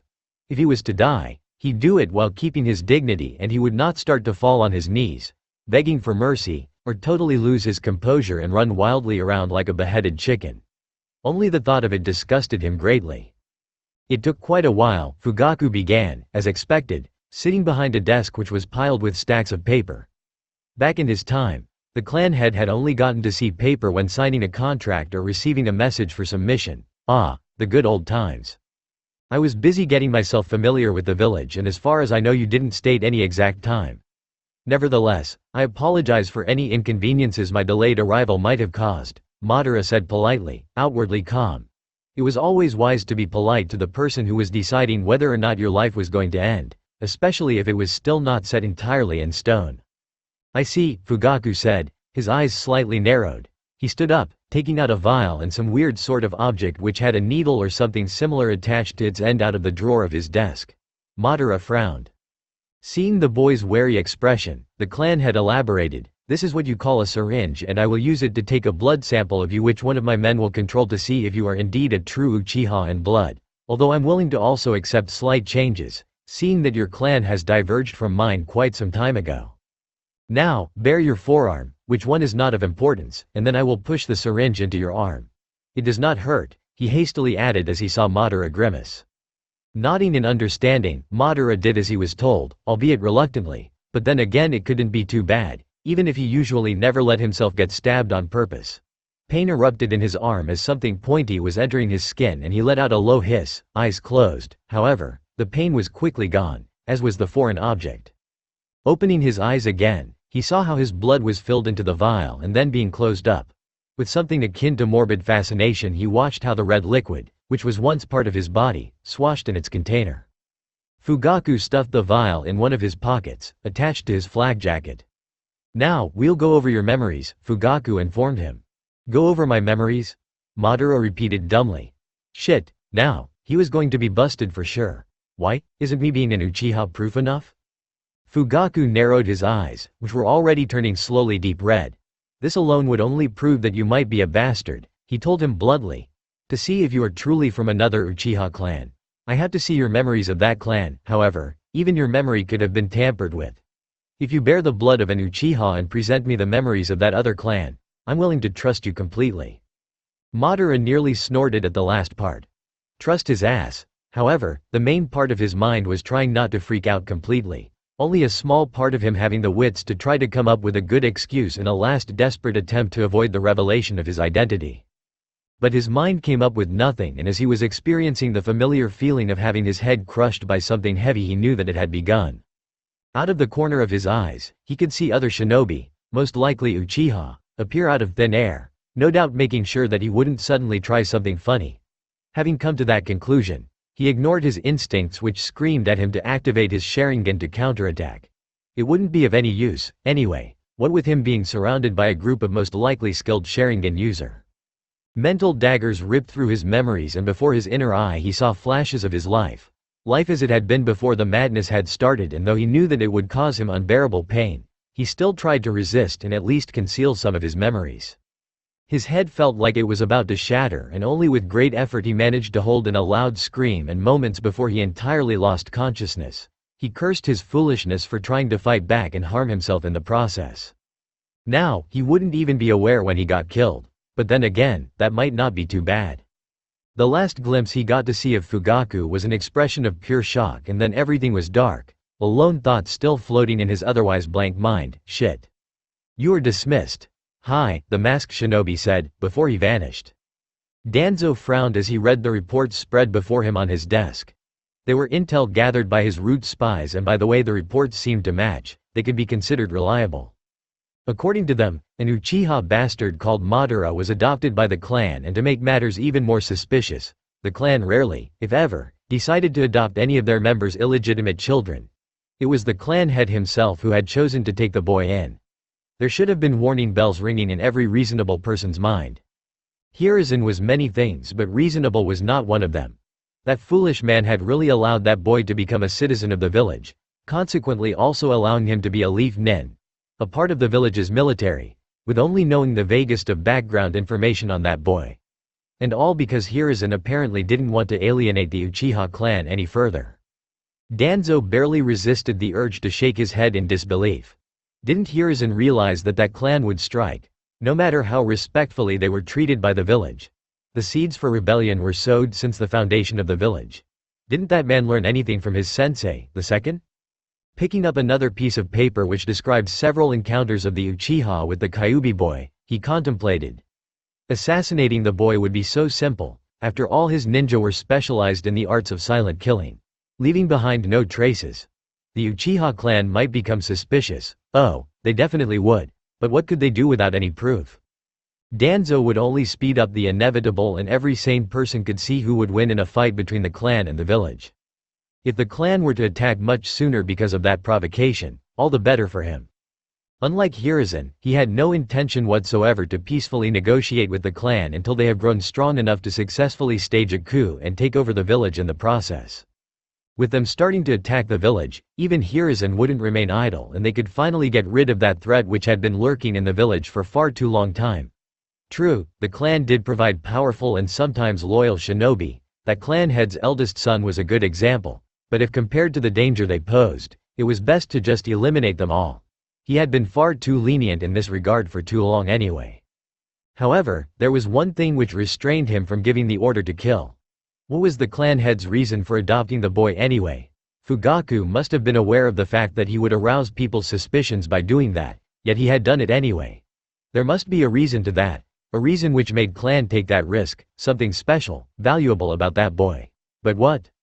Or was he simply reading too much into it? It could also be entirely possible that that boy was Fugaku's offspring, but the Uchiha clan head didn't strike him as that sort of man.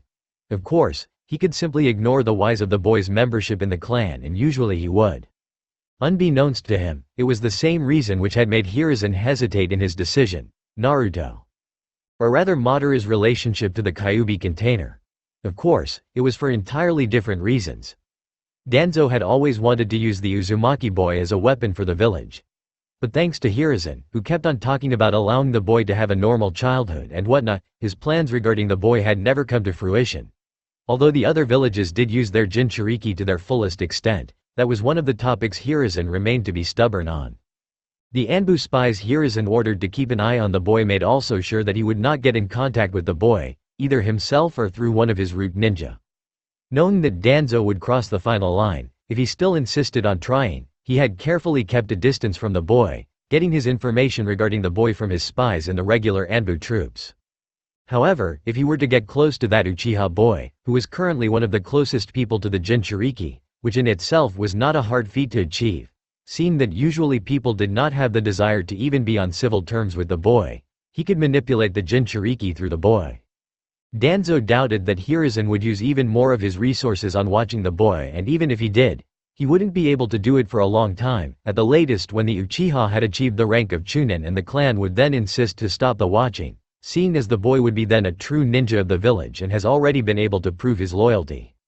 Wanting to resolve conflicts in the most peaceful way possible, Hiruzen would eventually relent. This time, Danzo would use that fatal weakness to his advantage. He'd have to be subtle as to not alert Hiruzen and the boy's Anbu guard, but he had always been a man who had prided himself on his subtlety and efficacy. But whom should he choose to slowly get close to the Uchiha? It would be far too soon to approach him in person, not to mention that the clan's warning bells would immediately ring, if they found out about it. No, he'd use one of his agents, a child of similar age as the boy. He let his gaze travel over the papers as he categorically searched for suitable ninja in his mind. His eyes widened slightly as he finally found the perfect candidate for this job. A boy of 13 years, who, despite the Root's policy to abandon their feelings, was said to be kind and absent-minded but also brash and impatient. Who would have ever thought that one of his ninja would be of use to him because of their emotions still being intact? Danzo allowed a small smile to grace his lips. He'd found the man, or rather the boy, for this mission. "Hio!" he called out. Immediately, a masked man with dark, spiky hair appeared before the root leader.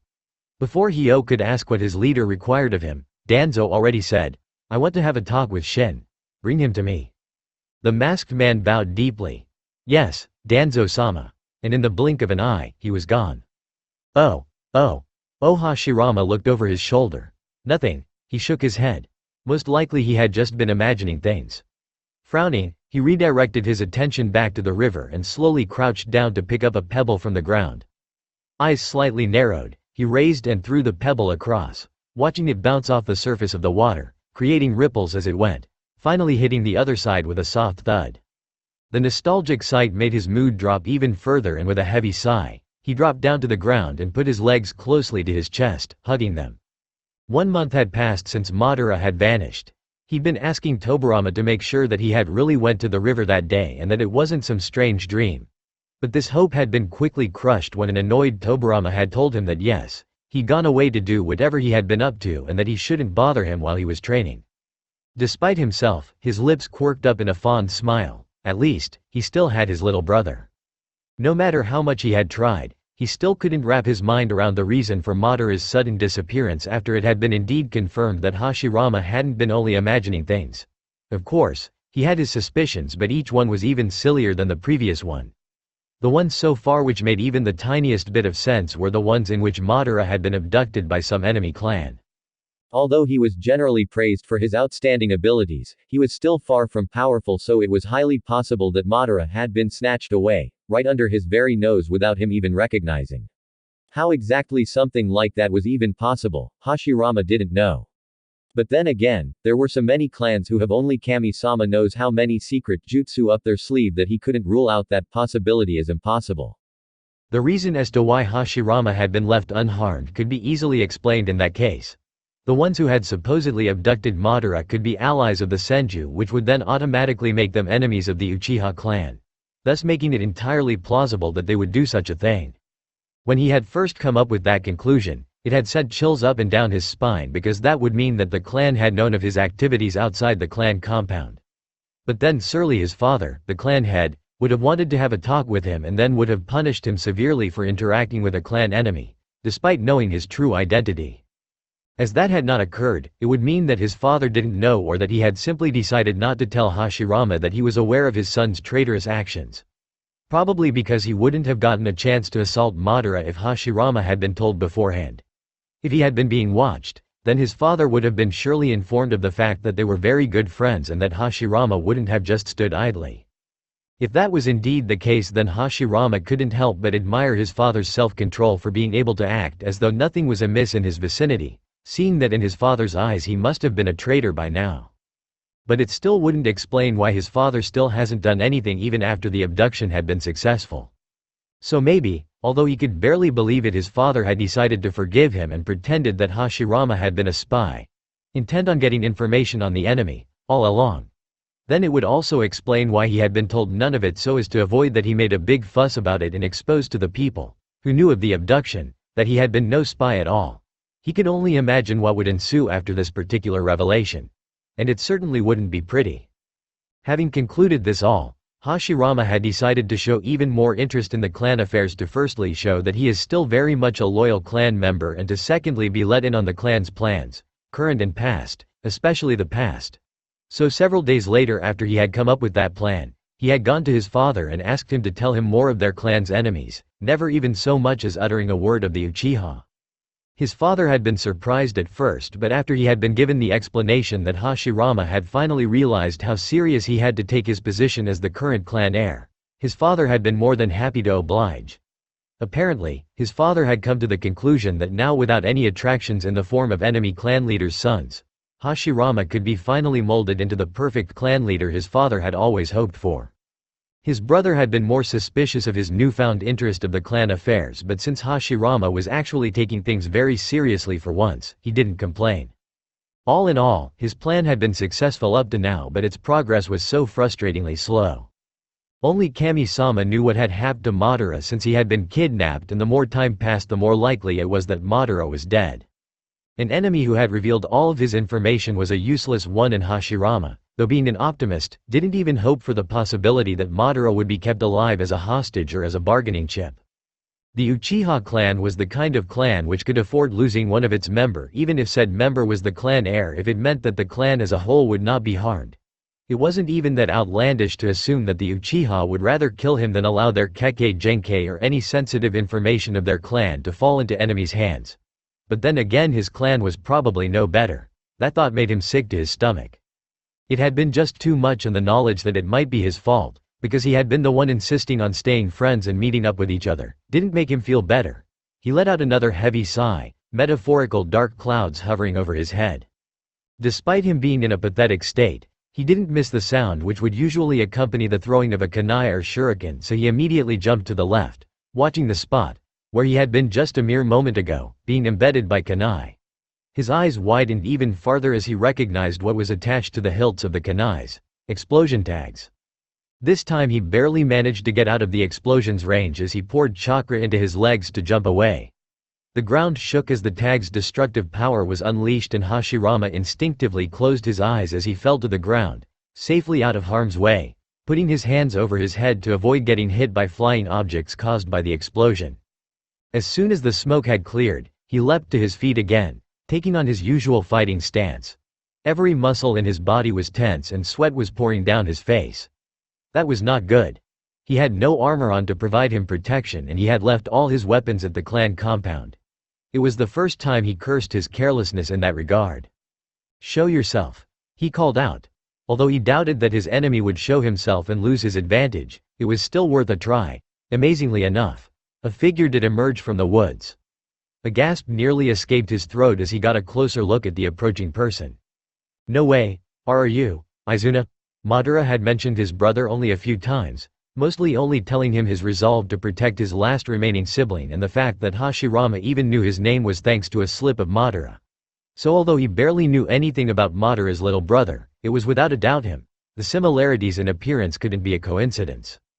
Apparently he had been spot on with his assumption as Izuna narrowed his crimson-red eyes. Was he in possession of the Sharingan? "How do you know that?" he hissed, the grip on his kunai tightening until his knuckles turned white.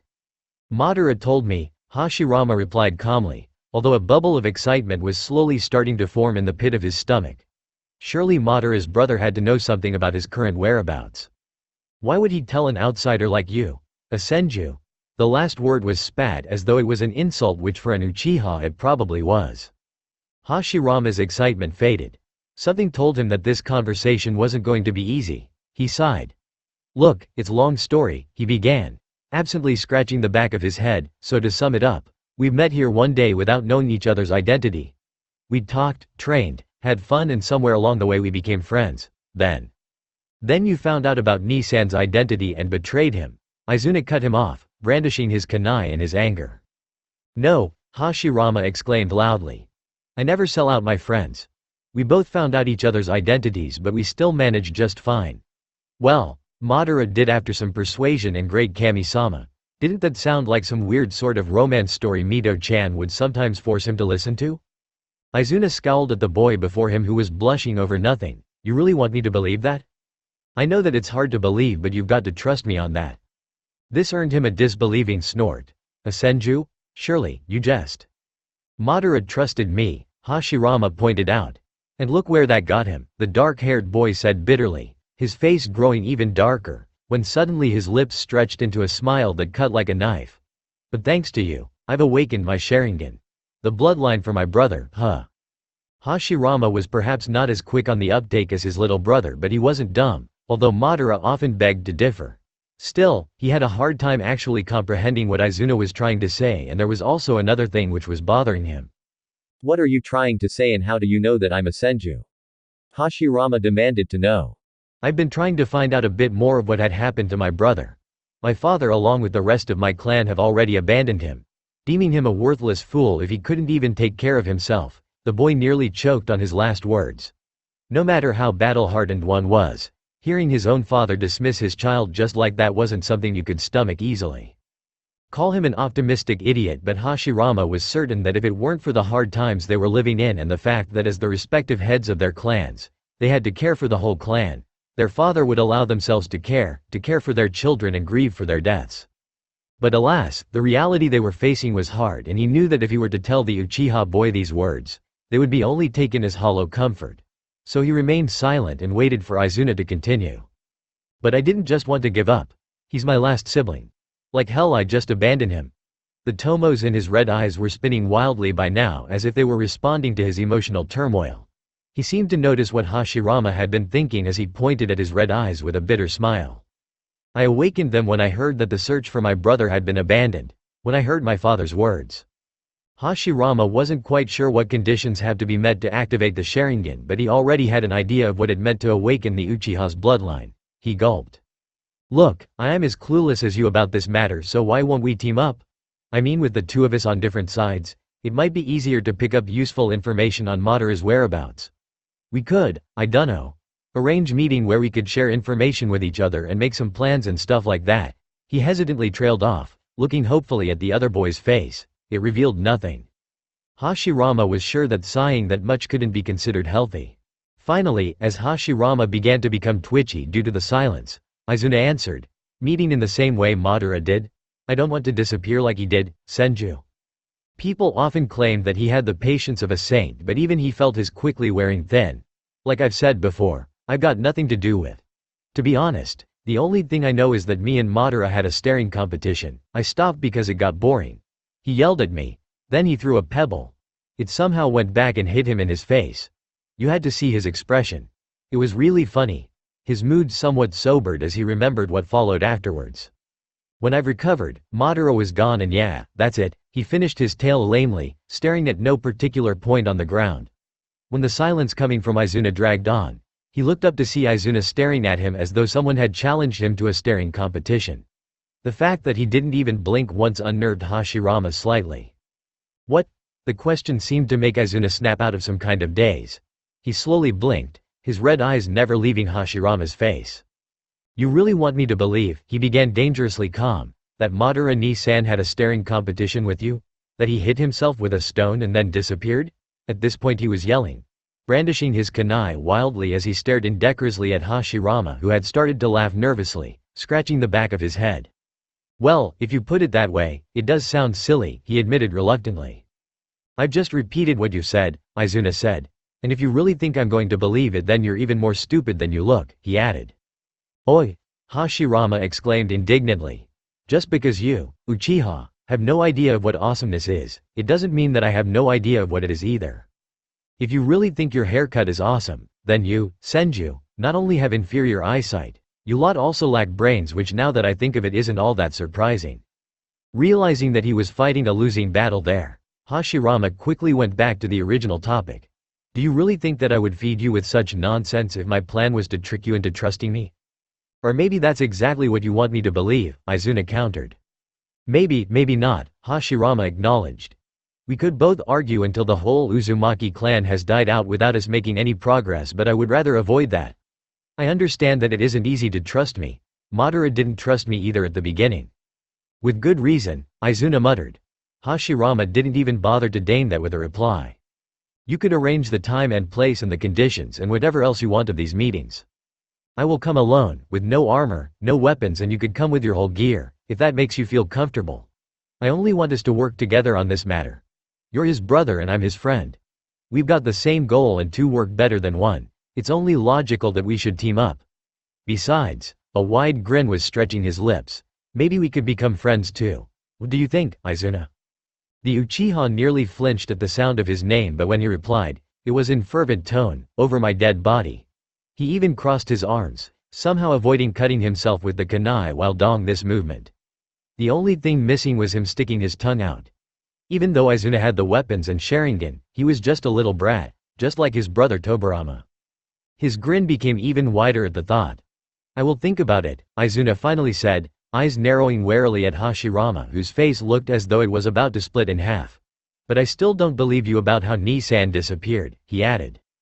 I barely understand what has happened too, Hashirama admitted, grin gone. I suspect that it was some kind of secret jutsu from some clan, but without any reliable information, I can't be too sure. Anyway, you still haven't answered my question.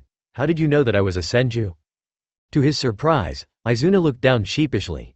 I was searching in the woods for hints about Madara. Then I saw you and decided to observe you." This made Hashirama raise his eyebrows. For him not to detect the Uchiha would mean that Izuna was as good as his little brother in stealth or even better. "You've been muttering and I've overheard something about the Senju and Madara and I've kind of lost it then so I attacked," he explained. "Oh, I see. There wasn't much to add to such a statement. So you actually wanted to talk with me?" "Well," Izuna began, his stiffened posture finally relaxing, "I wanted to interrogate you and then drag you to the Uchiha clan compound for further interrogation. I mean, there was a big chance that I would succeed since you've got no weapons or armor and I've got my Sharingan. But you don't actually plan on doing it now, or later, right?" Hashirama asked cautiously. If possible, he'd rather avoid fighting with Izuna. Izuna shrugged. "It depends." Hashirama frowned. "On what?" "It depends on whether I'll actually find out more about Madara or just end up being gagged and tortured somewhere with my brother." "But then you would have found out your brother's whereabouts," Hashirama joked. A death glare silenced him and Kami-sama. The Sharingan could be even more frightening than he had thought, even if said death glare came from a boy as old as his little brother. "I was only trying to lighten up the mood," Hashirama muttered, face darkened and shoulders slumped forward. "You obviously failed miserably at that," Izuna noted, eyebrows raised at the pathetic sight before him. "Are you really a friend of Nisan? I can't imagine him, well, hanging out with you." "What?"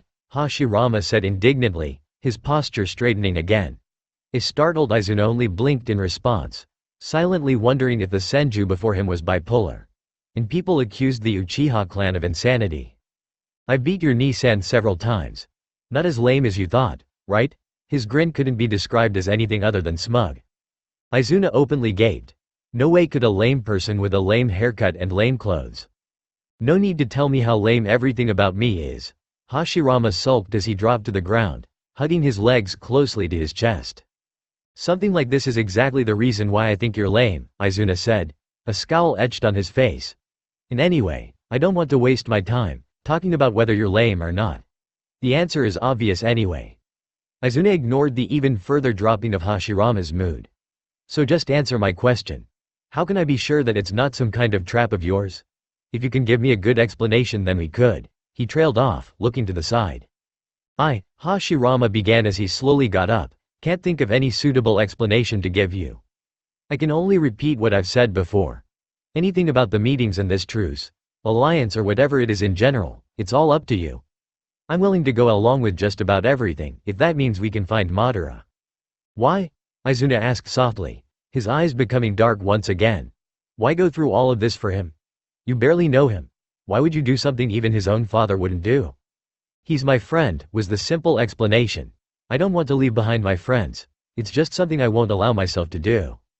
After this declaration they lapsed into silence, although it didn't necessarily feel tensed or awkward, in fact it felt nice, peaceful. He let himself drop to the ground again and stared at the skies above him. Soon enough, he could see movement out of the corner of his eye and he turned his head to watch Izuna plop down beside him. They stayed like that a while until Izuna decided to break the silence. "How about we meet on top of that cliff not far from here?" Izuna quietly suggested. At some point of time he had closed his eyes, probably in order to let his eyes rest from the strain of his newly awakened Sharingan. The cliff. Something inside of Hashirama clenched as he remembered that at that particular spot their dream of founding a village had started. Besides, it will be easier to spot any enemies from such a high point, Izuna went on, ignorant of Hashirama's sudden sullen mood. "You really are paranoid, do you know that?" Hashirama asked, raising one of his eyebrows. "Runs in the family, I suppose," Izuna joked, shrugging, absently wondering when exactly he had become so at ease with that Senju boy. Hashirama turned to wholly face the boy beside him. "What led to that sudden change of heart?" "Not that I mind or anything," he trailed off, looking expectantly at Izuna who in response shrugged once again. "I've realized that you don't mean me or my clan any harm as of now, so I'm willing to cooperate with you." Hashirama tried his hardest not to grin too obviously at the near slip. He could understand though, something like trust wasn't something you could give easily to any person, not as a shinobi. "And," Izuna continued, making Hashirama's attention snap back to their current conversation, "I've remembered something Ni-san told me a while ago. He said that if you want to become stronger, you've got to take risks, that if you want to gain something, you have to be willing to lose something." He sounded a bit like Otto-san but I think what he said was right. So in order to find Ni-san, I'm willing to bet my life on it." Izuna, Hashirama was at a loss for words. It wasn't every day that you saw such devotion and loyalty to a single person and not a clan. "What I've been wondering about though is, well, how do you know that I'm not going to do something?" Izuna asked curiously, that had been bothering since Hashirama had proposed that alliance. It didn't take long for Hashirama to reply. "I don't. That's why I told you that I trust you," he said. "I see." Izuna slowly got up, taking a glance at the altitude of the sun. "It's gotten late. We'll meet in 1 week at the cliff. I'm on a mission tomorrow." Quickly, Hashirama tried to recall if he had to go on any missions anytime soon and came up with nothing. All right, it's settled then. He could only hope that his father wouldn't assign him to any missions until then. If he did, Hashirama would have to finish it quickly. Izuna nodded before he started to sprint off, and as Hashirama watched the Uchiha leave, he couldn't help but feel that perhaps the future didn't seem all that bleak as he had originally thought, despite his plans for the future. Somehow, he had befriended yet another Uchiha, even though they hadn't started on the best terms, one of them believing the other to be responsible for his brother's abduction. It was a proof that an end to the war was possible, that the Senju and Uchiha could join hands. And with the prospect of such a bright future, a future of peace, Hashirama found himself grinning all the way back to the compound, and even after he had been questioned by his brother and father about what he had been up to. Yes, he might be an optimist and an idealist, but it seemed that in the not-so-far future he'd have any reason to be. Oh, there weren't many people Naruto could ask for advice. Asking other children was out of an option. As loath as he was to admit it, he needed an adult's advice for this case, and he doubted anyway that the other children were even willing to help him. The number of adults who didn't despise him could be counted with one hand. There was Gigi, but he was always so busy and he somehow didn't feel like bothering him with this kind of problem. Then there were the Anbu guards who were always watching him, but as far as he knew they'd only talk if it was absolutely required, and he didn't know if his problem warranted that. There was also Iruka sensei. He was the only teacher Naruto felt comfortable enough with to ask about jutsu and all kinds of other ninja stuff. But he was still a teacher, and asking teachers something, especially if it wasn't school-related, was never a good thing. He knew that from experience. He wasn't quite sure if the same could be said about Iruka sensei, but better be safe than sorry, or at least it was something along these lines that the teachers always kept telling the students. Be cautious or otherwise you'll fail the mission, blah blah blah. With all these people being out for various reasons, that only left 2 certain people. This is why Naruto found himself sitting on a stool, waiting for a bowl of his beloved miso ramen to be placed before him. "You seem troubled, Naruto-kun," Ayame noted as she placed the steaming bowl of ramen before the blonde. "Itadakimasu," Naruto exclaimed loudly, clapping his hands together. In a blink of an eye, he had already started slurping down the ramen at an alarming speed. "Naruto, who ought?" he asked, looking up from his bowl, mouth full. "Don't ignore me, Naruto-kun. It's not very nice, and don't talk with your mouth full," Ayame chided. He gulped down the ramen before he replied, sheepishly scratching the back of his head, "Sorry." Tucci, who was standing in the kitchen, preparing more miso ramen for Naruto, let out a booming laugh. "Ayame, you're acting as if you're his mother. Give the poor boy a break." I didn't mean to patronize him. I just think it's important that he knows such things," Ayame defended herself, her face slightly flushed. "I don't mind," Naruto said with a grin, placing the chopsticks on top of the bowl. "Seconds, please." "Here we go," Tucci said as he replaced the empty bowl with a new one filled with delicious miso ramen plus roasted pork fillet, Naruto's favorite. "But I'm curious myself. I can tell that something is bothering you, Naruto. So tell us. There is no better way to get rid of one's worries than sharing them with other people over some good ramen." Grinning, the blonde began to tell them about his problem. He knew it had been a good idea to ask them. People who were able to make such amazing food could surely help him. "I've got a problem." "A problem?" Ayame asked, worried, not even bothering to work at all. Even Tucci had redirected nearly all of his attention on Naruto, his trained hands being able to make ramen even without him being totally into it. "I've got a friend," Naruto blurted out. He was never one to beat around the bush. Usually, whenever Naruto would make such a declaration, it would be accompanied by a loud yell and a huge grin. For Naruto to say it so calmly and with such a pensive expression, the duo wasn't quite sure what to think of that. "Naruto-kun, is that friend of yours one of those kinds?" Ayame carefully inquired. She and her father had heard enough tales of Naruto's supposed friends. Most of the times it had been simply some sorts of misunderstandings, but once in a while there was someone who would try to get close to the boy to do something harmful to him. Luckily, the Anbu had always been able to intervene quickly before something could happen. Still, only the remainder of it made her feel that homicidal urge to stab all the people who could still think that Naruto was a demon, even after befriending him, in their face. Naruto grimaced, which only served to fuel her anger. She wasn't exactly a mother hen per se, but she also wasn't the kind of person who could stay unaffected when hearing such terrible things happening to an innocent little child. Not really, Naruto muttered, looking down. Ayame waited patiently for Naruto to continue, and she could hear how her father ceased the cooking to actively join in the conservation. Seeing that Naruto didn't seem to be hungry anymore, a sign showing how severe things were. When Naruto looked up again, his face was scrunched up in deep contemplation, a rare sight indeed. It wasn't like the boy was dumb, far from it, but he wasn't exactly a deep thinker person either. No, Naruto finally said, frowning, that's the problem. I think he's a friend and I don't know what to do. I never had a friend. I see some children doing some stuff with their friends, but when I do that, they look at me like I did something wrong. And then the adults say that it's dangerous to play with me. So is something gonna happen if I play with Madara too much? What if I do something and Madara looks at me like I did something wrong? What if he's going to hate me like all the other people? What? Naruto! Ayame yelled, making Naruto stop, who had become more hysteric the more he talked. When he heard the yell, Naruto seemed to be freeze, horrified at what he had been just saying. He hadn't intended to say that much. As warm arms slowly enveloped him in a tight hug, Naruto barely managed to refrain himself from flinching. It felt warm and comfortable, like Gigi's and Madara's hugs. He knew that other boys his age complained when their mother hugged them, deeming such displays of physical affection for toddlers. But he wouldn't mind getting called a baby if it meant that he could feel so warm and comfortable more often. He snuggled even deeper into her embrace, allowing himself a soft smile. He tensed slightly as he suddenly felt a hand grabbing his shoulder, but he immediately relaxed when he recognized whom the hand belonged to. Tucci patted him on the shoulder. You know what? Why don't you bring along the fellow with you the next time? We could give you some tips after we've met him personally, Tucci suggested, trying his best not to sound too skeptical of his own plan. He really didn't know what to think of Naruto's so-called friend, and judging by his daughter's face, Ayame wasn't too sure either. However, his doubts quickly vanished as he saw Naruto's face brighten up at the suggestion. That's awesome, Datbeo, right. I'm gonna go find Madara and then we're gonna to eat all together. And like a little whirlwind, he was out of Ayame's embrace, and a moment later the father and his daughter could only see Naruto's little figure in the distance.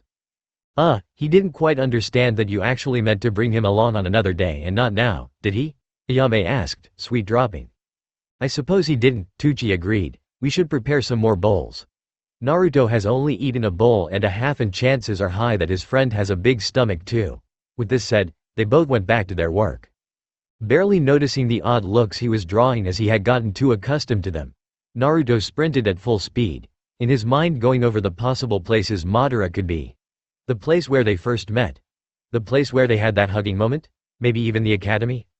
He was just going to go to all places, Datbeo. Having made up his mind, he turned the corner to go to the nearest place where Madara could be. His eyes widened as he saw a person standing in his way, but it was already too late to stop, and he and that person collided, sending the blonde sprawling to the ground. Are you alright? A voice somewhere over Naruto asked. He slowly blinked, rubbing his forehead. The person he had bumped into before had gray hair and was about Madara's age. Currently, he was looking worriedly at Naruto, his hand outstretched. Naruto couldn't help but stare at it for a short while before he finally managed to pull himself together and hesitantly grab the hand which pulled him up to his feet again. Originally, he had just intended to continue running and to ignore the snide remark which had been sure to follow. But it turned out that the person he had crashed into was actually alright, and Naruto would sort of feel bad if he just left without another word. Thanks, Naruto finally managed to say. He wasn't used to thanking strangers. The boy smiled in response. It's alright. What's with the hurry? I've gotta find a friend, Naruto told him, slowly feeling himself getting impatient. That boy was nice and all, but he really wanted to continue searching for Madara. What's the name of that friend of yours? The boy continued his questioning. Madara, Naruto told him shortly, already starting to slowly edge away. He halted when he saw an odd expression cross the boy's face at the sound of the name. But it was gone in an instant, making Naruto unsure whether he had been imagining things or not. Shaking his head slightly to clear it, he addressed the boy. Yes, I really want to go search for him now, so see y'all later. A hand tugged at his shirt as he turned to bolt off. Annoyed, he turned around once again to face the boy.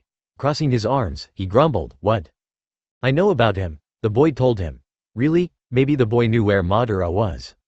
"Yeah, he's pretty known in the village by now. Have you already looked for him at the Uchiha compound? If rumors are correct, he's been adopted into the clan, so that's most likely the place he's staying at," the gray-haired boy suggested. "No, I didn't," Naruto admitted. He didn't know how to explain it, but the thought of going to the Uchiha compound made him feel uncomfortable. The Uchiha were a weird bunch, and actually going to the place where all those strange people lived. One of his classmates had once said that girls had cooties or something like that, and that if you get too close to them you'd catch it. Was the Uchiha's weirdness contagious? He didn't want to be thought of as even weirder by the villagers? The other boy must have noticed Naruto's discomfort as he proposed, "How about I accompany you to the compound?" Naruto's eyes narrowed warily. People helping him that readily usually had something bad in mind. However, this time he took a closer look at the person's face. Someone had once said that a person's face showed what the person was thinking. Even though he sucked at that, he was willing to give it another try. The person's lips were stretched into a genuine smile. Actually, everything about him felt genuine. Something inside him told him that he could trust that person, and absently, Naruto wondered if he had managed in succeeding reading expressions for the first time. He couldn't dwell too long on that though, as his attention snapped back to the boy who was waving a hand before Naruto's face. "Oi, don't just fall asleep. Do you want me to help you?" he asked once again. "Yeah, hopefully, he wasn't going to regret it." "Great," the boy said, obviously satisfied for some reason. "Then let's go. I'm Shin, by the way." "I'm Naruto, Datbeo," except for the slight widening of his eyes. Nothing at all indicated that Shin was affected in any way by that new piece of knowledge. Naruto found it strange that Shin didn't know him beforehand, seeing that apparently everyone in the village knew him by appearance. Maybe that Shin guy didn't go out often, the blonde mused. His line of thought was interrupted as Shin took Naruto's hand and began to drag him on, though it wasn't in a harsh manner. "What are you doing?" Naruto asked, trying to get his hand out of Shin's grip. "Well, I always held Sai's hand. He's about your age and he seemed to like it," Shin explained. "But I'm not that weird Sai guy," Naruto protested, having finally managed to disentangle his hand out of Shin's. Shin sighed. "No, I suppose, you're not. Anyway, we should probably hurry." "That's what I want to do the whole time, Datbeo," Naruto yelled as he shot off, leaving Shin in the dust. "Hey, wait up, blood." Strangely enough, that was the first thought which crossed Madara's mind as he blinked his eyes open and slowly sat up. Bars were the sight which greeted him, and for a while he was only able to dumbly stare at them as though they were a concept too alien for him to comprehend. "Finally woke up, eh?" a voice said. Slowly, Madara turned his head to where he supposed the origin of the voice had come from. Shisui. He was leaning against a wall, posture relaxed, and a lazy smile tugging at his lips. But there was something hard and sharp in his dark eyes which told Madara that he had to be cautious. "Shisui," he croaked. His throat felt hoarse and dry, and something was continuously hammering inside his head, like an annoying, little pulse. "The only," Shisui said, grinning wildly as he approached Madara and lowered himself so they saw each other face to face. "You sure gave the clan the shock of their life," he chuckled. "Why are you here? Where am I? What, ha ha?" His voice broke off, prompting Shisui to flicker away and reappear fairly quickly, in his hand holding a cup of cold water. "Come closer," Shisui ordered, and reluctantly, Madara obeyed, the promise of wet, cold water making him swallow the rest of his pride. "Now open your mouth and raise your chin," Shisui told him, when Madara's face was practically pressed against the bars. He did so, and soon enough he was rewarded as he felt water filling his mouth. His throat seemed to be singing in joy as he swallowed, and seconds ticked away as he emptied the cup until there was not a drop of water left. Carefully, Shisui placed the now empty cup on the ground, his eyes never straying away from Madara's face. "You know," he began, looking strangely fascinated. "If someone had told me that I'd be practically babysitting Uchiha Madara, well, I'd have probably laughed my ass off. Life's strange as that, I suppose." Blinking the sudden surge of tiredness in his eyes away, Madara slowly asked, "What do you mean?" He felt strange. His body felt numb, his mind blank, and even the act of breathing seemed to be too tiring for him. In a slightly more fervent tone, he added, "What have you done to me?"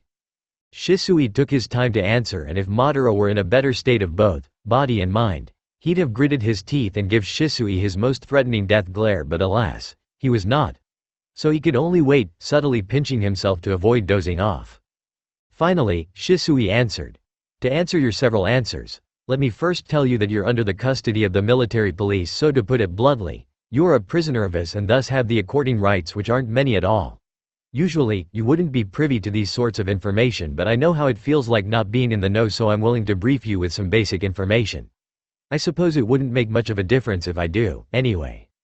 First of all, you're in the KMP's prison, as you might have guessed. Usually we would put prisoners of your caliber in the high security prison, but they fall under the responsibility of the INT department of Konoha, and we, the Uchiha clan, would rather avoid letting anyone know of our discovery. Discovery? Madara repeated, barely able to grasp on the meaning of Shisui's words. Yeah, our discovery, Shisui confirmed. Something flickered in Shisui's eyes and Madara unconsciously backed away at the sudden killing intention emitting from the shinobi before him, eyes widening as he observed the change of eye color from black to red. Care to tell me how Uchiha Madara, esteemed ancestor of mine, is locked away in this cell, when he's supposed to be dead for a century? And do tell me how you got your hands on that child body. I hope that you've not possessed the body of an innocent child. The silence coming from Madara didn't deter Shisui in the slightest as he fired off another set of questions. Have you been alive the whole time? How did you survive? If history books are to be believed, you should have been killed by Senju Hashirama-sama. When have you gotten your hands on a young, physical body? Are you behind the Kyuubi's attack? The word, Kyuubi, made something inside of Madara boil, and having momentarily fought off the haze which was clouding his mind, he fiercely demanded to know, Kyuubi? What do you mean? How the hell am I supposed to be behind its attack? Everyone knows that Uchiha Madara was able to control the Kyuubi with his eyes. His fight against the Shodai confirmed that. The Kyuubi showed up out of nowhere in the middle of the night, 7 years ago.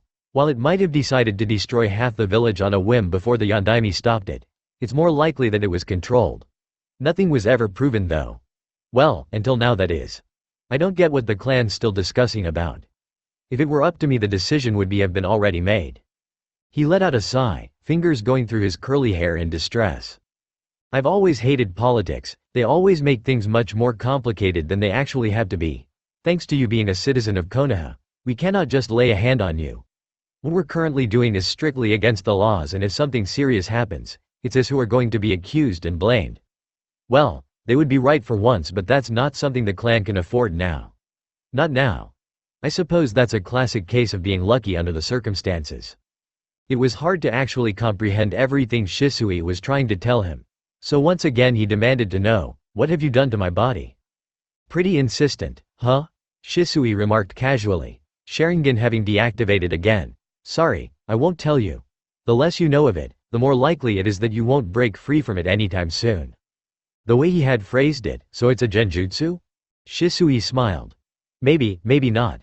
It could be just me messing around with you, you know? If Madara hadn't been in such a terrible condition, he'd have objected, threatening him to tell him everything. The pain in his head seemed to duplicate. With a groan, he let himself drop to the ground again. You're feeling pretty shitty right now, eh? Shisui asked, his grin belying any possible signs of worry. Mustering up what little strength he had left, Madara gave him his most scaring glare, which only made Shisui chuckle. I suppose you do. That thing was specifically created for that purpose, to make its victim feel like that. Well, one last question and I will stop bother you. You don't seem to be in the right condition for an interrogation anyway. What exactly was going on in your mind when you put Fugaku-san and the rest of the officers under a genjutsu, using your Mangekyo? His eyes narrowed, eyes shifting into the Sharingan once again. Well, I can understand that you might not want to be exposed, not being exactly welcomed in Konoha and all. So I can understand that you might want to deceive them, giving them false memories of your past while they're under the influence of your jutsu so that no one would be suspicious. I mean, even the most paranoid Uchiha wouldn't suspect you of putting all of the Uchiha present during that process under a genjutsu. That's not possible after all, unless you have the Mangekyo Sharingan, and who in his right mind would ever think that little Madara-kun is in possession of something like that, even if the name is a tad bit, well, suspicious.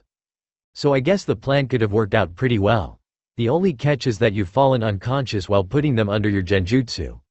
Because of that we were able to arrest you and render you as harmless as possible while you were knocked out for like 2 hours. You're sort of stupid for not making absolutely sure that your new body can handle the strain of using the Mangekyo, you know?" He finally fell silent, a small amused smile tugging at his lips. Absently, Madara wondered why the hell Shisui was giving him so much information when he was wholly aware that right now he wouldn't be able to process half of it anyway. The only thing it did was to make Madara's headache grow stronger because of all the thinking he had to do to at least get the most vital parts of Shisui's long-winded explanation. Maybe, that was exactly why Shisui was doing it.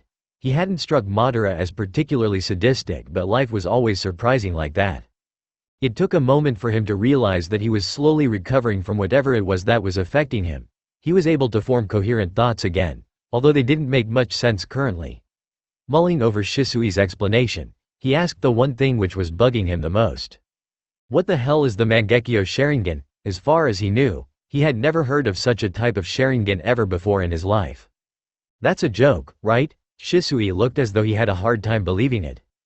Geez, I'm not lying, but of course, I could trick you into thinking that I'm saying the truth with those special eyes of mine, Madara scoffed, only belatedly realizing that perhaps it wasn't exactly wise to show Shisui that he had already recovered to the point of being able to talk normally.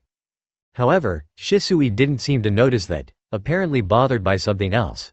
That's strange, you actually seem to be telling the truth. How's that possible, to be in possession of the Mangekyo but not having a clue about what it is? I didn't even know that I was in possession until you just told me, Madara said. And I also wasn't even aware of the fact that I had been using it. So you're trying to tell me that you just unknowingly put Fugaku-san and several of the present officers under an A-, perhaps even S-level genjutsu? Shisui asked, raising his eyebrows in disbelief.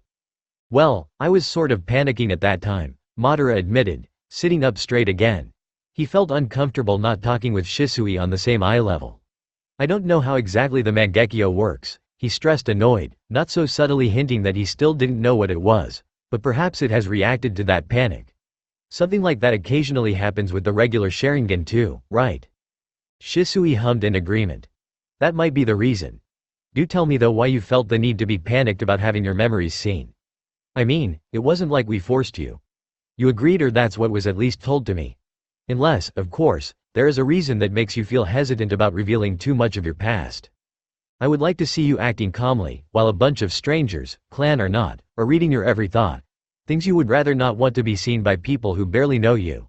Especially if it's not even necessary for them to be seen to check whether I'm trustworthy or not, Madara growled. Of course, that wasn't the main reason, and judging by the expression of Shisui, he realized that too. Barely being able to suppress a sigh, he decided that telling Shisui the entire truth couldn't make things worse anymore. Actually, with things as they were right now, telling Shisui what had actually transpired might get him out of that mess in one piece. I'm going to tell you everything, and then I suppose it's up to you of what to make out of it, Madara said, grim determination flickering in his dark eyes. Partly recovered, huh, Shisui noted lightly, grinning as he saw Madara's eyes widen in shock. Don't worry, that's intended. While you still won't have any access to your chakra or be even in the position to use your body properly, your mind will soon return to its normal state. Useful for interrogations. First using the prisoner's weakness so that later on they will spill out all their dirty little secrets when they can actually speak properly again. It's hard to get anything out of a person when he's acting like a dimwit. I'm getting off the track again. Tisk, that's really a bad habit of mine. Never mind, shoot, Madara. Slightly raising his eyebrows at that strange command, Madara began to explain. When he had finished, Shisui seemed to be deep in thought. Eventually, he finally redirected his attention back to Madara, his red eyes seeming to bore holes into him, making Madara slightly flinch under his gaze. Whatever was about to follow would most likely decide Madara's continued survival. Either you're one hell of an actor and inhumanly strong on top of that so that you're somehow able to resist my manipulation even in this weakened state, or you're really telling the truth, Shisui finally said, looking troubled as though he didn't know which explanation of his was more believable. Manipulation? Madara asked, totally bewildered. When had it started? While he might be weakened, it was rather worrisome that he hadn't noticed even the slightest hint of his mind being tampered with. There had been many possible moments in which it had been possible for a manipulation to start. After all, Shisui had activated and deactivated his Sharingan several times during the course of their, well, Interrogation-like conservation. Madara was fairly sure that joking and smiling on the interrogator's part at least wasn't how an interrogation usually went down. Well, it's wrong to say that it was a real manipulation because that would put too much of a strain on my eyes and I don't really feel like risking it. You see, what I've actually done is to make you deactivate some part of your thought pattern which makes you subconsciously suppress signs of lying, and I've also sort of, well, nudged your mind to be more willing to tell the truth. It's really only a minimal alteration of your mind and can be fought off, although in your state it's supposed to be nearly impossible to do so, Shisui explained. I see, Madara said, not quite sure how to respond to that. If you're able to use such a convenient kind of manipulation, how come you haven't used it earlier when the clan was still wondering about my real identity and such? Shisui rolled his eyes as though the answer was obvious. For exactly the same reason why I don't seize control of the council and the Hokage and control the village from its shadows. Because using that is really straining my eyes and it's something you can't use whenever you feel up to. Even using this weakened kind of indirect manipulation eats away at my chakra and my eyes currently feel like someone has thrown acid into them. That's why I only use it whenever it's absolutely necessary, and up to the moment when your real identity was exposed the situation had never really warranted it for me to use it. After all, there were other relatively easy alternatives. Like Fugaku-san checking on your memory with the Sharingan. Well, so much for that, he said, shrugging. You're being surprisingly honest about your various strengths and weaknesses of your special eye technique, Madara noted, and you talk much. Yeah, I know. Well, Sumi. Having a best friend who you could easily mistake for some particularly talkative rock does wonder to your conservation skills. Besides, what could you do with the information I've given you? If you're telling the truth, you're probably weaker than me, even if you were on top form, seeing that I know what the Mangekyo is and thus can properly use it. If you're not telling the truth and you're basically the infamous Uchiha Madara in a child's body, I'm sure you've figured it out on your own by now. Shisui defended himself, at this point having deactivated his Sharingan to most likely let his eyes rest from the huge strain he had put on them. That made sense. Well, I'm telling the truth, and now that you know my situation, can you tell me what's going to happen to me? I mean, the clan is probably assuming that things are worse than they actually are. Thinking that it's the adult me being in a child body, Madara asked. He still wanted to know what the hell the Mangekyo Sharingan was, but Shisui was being surprisingly tight-lipped and evasive on that topic, so Madara figured that he'd ask later, seeing that right now it wasn't the most pressing matter. Thanks to you only using an half-assed genjutsu, even if it was quite powerful, we were able to break it fairly quick, and Fugaku-san and the others were able to recover immediately. After their recovery and the decision to temporarily hold you prisoner in one of our cells, the clan has decided to hold a clan meeting in which it will be further discuss what we're going to do with you. They've been on it for quite a while and it doesn't seem as though it's going to end anytime soon. So until then, I suppose, we can only wait. I'm sure that they will soon call for you. When I got something for you to drink. I've also told another Uchiha that you've awoken, so I'm fairly sure that the others at the meeting know it by now too, Shisui told him, getting up. He went to the wall at the other end of the room and plopped himself down again, his back leaning against the wall. You might as well take a nap. Looking at the way meeting usually go, it will take a while before they have decided on anything and are in the position to call for you and hear out your opinion on the matter, Shisui suggested, his eyes closed. Taking a nap sounded like a good idea right now. Madara silently agreed as he finally allowed the tiredness, which he had fought against since the beginning of the conservation, to take him. Oh, we're lost, right? Naruto deadpanned. Shin's sweat dropped. Maybe, he said, laughing nervously. Everyone knows where the Uchiha compound is. I mean, it's like really big, Naruto said, frowning. You're not from this village. That would explain why the boy was acting so friendly towards him. It was strange that foreigners seemed to be nicer than the people who lived with him in the same village. Wasn't it usually supposed to be the other way around? I am, Shin disagreed. It's just that I'm busy training, so I can't go explore the village like you. You didn't need to explore the village to know where the compound was, Naruto was about to point out, but there was something else about Shin's statement which had piqued Naruto's attention. Training? You mean ninja training? Cool. Can you teach me some neat technique? He asked excitedly, eyes sparkling. Well, Madara did say that he'd teach him some techniques, but he didn't want to wait for too long. After all, his goal was to surpass all the previous Hokages before him, and that also meant becoming one earlier than the other ones. Besides, having more teachers and thus also learning more kick-ass jutsus was always better, Datbeo. Let's first find the compound before we decide to do anything else, Okay, Shin suggested kindly. Crossing his arms, Naruto pouted. That sounded like the same excuse Gigi would always use whenever he asked him something sensitive. It was always later, after this and that happened. Fine, Naruto huffed, knowing from experience that it wouldn't change anything if he insisted on his request for training and glaring at the boy next to him, who chuckled lightly at the younger boy's antics.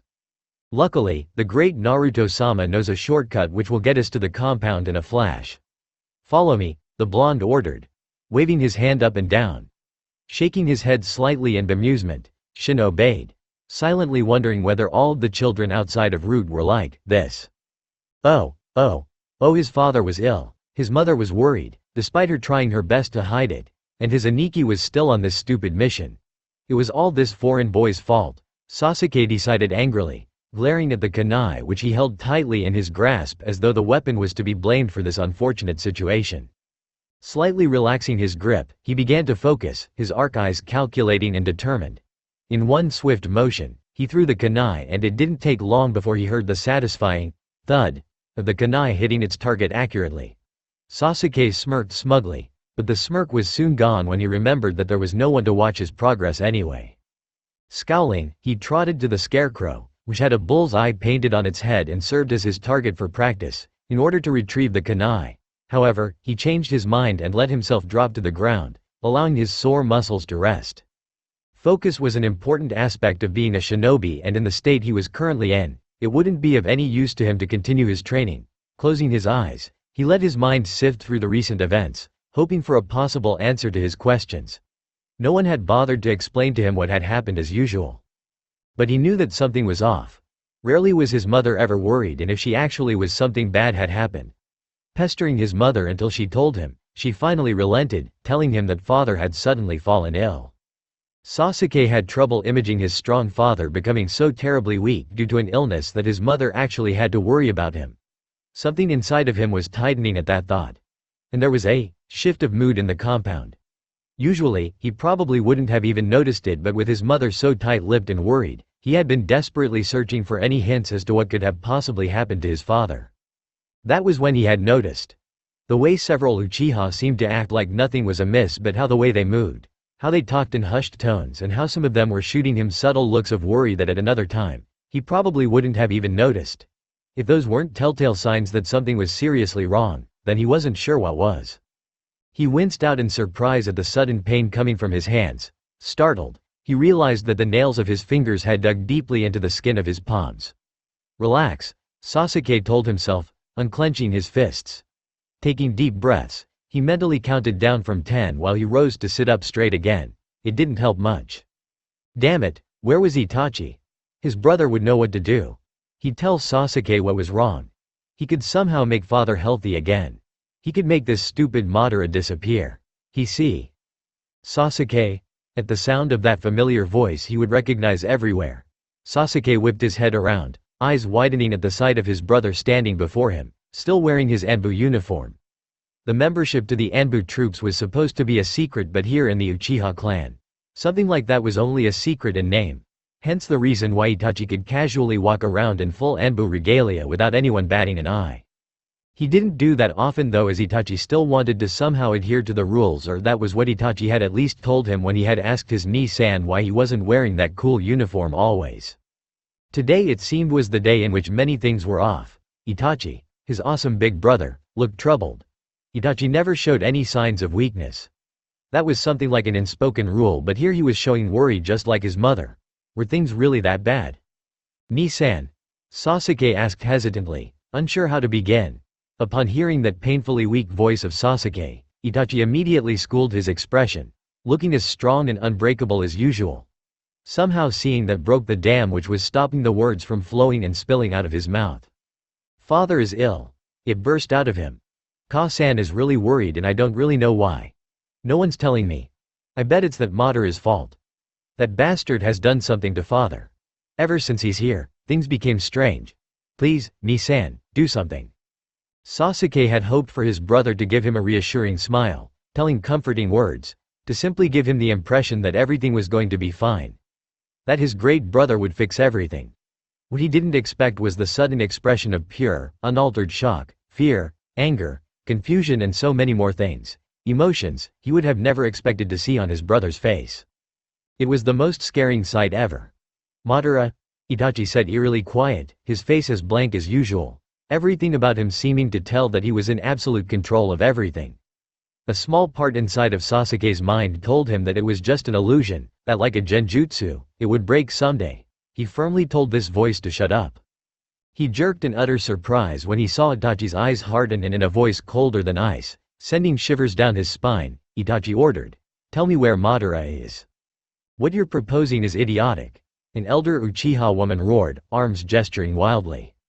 Idiotic? The man, whose proposal had been questioned, snarled, eyes gleaming with barely concealed anger. "Woman, what do you know about politics?" When he saw how she remained silent, he continued, not even bothering to hide his smug grin, "I thought so. It's the best thing we can choose to do right now, considering the circumstances." "It's too risky," another Uchiha hissed. "Are you even aware of the possible outcomes if your great plan fails? They would be disastrous. Why do you assume that anything at all will even backfire?" The man from before challenged. "Do you doubt the clan's ability to control the situation that much? Is there anyone sitting here who has even a shred of clan pride?" he asked, addressing the group sitting at a long table as a whole. Immediately, protests of outrage could be heard throughout the entire hall, which was located underground in one of the many secret hideouts of the Uchiha clan. It only grew silent when the hand of the clan head hit the table loudly. Fugaku began, after he had gotten his clan's attention, "was under the impression that we have met to discuss what we should do about our latest addition to our clan, not argue and give petty snide remarks like some immature brats." Some had the decency to look ashamed. If Fugaku hadn't undergone that very tiring procedure of a clan meeting many times before, he'd have probably buried his face in his hands in sheer exasperation. In other meetings the clan members had at least shared a common goal, to take over the village successfully. However, right now the aims of each member of the Uchiha clan were all over the place. Some wanted to inform the village of the true identity of their latest member in order to be allowed to execute him. Those Uchiha believed him too unstable to be trusted, a danger for not only the village but also their clan. That he had attacked the clan head and several other Uchiha officers with his Mangekyo Sharingan only seemed to prove it. In addition, they would perhaps be able to make the village trust the clan more by relaying such sensitive information to them, instead of keeping it a secret and doing things on their own without the village's knowledge, which the council and Hokage would have most likely expected from them. It would get those people off the clan's back for a while, and in the best case scenario improve the relationship between the clan and the village again so that the coup wouldn't be necessary anymore. However, the latter one, which an overly enthusiastic young Uchiha had voiced out, had been dismissed immediately. Life didn't work that way. The clan was too deeply involved to just back down again. No, it was too late to reconsider the clan's options, not to mention that the village would never have a change of heart regarding the Uchiha clan. The seeds of mistrust had been sowed for far too long, dating back to the times of the thrice-damned Nidame Hokage, Senju Tobirama, who had founded the KMPF and put the Uchiha clan in charge of it, making them unable to partake in any political matters whatsoever. Then there was also the other side that said that keeping Madara's identity a secret and that to continue their plan of using him as the clan's spy would be the best choice. They believed the boy to only harbor a grudge against the village alone. A grudge which the clan could easily use to make the boy join their cause. It wouldn't even be a question of skills anymore, as Uchiha Madara, who was arguably one of the strongest shinobi the clan had ever brought forth, would undoubtedly fulfill his role well. That was if Madara would even listen to them. All of this, however, could be easily proven wrong, seeing as they all assumed that Madara was, in fact, well, Madara. If he truly was who everyone assumed he was, then the question of how it was possible that he was still alive immediately came to mind, in the body of an 13 years old no less. But then again, if all the tales of Madara were to be believed, there was apparently little that man wasn't capable of.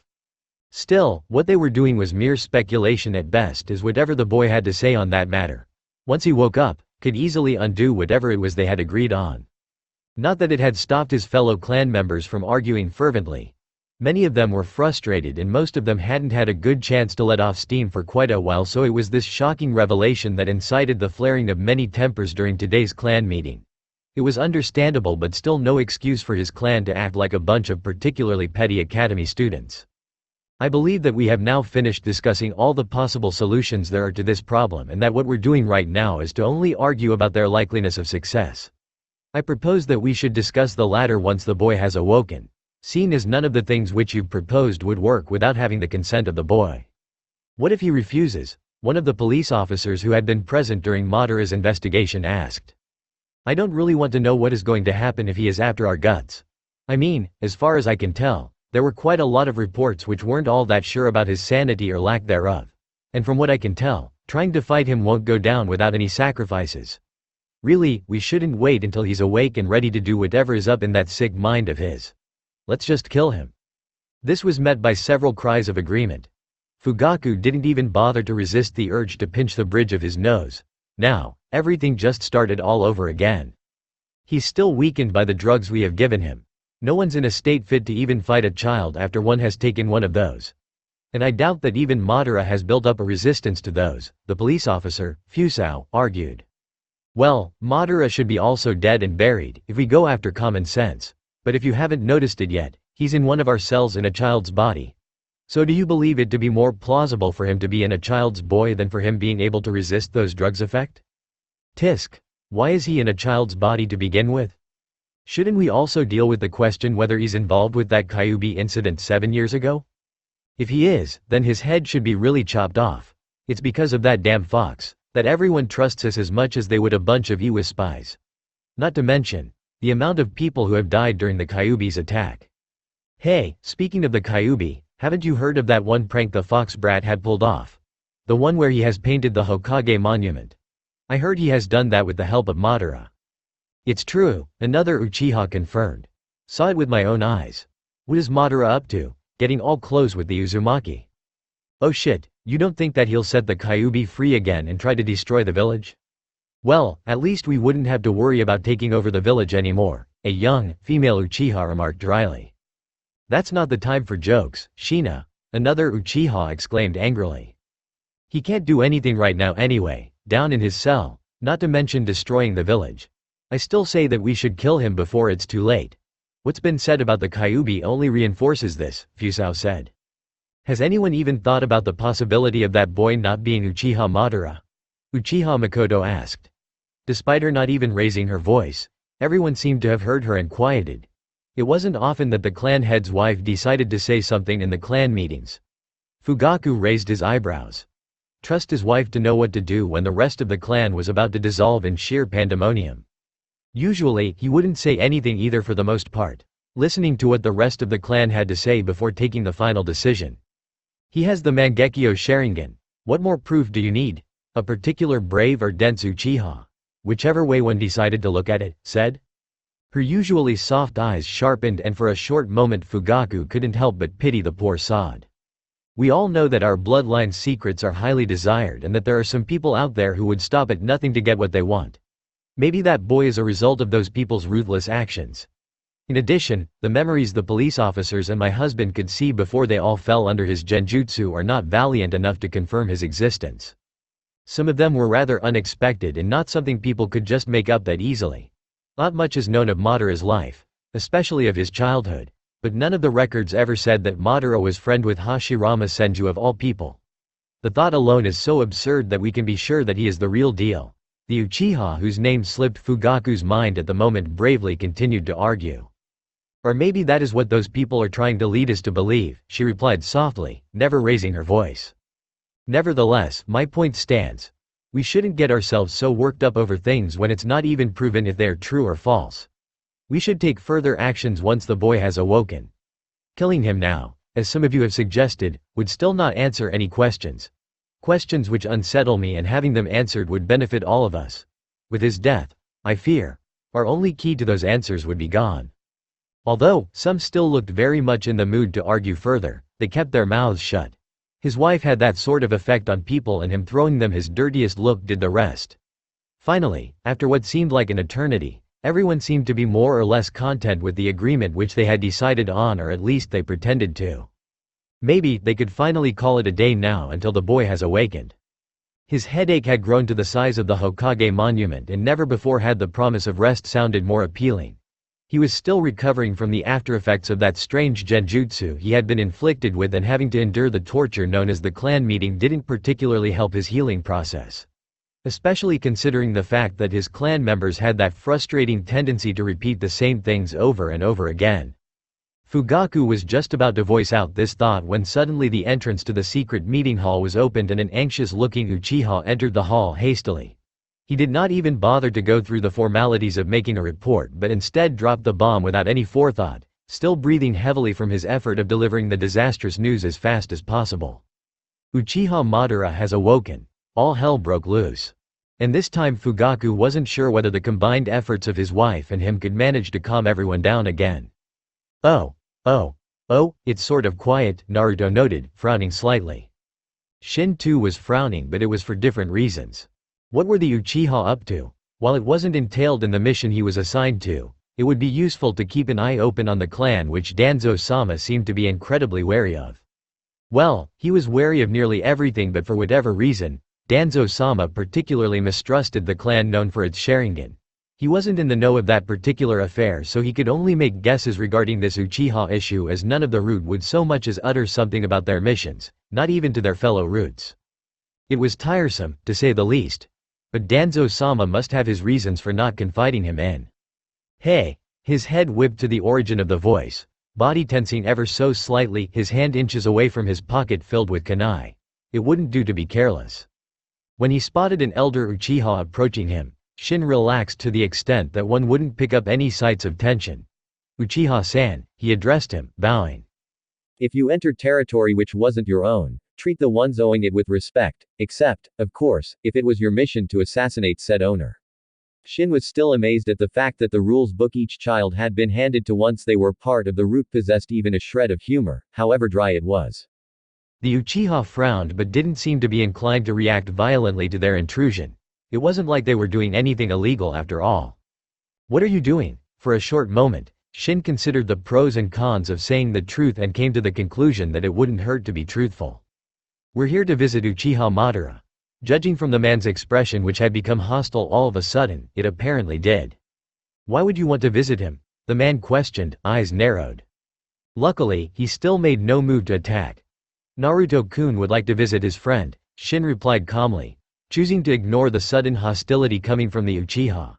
He trusted his gut instinct to tell him when he had no other option but to strike. The Uchiha's eyes, which had been on Shin the whole time, went to poor Naruto, who was currently at a loss for the situation they were currently in. The Uchiha's eyes widened when he saw who was meant with Naruto-kun. You, he spat. As sudden as he had turned hostile, he became once again calm. Shin recalled having read a report detailing the effects the requirement of unlocking the Sharingan has on the Uchiha's brain. Apparently, he had found valid proofs for several of its theories now. Both of you leave, the Uchiha ordered. Right now, it's not safe to be here. We have reasons to believe that a missing nin has intruded the compound. That explained the lack of people roaming the compound. However, from what he had learned of reading people's body language and the root, he could tell that it wasn't the whole truth. Shouldn't you inform someone of this? Shin asked carefully. As far as I know, the Anbu is responsible for eliminating those sorts of threats to village safety. We, the Uchiha clan, and the Konoha's military force are more than enough to deal with them. Now, get out. For a moment, Shin was tempted to stay nevertheless and search for Madara. After all, he could deal with a missing nin, if there was even one. But the presence of Naruto hindered him from doing that reckless. Not to mention that Danzo would do something T-high which didn't bear too much thinking. Danzo-sama had allowed him some free rein for the span of this mission, but Shin wasn't entirely sure if an inspection of the Uchiha clan stretched it a bit too far. Shin bowed slightly before he replied, yes, we will go now. I appreciate that you informed us of this threat. I don't want to go, Naruto yelled angrily, his expression stubborn. I want to search for Madara. That old geezer can't tell us what to do, and if an enemy comes, we can just kick his ass. Shin was inclined to agree, but he knew better. Naruto, he said in what he hoped was a soothing voice. We have no right to trespass on other people's home without their permission. I'm sure we'll be able to meet him again after all has been dealt with. Naruto still looked unconvinced, so Shin just nodded to the Uchiha for the last time and started to leave. He didn't have to wait for long, as he could soon hear the steps of Naruto following him hastily. Hey, why do you just go away? Even without turning around to face Naruto, He knew that the blonde must be scowling. We could have totally go and search for Madara anyway. I've been in the compound a lot, you know, and no one's ever noticed me.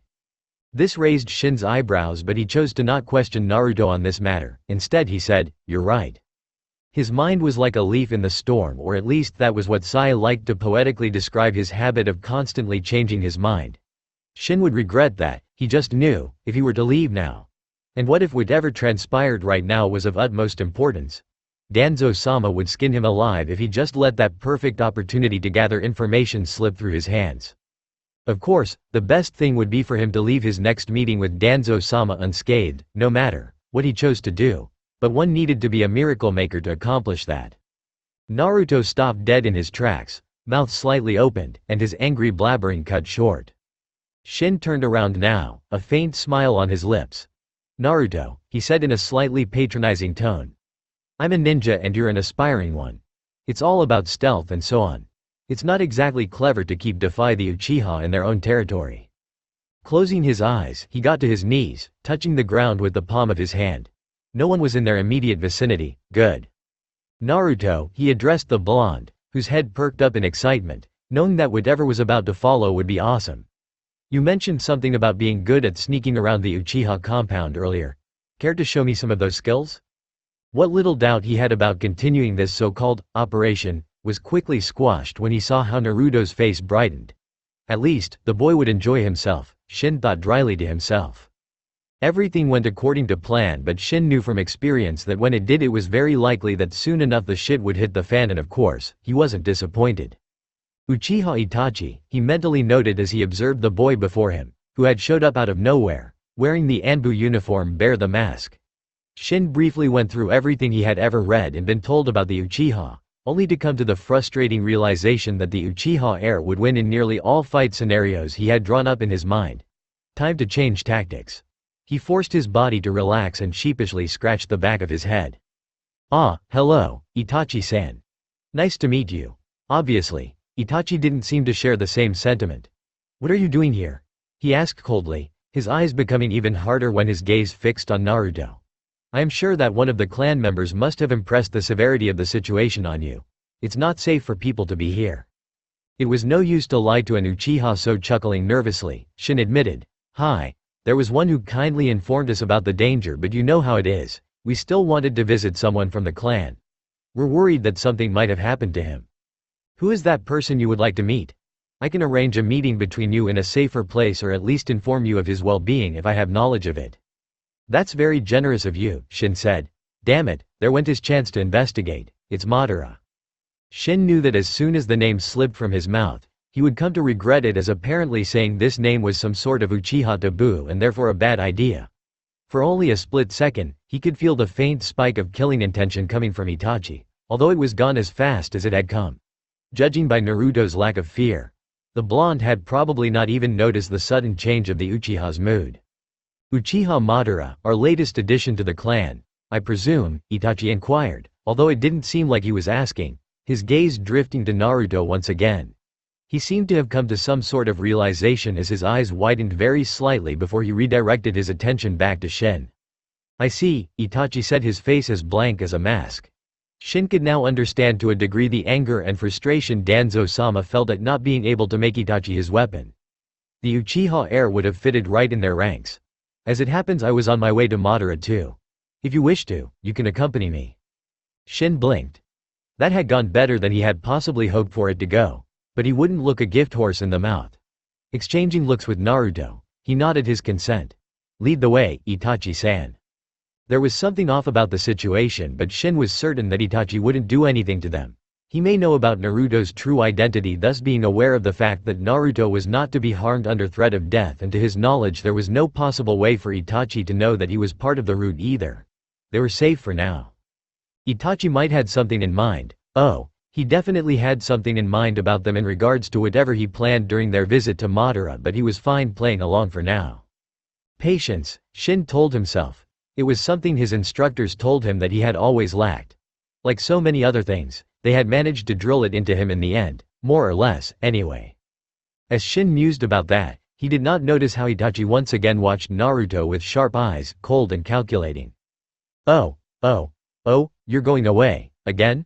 his little brother asked, leaning against the wall with his arms crossed. "Training," Hashirama muttered as he put on his shoes. "As the clan heir, I've got to get stronger, you know that." It's been a week now, Hashirama thought to himself. Izuna should be back by now. He had been on a mission 3 days ago, but it had luckily turned out to be a relatively easy one and he had been able to return yesterday evening.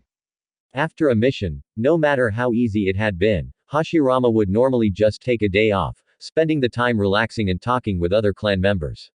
When his father was nearby, not being occupied with other things, he begrudgingly trained a bit, though it was clear that his heart was not into it. That was probably the reason why Tobarama wondered why today he even bothered to go out into the woods to train. His little brother was such a mother hen sometimes. "That's what I've been wondering about for a while now. But you never really answered my question. Why the sudden change?" Tobarama questioned, red eyes narrowed. Hashirama sighed as he sat up, preparing to leave. "What do you mean by sudden? It's been dawning on me for a while now, but I kept being hesitant. And well, one day I thought I should finally do something about it and that's what happened," he explained, shrugging. "If that's all, I'd like to go now. See you later." He was aware that his explanation wasn't one at all, but really he had never been that good at making excuses and right now, he couldn't be bothered. Before he could slide open the fusuma, he felt his brother's hand grabbing his shoulder, stopping him from going any further. Turning his head around, he met the solemn gaze of Tobarama. "Allow me to accompany you, brother. I think that I would benefit greatly if I were able to participate in your training." Hashirama grimaced as he shrugged off Tobarama's hand. "It's nothing against you, Toby, but I would rather be alone in the woods while training. It makes me relax and I think that's what I need right now." "Did something happen during the mission?" Tobarama inquired sharply, his eyes quickly looking over Hashirama's body for any injuries. "For crying out loud, no, it has nothing to do with the mission. I'm just doing it on a whim." Another heavy sigh escaped his lips. To say that his attempts at easing his brother's worry were poor would be an understatement. "It's hard to explain, but you would do me a great favor if you would just let me go alone," Hashirama once again tried. "Brother, is there any reason why you insist on going out alone today?" Tobarama asked warily. "No, there's not," Hashirama denied, perhaps a bit too fervently. "I mean, look, I would have refused you on any other time of day too. Those times I go out to the woods, it means I'm just alone out there. No clan, no enemies, no burden. I can be just me, Hashirama, for a short while. Forget about anything. I think I need that to go on doing what I'm supposed to do, okay?" He wasn't even lying as he looked straight in his brother's eye, which was probably the only reason why he didn't feel like some whiny liar. Before he had met any Uchiha there on the riverbank, that had been the reason for him to go to the woods, away from his clan's judging eyes. "I see," Tobarama said quietly. "I never knew that you felt that way." It took all of his willpower not to grimace. Really, while he was usually all open for it, right now a heart-to-heart talk with his brother was the last thing he needed right now. "It's nothing to be worried about. Everyone has a way to cope with everything. That's just the way I do." This time, he didn't allow his brother to stop in any way, and in a blink of an eye, he was out of the makeshift house, down on the path to the woods. Winking, he shouted, "Later." The last thing he saw of his brother was the rolling of his eyes. Mentally patting himself on his shoulder, Hashirama raced down the path, all the while chuckling quietly to himself. "You've been waiting for a long time?" Hashirama asked when he had finished climbing up the cliff, slightly out of breath. "An hour," said Izuna, who, Hashirama noted, wore a simple black kimono like his brother used to. It felt good that Izuna had started to trust him to the extent that he'd go meet up with him unarmed, despite knowing who he was. Grinning, he settled himself next to Izuna. "Su," he began, drawing out the vowel, "anything new about Madara?" Izuna's eyes were focused on the forest which spread before him. "As far as I know, the Uchiha clan has received no letter from any enemy clans who tried to use Madara as a bargain. So him being a bargain is probably out," Hashirama concluded. Well, he hadn't really expected that possibility to be real anyway. "Have you heard anything from your allied clans?" Izuna asked, for the first time turning his head to Hashirama to truly face him. He shook his head begrudgingly. "I'm afraid not. Nothing about any clan keeping the Uchiha clan heir captive. I even read through my father's parchments, but there was not so much as a word about him. Well, at least the ones that I could understand anyway. There hadn't been much to read, if a message wasn't delivered personally but through other means of transport like birds. His father usually tended to burn them after he had read them. The rest he stored in scrolls, putting security seals on them. Luckily, Hashirama shared the same blood as him, one of the requirements for breaking the seals, and even more fortunately, he happened to be betrothed to a very skilled Uzumaki who was more than happy to show him one or two tricks about fuinjutsu. All of it was to no avail though. There were still some scrolls he hadn't read as they were written in some sort of secret code, and it had taken way too long to even decrypt the first one. He couldn't recall a time where he had been more tensed, looking out for any sounds telling him that someone approached, as he had been in his father's room, reading scrolls, while his father had been away on a meeting with a leader of a clan which habited a neighbor area half a day's travel away. His brother had been also occupied with a mission. It had been the perfect time, and incredible enough, no one had noticed that something had been amiss. Or if someone did, no words of his actions had reached his father's ears. If they had, he would probably not be sitting next to Izuna. The thought made Hashirama gulp. It still didn't stop Hashirama from feeling guilty and sick for the following days before he was once again sent on a mission. His father probably believing him to have gone stir-crazy without any possibility to let off steam in battle. Many of his relatives actually faced such a problem, which would excuse his father for being led to believe that when battle calmed your nerves more than being at home, eating with your immediate family, you usually knew that you would have become used, sometimes even to battle, to these war-filled times. If one grew up, sucking on a wooden kunai as a toddler, wielding weapons as soon as one could walk, it was inevitable that the battle would become part of your blood, a part of your existence. Even for Hashirama, whose greatest dream was to end all of this futile bloodshed, it was hard to imagine how exactly such a time of real peace would look like. Maybe he'd never grow accustomed to that peace, a part of him forever feeling restless, itching for fights and blood. Whenever his thoughts would stray to that topic, he'd firmly tell himself that it was for as much the sake of his fellow ninja as it was for the sake of the next generation, who would hopefully never have to yearn for bloodshed because they wouldn't need to grow up in times of war, being blissfully unaware of its terrors. That doesn't have to mean anything, Izuna said harshly, breaking Hashirama out of his thoughts. Maybe this message was too important to be conveyed through written message. It could have been delivered by a messenger. Hashirama nodded absently in agreement. With the Senju being such a mighty and highly influential clan, there were a lot of people who wanted an audience with the Senju clan head. Quite a lot of the messengers were Senju's spies, being discreetly disguised as clients to inform his father of who knew what during those so-called audiences. It was a very likely possibility, and he might not have even noticed due to the nature of those meetings. If only he could figure out a way for his father to confide him in. His father was more willing to share clan-relevant information than he had been before, but most of the times he still preferred to keep the clan heir in the dark. Did he not trust me? Was the thought which often lingered in the corner of Hashirama's mind whenever it became apparent that there was something that his father didn't tell him. He also wasn't sure if he could simply wait until his father felt like telling him. Who knew what could have happened during that span of time? Hashirama frowned. I'm at my wit's end. Do you have any idea how I can make my father tell me about it without drawing suspicion to myself?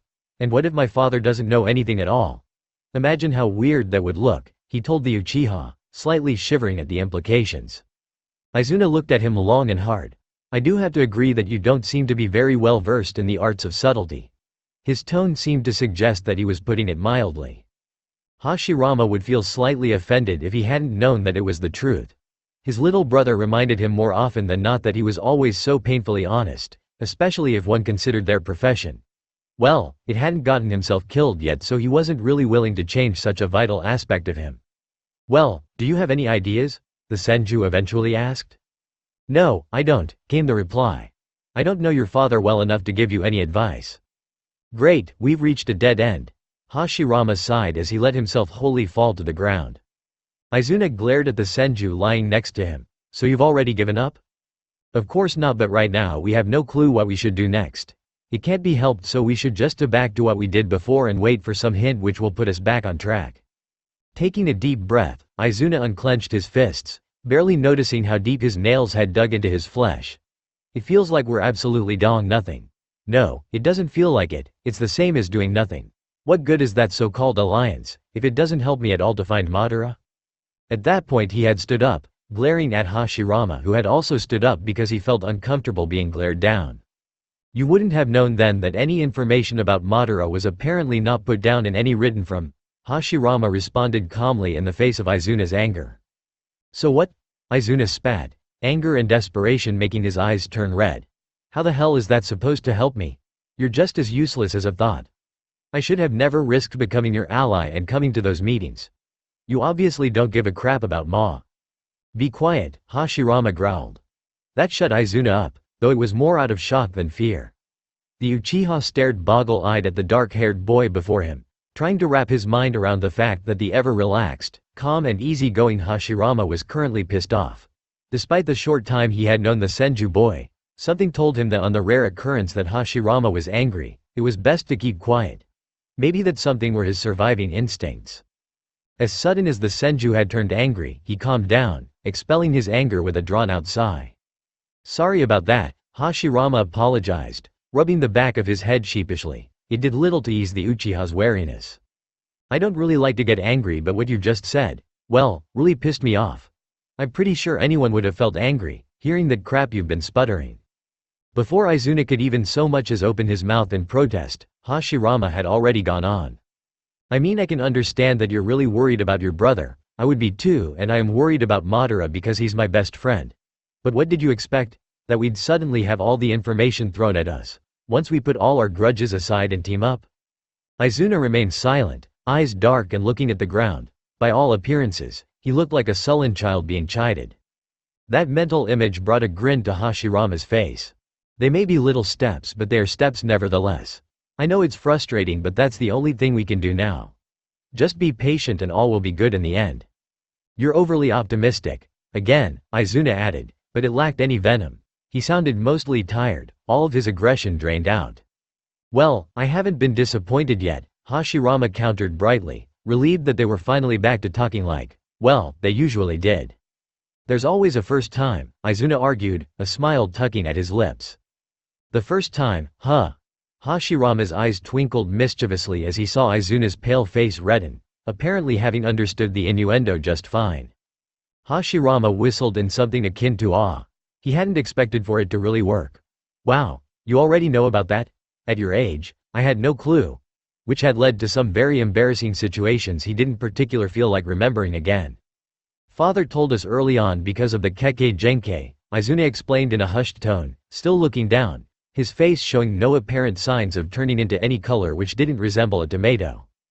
Messing around with Izuna was just as fun as messing around with his little brother, Hashirama thought fondly, resisting the urge to ruffle the boy's hair like he did with Toby, a gesture which had never failed to annoy the white-haired boy even further.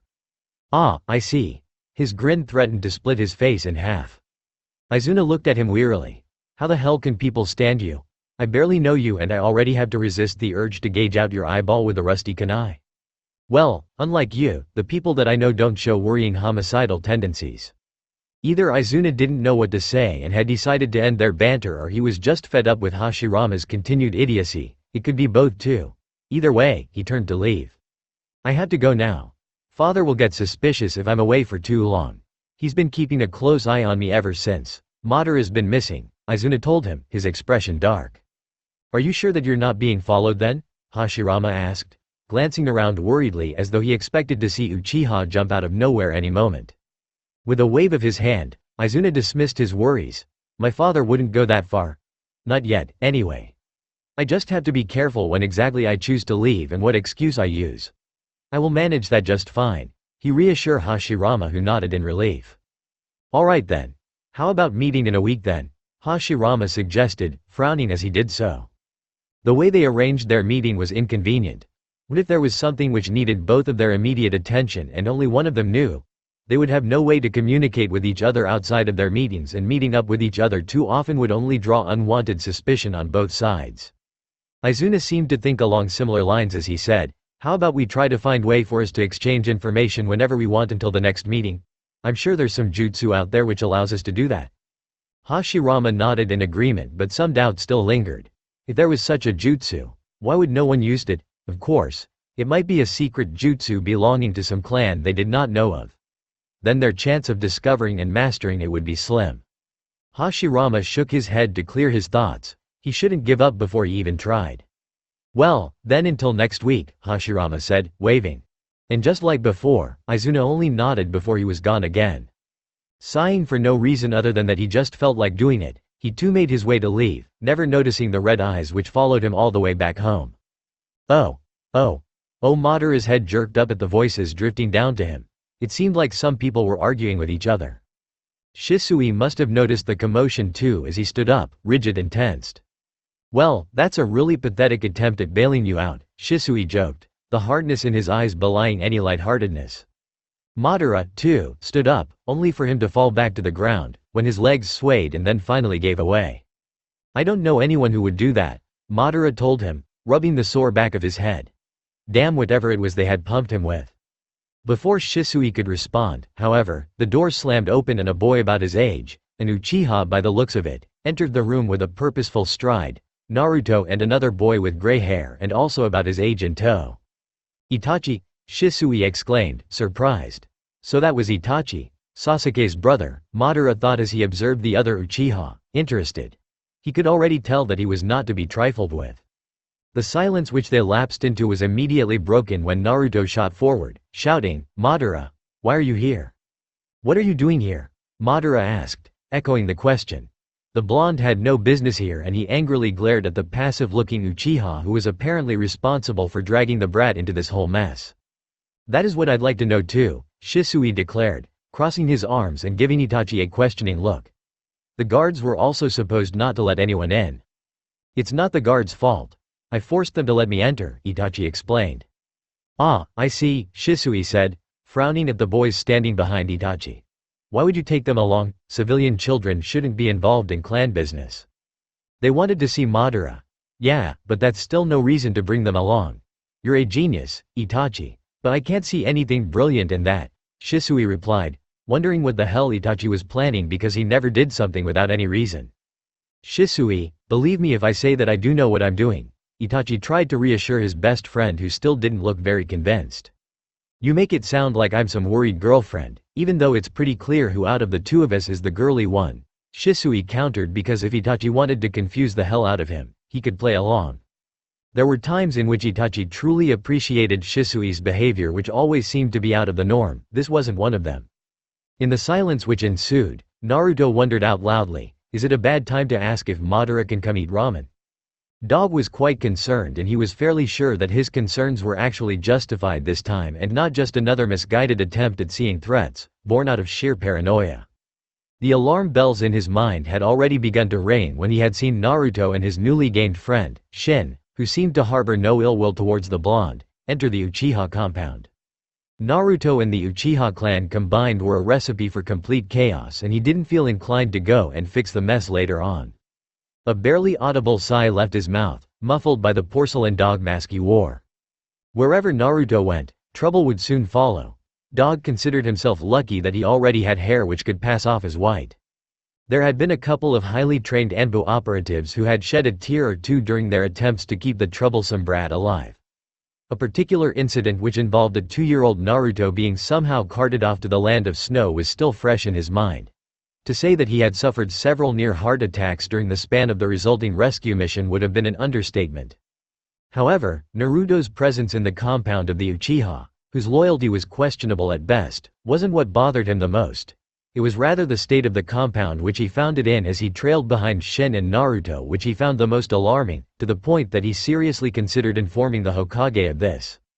It didn't appear to be the start of a coup, seeing as it had the subtlety of the metaphorical bull in a china shop. The Uchiha had more sense than that. Whatever people said about them, they were still one of the most skilled ninja clan the village had to offer, and for them to be so undisciplined or strange was unsettling on an entirely different level. His gut feeling was apparently confirmed as he observed the encounter between Shin and the Uchiha, the latter's behavior practically screaming, suspicious. He was about to report to the Hokage then, but it was this moment that the Uchiha aired de-ice to grace them with his presence. So he was stuck watching the two kids and hoping that he wouldn't have to interfere and be forced to fight his subordinate who he would have to talk about the importance of keeping his membership in the Anbu a secret later on. It didn't appear that the Uchiha even tried, judging from the way he carelessly walked around without even bothering to wear his mask. Dog didn't know Itachi that well, but he didn't expect him to be a threat to either of the two kids. The sudden presence of killing intention instantly changed his mind, and Itachi would have found himself with a kunai at his throat and a pack of dogs attached to several parts of his body if it weren't for the fact that the key was gone as sudden as it had appeared. He had been too long in this business to dismiss this as mere imagination. He would wait before he stepped in though, seeing that for the Uchiha to learn that an Anbu was in the middle of their compound was the furthest thing Dog intended to do. However, he was hard-pressed when he saw that instead of making the two leave, the Uchiha actually offered to escort them to Madara. His eyes narrowed but he did nothing, only following them as quietly as possible. It became harder as they entered a building, and while he was good at what he did, spying on them in a building with Uchiha Itachi leading them, it would be quite hard for him to operate unnoticed. Should he call for backup? It would help greatly if he even knew what the hell was going on before deciding what course of action he should take, but alas, this was not the case. So he was stuck, not knowing whether a direct involvement from his side was even necessary at all, and in the worst case scenario even aggravate whatever tension there was between the village and the Uchiha clan. Dog would wait for now. Itachi wouldn't do anything to Naruto and his friend, at least for now, of that he was certain. However, it didn't mean that his whole body wasn't tense to the extent that he thought he would explode during the span of time he would have to wait outside, his only clue about what happened inside being the various chakra auras he could feel. He was even more relieved than he was after the whole Naruto in the Land of Snow fiasco when he saw Naruto and Shin leave the building, safe and in one piece, and being escorted by Uchiha Shisui. And whatever doubts he had about leaving the Uchiha compound were quickly squashed when he got the subtle message that his fellow Anbu operatives were at work, keeping track on everything which was happening as the Uchiha clan seemed to act even more out of the norm. Now if only he could find out what had happened. Oh, it was Shisui who spoke up after the silence had begun to draw out. Well, I'm still waiting for an explanation you have yet to provide. I wanted to meet Madara, came the quiet reply. Wait, and for you to do that, you needed to drag two children along? What do you need them for? Sacrifices for the great Madara-sama? Shisui asked, exasperated. Itachi stared at him long and hard, and Shisui knew its meaning, which was something along the lines of, your continued stupidity is unwanted. Cease it immediately or suffer the consequences. However, whatever it was that troubled Itachi couldn't be that serious, as he would never involve innocent citizens otherwise. Of course, there might be the case of Itachi not wanting to say anything in front of these children, but it wasn't like he could be sure about it. Tisk, you have come to meet me, so what do you want from me? Madara demanded to know. His whole body still ached, but at least his mental capacities had recovered more or less. The blank stare zeroed in on Madara's face. I merely wished to make the acquaintance of you. So you have. I hope I made a good impression, Madara said, his face nearly as blank as the Uchihas standing before him. Whatever it was Itachi intended to do with this visit had surely nothing to do with pleasantries, especially not if he was stuck in some cell. I heard that you have been adopted into our family, Itachi continued. Yeah, and I was to be made a leaf nen in 1 month, in fact.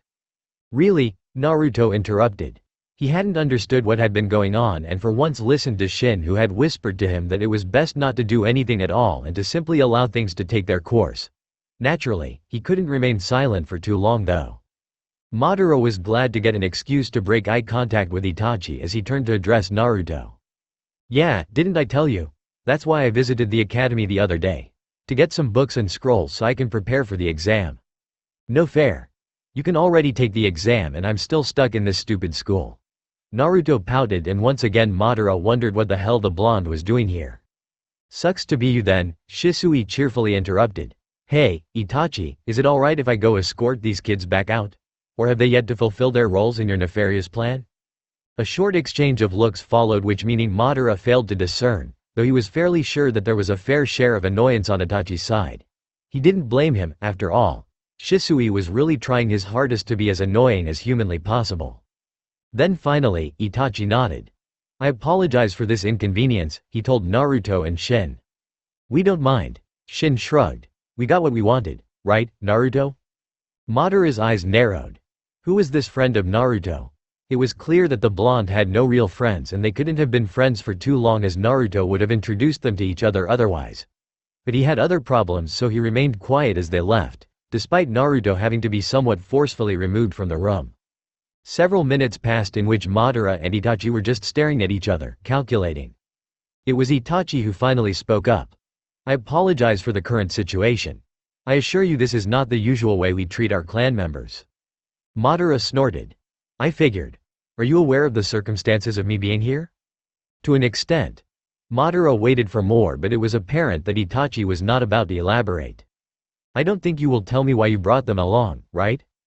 Surprisingly enough, Itachi did, in fact, reply.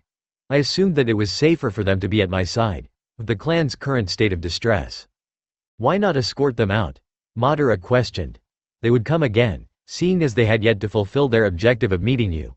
And I was impatient, Itachi admitted.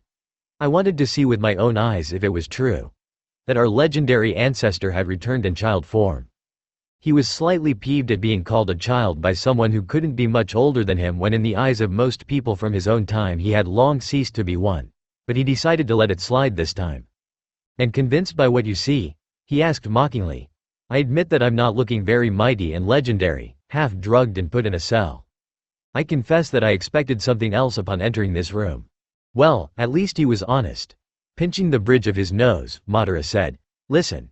I understand that you are wary of me and you have good reason to be, but believe me if I say that I don't want to cause any trouble. I have enough problems as it is, and trying to antagonize you or the rest of the clan is the last thing I need right now. I see. Cue the blank face. Alright, he had to agree with Shisui. This Itachi seemed to have as much emotion as a stone, and he would have been actually impressed if it weren't for the fact that it was highly irritating. Any further attempts at making conversation were stopped when the door slammed open and another Uchiha entered, a huge frown etched on his face as his gaze fixed on Itachi. I was sent to deliver Madara before the clan council, he tersely informed them. His presence is required. I take it that they have already decided on something. Madara frowned. It was a good sign though that they still wanted to have a word with him. You will see for yourself soon enough, the man said, his fingers already forming hand seals. After forming the last, he slammed the palm of his right hand against the iron bars. Upon the contact, the shape of a seal hovered over the cell entrance for a short moment before it faded out of existence, leaving the prison cell open. Blinking, Madara gingerly stepped out of the cell, his rigid body showing that he feared some sort of backlash. Nothing came. A hand quickly grabbed his shoulder, effectively preventing a painful encounter between his face and the hard ground. He mentally cursed the ones responsible for drugging him. I see. You're still unable to walk on your own, the man noted somewhat unnecessarily. I suppose. Madara grinded his teeth, grimacing slightly as the man positioned himself next to him and put his arm around the man's shoulder. Do I have the permission to partake in this meeting? Itachi quietly asked, having been silently watching Madara make a fool out of himself. The man seemed to hesitate before he finally replied, of course. As the son of Fugaku-sama and clan heir, it's your duty to attend. Oh, first of all, let me tell you the truth. Shisui can attest to its verity, Madara declared. All eyes were set on Shisui, who simply shrugged. If it's what I think he's about to say, then yes. It sounds mad, but it's the truth or his mind has been tampered with. Either way, he's not lying, or at least he thinks he's telling the truth. How can you be so sure of it? An elderly woman questioned, her eyes narrowed to tiny slits. He gave her a cheeky grin, finger pointing at his eyes. Deliberate use of Mangekyo, Mitsu-san. I made sure that he was telling the truth, and considering the fact that he had been still greatly affected by those drugs at that time, I doubt that he was able to do anything against it. In fact, he actually didn't even notice until I told him. I see, Fugaku said, his eyes never leaving Madara's face. Well, I'd finally like to hear an explanation for all this madness. Madara resisted the urge to gulp. This was it. He had never been one to beat around the bush, so he quickly provided them with a simple explanation. Well, I'm actually from the past. Needless to say, the clan took it anything but in stride. Oh, Hashirama. Tobirama waited patiently as his brother finished the last swings with his wooden training sword. Panting slightly, Hashirama lowered his sword and wiped the sweat from his face. What's the matter, Tobi? I have recently noticed that you leave quite often, he said, watching his brother put the sword away and take a sip from his cistern. Having refreshed himself, Hashirama let out an exasperated groan and waved with his arms. I thought we already talked about it. I just want some peace and… Hashirama, Tobirama cut him off sharply, his red eyes narrowed into tiny slits. The urgency in his voice made Hashirama look up in alarm. I know about your so-called training. Oh great, things had quickly taken a turn for the worse. You do? Hashirama asked hesitantly, feeling the beads of sweat starting to form on his forehead. Obviously. However, I suggest you to stop meet up with the enemy. People might get the wrong impression. Hashirama didn't even bother to hide his bafflement. Wait, what? That's it? He wasn't quite sure what he had expected in the case his brother did find out, but this clearly hadn't been in his mind. His little brother raised an eyebrow, which quite clearly showed that he was unamused. You would never willingly betray the clan, so you must have a good reason for doing this. However, it doesn't matter what your intentions are because this Uchiha is likely to only try to take advantage of you. You're far too trusting, brother. No, I'm not being used, he denied. After all, it had been him who had insisted on this alliance, and he couldn't recall a case in which he might have revealed information which could be of use to Izuna and simultaneously endanger their clan. You can't be sure about it, Toby argued. And even if that's not the case, don't you think that soon enough father will get suspicious? What do you think he is going to do when he finds out that you are sneaking into the woods to meet an Uchiha? Well, he would be branded as a traitor, and the appropriate punishment for traitors was death by clan law. But yeah, I know this. But I'm sure that if I'm going to be extra careful, he won't notice anything. There's no way I'm going to stop now. No, he definitely couldn't just abandon Madara or Izuna. Red eyes narrowed even further, surely breaking some natural law in the process.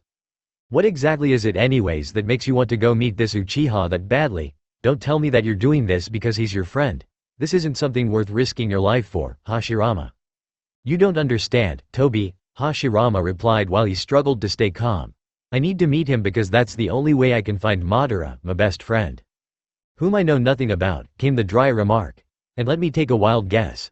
He also happens to be the Uchiha clan heir. Alright, stop this all-knowing stuff. Do you keep tabs on everything or what? Hashirama questioned. No, I don't.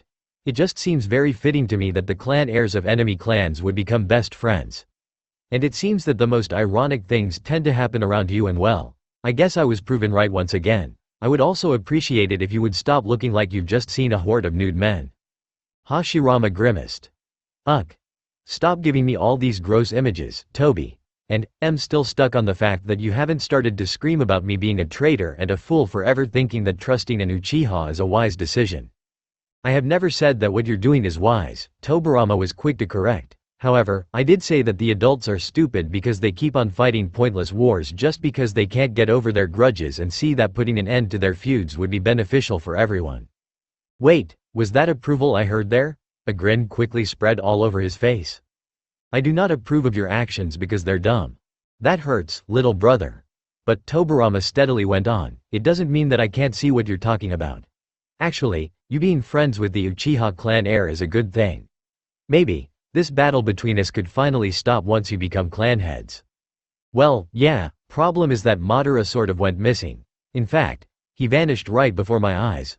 Okay, I was laughing at that time and didn't see him clearly, but when I stopped, he was gone. And yeah, that's true. I didn't dream it or something like that. The last part was said due to the raising of his brother's eyebrows, which clearly conveyed how much he believed this to be true. Well, and that's why I've gone into the forest lately. I was trying to find some clues about his whereabouts, and well, that's how I met Izuna, Madara's little brother.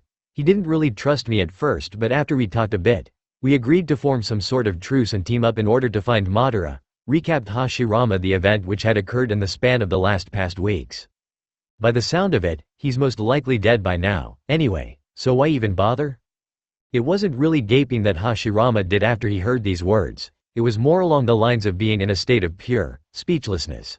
He always knew that his little brother wasn't really in touch with his emotional side, but he hadn't expected him to dismiss someone's life that easily either.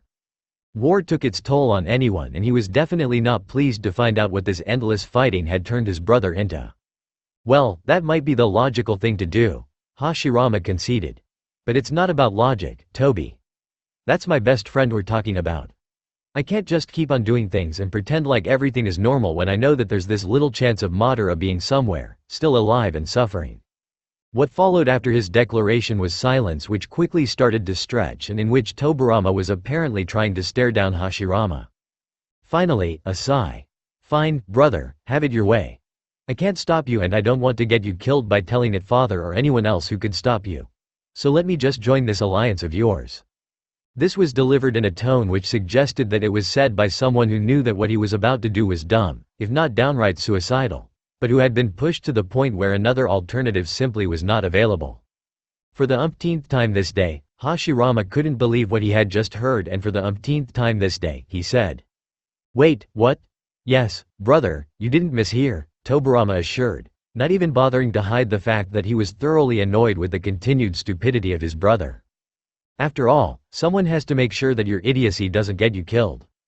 Oh, oh, oh! After the clan had expressed their consensus on the sheer impossibility of time travel and had managed to reclaim their well-known composure, they lapsed into silence and looked expectantly at their clan head, whose expression had remained stony during the whole ordeal. I admit that this is a possibility we have failed to take into consideration, Fugaku slowly began, ignoring the muffled protests about him actually taking this blatant nonsense seriously. He smiled grimly.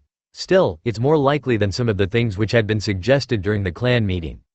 The people, at whom the verbal jab had been none so subtly aimed, showed different levels of embarrassment at their clan leader's words. Madara had difficulties concealing his disbelief because really, there were not a lot of things even more inconceivable than the whole concept of time travel, and being able to come up with such things was an art on its own. However, what worried him more was the utter lack of surprise on Fugaku's part. Unlike the majority of the clan, he had not shown any signs of blatant disbelief, which would have been a fair enough reaction in this case, seeing as Madara himself still had problems adapting to the idea of actually being the future. Of course, it might be something else, Madara tried to reason. But really, after all these things which have happened since I've arrived here, time travel is the only possible explanation I can think of. Ah, I see, Fugaku said, apparently contemplating something. Well, the memories we acquired did seem authentic. That would partly explain the clan head's reaction. He had probably considered this possibility too, as outrageous as it was. Madara found himself impressed. How old are you? Madara blinked at the seemingly random question but quickly recovered. 13. I see. Biting his tongue, Madara resisted the urge to demand what exactly there was to see about. Frustratingly enough, he really had no say in this matter whatsoever, with his life being in the hands of this Uchiha clan. How he wished that there was some way to remedy. It was once again a painful reminder of his sheer powerlessness. There was a pregnant silence in which Fugaku stared at Madara, calculating and measuring his worth against the possible risks, which Madara was sure of were many. Finally, Fugaku announced, I will allow you to stay as a member of this clan as long as you do not reveal your true origins to any outsider and act as I order you to.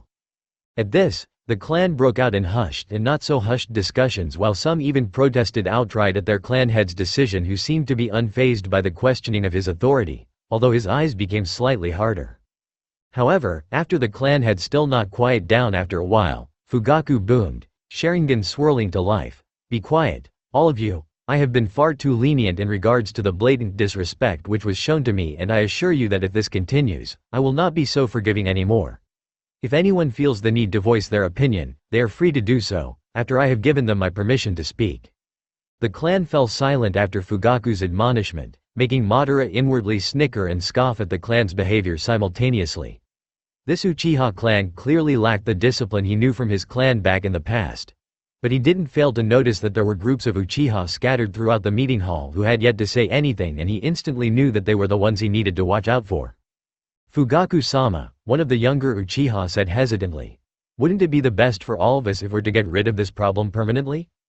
Tensing at these words, Madara tried to come up with a way to escape, even though he knew it was useless, as most of the thoughts racing in his mind could be discarded. There was just no way in hell that he would go down without fighting tooth and nail against this. Mentally, he berated himself for not having thought so earlier, because that might have at least increased his chance of success slightly. But for some reason, while he had definitely considered the possibility of death before, there was apparently a part of him which had never truly expected for this to come to pass. There was just something surreal about dying at your own clan's hands, surrounded by them all in seemingly safety, which clashed terribly with his own expectations of dying out there at the battlefield, lying at some gloating enemy's feet. It was simply the normal way for a shinobi to go out, or it used to be, anyway. But what had been done could not be changed, and hoping that he would be struck with some flash of pure genius in the next minutes, he watched how they were deciding his death warrant. Even he, himself, could see that there was really no reason for him to stay alive longer than it was necessary for them to get all his information about his past life, and maybe on some secret clan jutsu which may have got lost in the past 100 years. Powerful ancestor or not, his presence raised too many issues, and if there was something which would probably never changed about the Uchiha clan in the future or the past, was the fact that threats to the clan would be always annihilated, sentimentality and blood ties be damned. How Fugaku could possibly think otherwise was beyond him, although he did strongly suspect some ulterior motive behind the clan head's actions. What Fugaku said next only seemed to verify his thoughts. No, I do not see the need for such an action. If anything, this revelation only cements the fact that he will prove to be useful to our cause. His true identity is a proof to his talent and skill. What Madara found insulting was that the clan head didn't even bother to try to hide the fact that he was using Madara for some underhanded reason. However, he wasn't going to complain if this would help him to stay alive. Fugaku's words managed to dissuade the clan from breaking out in another round of protest and complaints as they silently considered this. In the silence, Fugaku addressed Madara once again. Do you agree to these terms? As if he had a choice. Yes, I do. Then, you're dismissed. Akio, accompany him to his quarters. At this, a tall Uchiha with bright brown hair appeared at Madara's side, a hand tightly pressed on his shoulder, as though to prevent him from running away. Madara nearly sneered at this thought. He wasn't that foolish. I shall, Fugaku-sama, Akio replied, nodding, and then, they were gone. Oh, as expected, the meeting had lasted for another 2 hours after Madara's leave before even the last one had finally ceased to put up a fight against his decision. Watching the last group of Uchiha exit the hall, Makoto had already left before, worried about leaving Sasuke alone at home for a long time. He spotted his son among them and beckoned him to come over, which he obediently did, face as unreadable as ever. Fugaku frowned. There were a lot of things Itachi needed to explain himself for, among them being his presence in the cells and his company, which consisted of some genin and the Kyuubi Jinchuriki out of all things.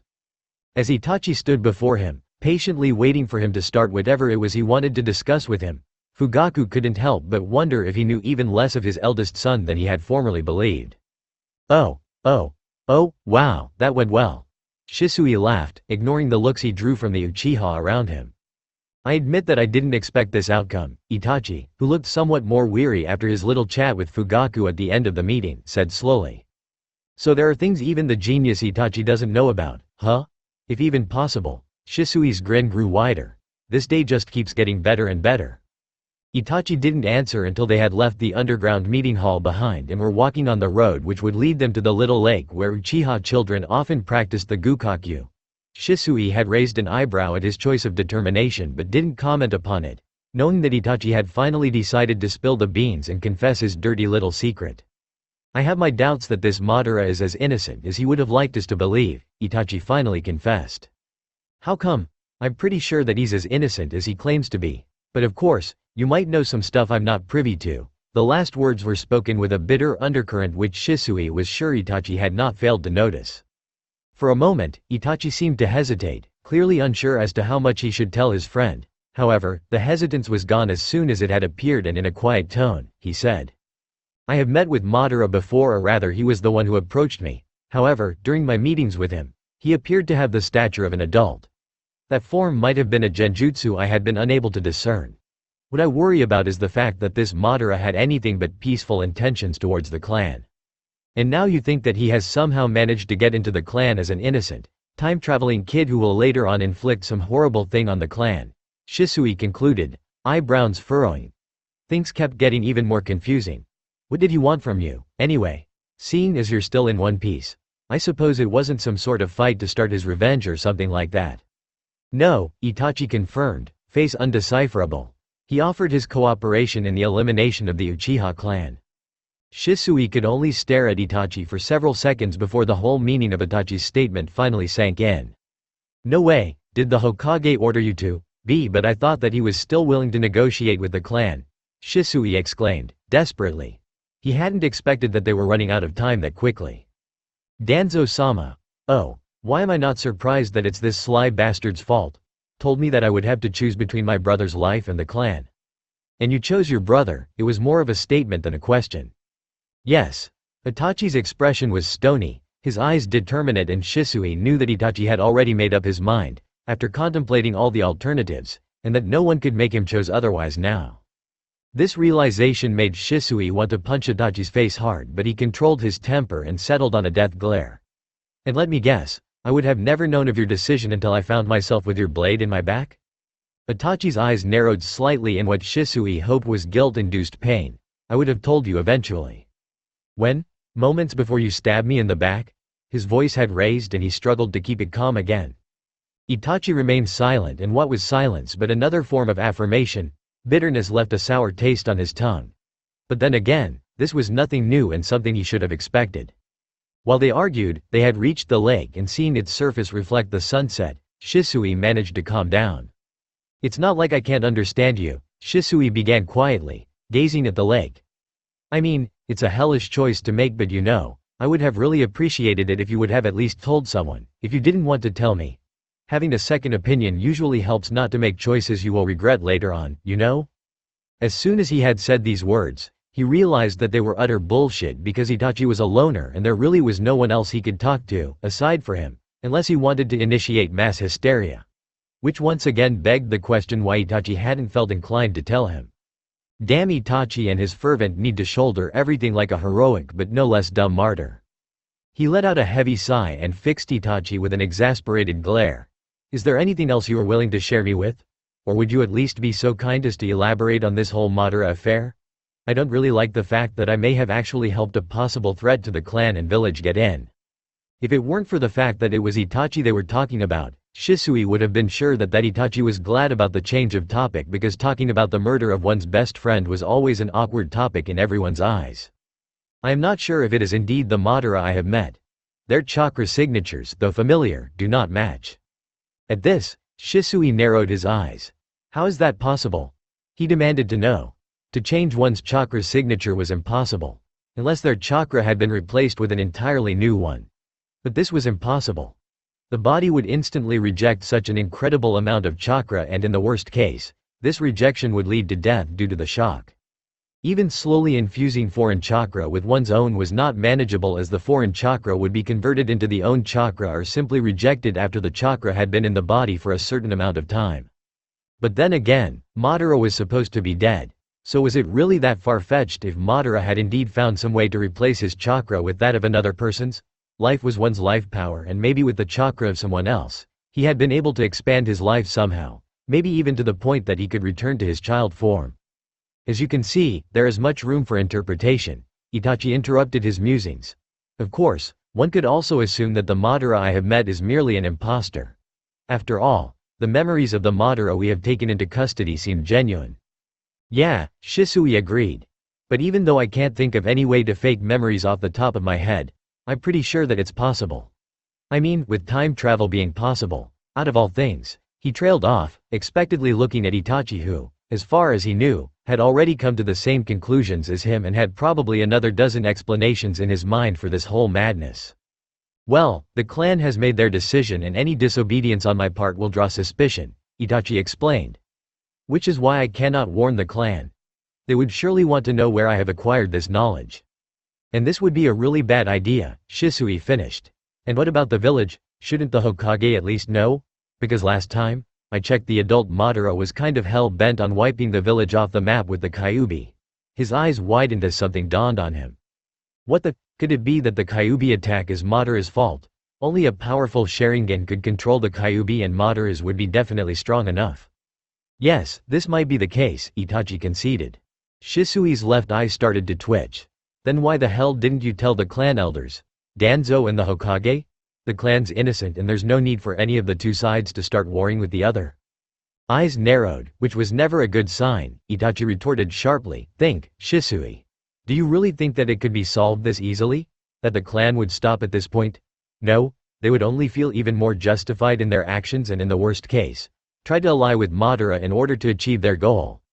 Madara was willing to spare the village after I have offered him an opportunity to take revenge on the clan. What is to say that this does not apply vice versa? So you just want to keep quiet about it and do nothing? Shisui snapped. At Itachi's silence, Shisui felt ready to burn something to ashes. He raked a hand through his hair, sighing. In a calmer voice, he continued, listen. I have a backup plan in case everything goes wrong, and if things really look as bleak as you say, then I suppose I've got no other choice but to go through with it. He hesitated. Sure, he trusted Itachi, but his friend had already proven that if it was between the village, Sasuke and Shisui, it would be him who would draw the short straw. Well, he had never distrusted Itachi before, so he wouldn't start with it now, consequences be damned. You know of my special genjutsu, right? Itachi nodded curtly. Of course, he did. His Mangekyo was one of the few things the clan still kept on talking about with awestruck voices, Shisui thought dryly. I plan to use it on the whole clan, or at least the ones who are involved in the coup d'état, he went on. They would never think of harming the village again. Itachi remained unimpressed, and for some reason, Shisui was not surprised by the lack of enthusiasm for his, in his humble opinion, genius idea. Do you really think that you will succeed? Itachi flatly asked, somehow still managing to convey his skepticism. Well, it's still better than massacring the whole clan sans little brother. Shisui decided to take Itachi's silence for agreement. Well, I'm not saying that I'm going to do it right now, he continued. Is there really no other way for you to stop this? I can understand that you don't want to tell all these things, but at least inform the Hokage of the threat this Madara you've met might possibly pose. I can't see any harm in doing this. Itachi slowly shook his head. He would find out, and then we would lose any trace of him. You shouldn't underestimate him, Shisui. It is essential that I continue to meet with Madara, and this will only happen if I do not report him to the Hokage or the clan. Shisui narrowed his head, tilting his head slightly in consideration. I don't like this. At all. But even though I have my doubts concerning your plan, I trust that you will not endanger the village. He let out a heavy sigh. In the end, I suppose, if I had to choose, it would be the village. So at least you don't have to worry about me backstabbing you. Itachi seemed to grimace slightly for a split second, but as expected, it was quickly gone. Anyway, he continued, ignoring Itachi's reaction. What was the deal with those two kids, anyway? You still haven't told me.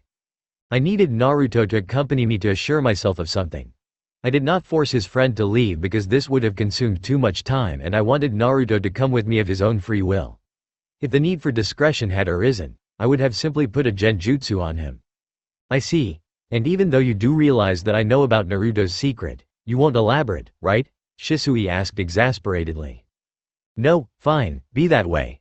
Shisui huffed. For now, he would not pry. There are many more opportunities, after all. I have to go now, anyway. I just remembered that I've got an appointment with the Hokage.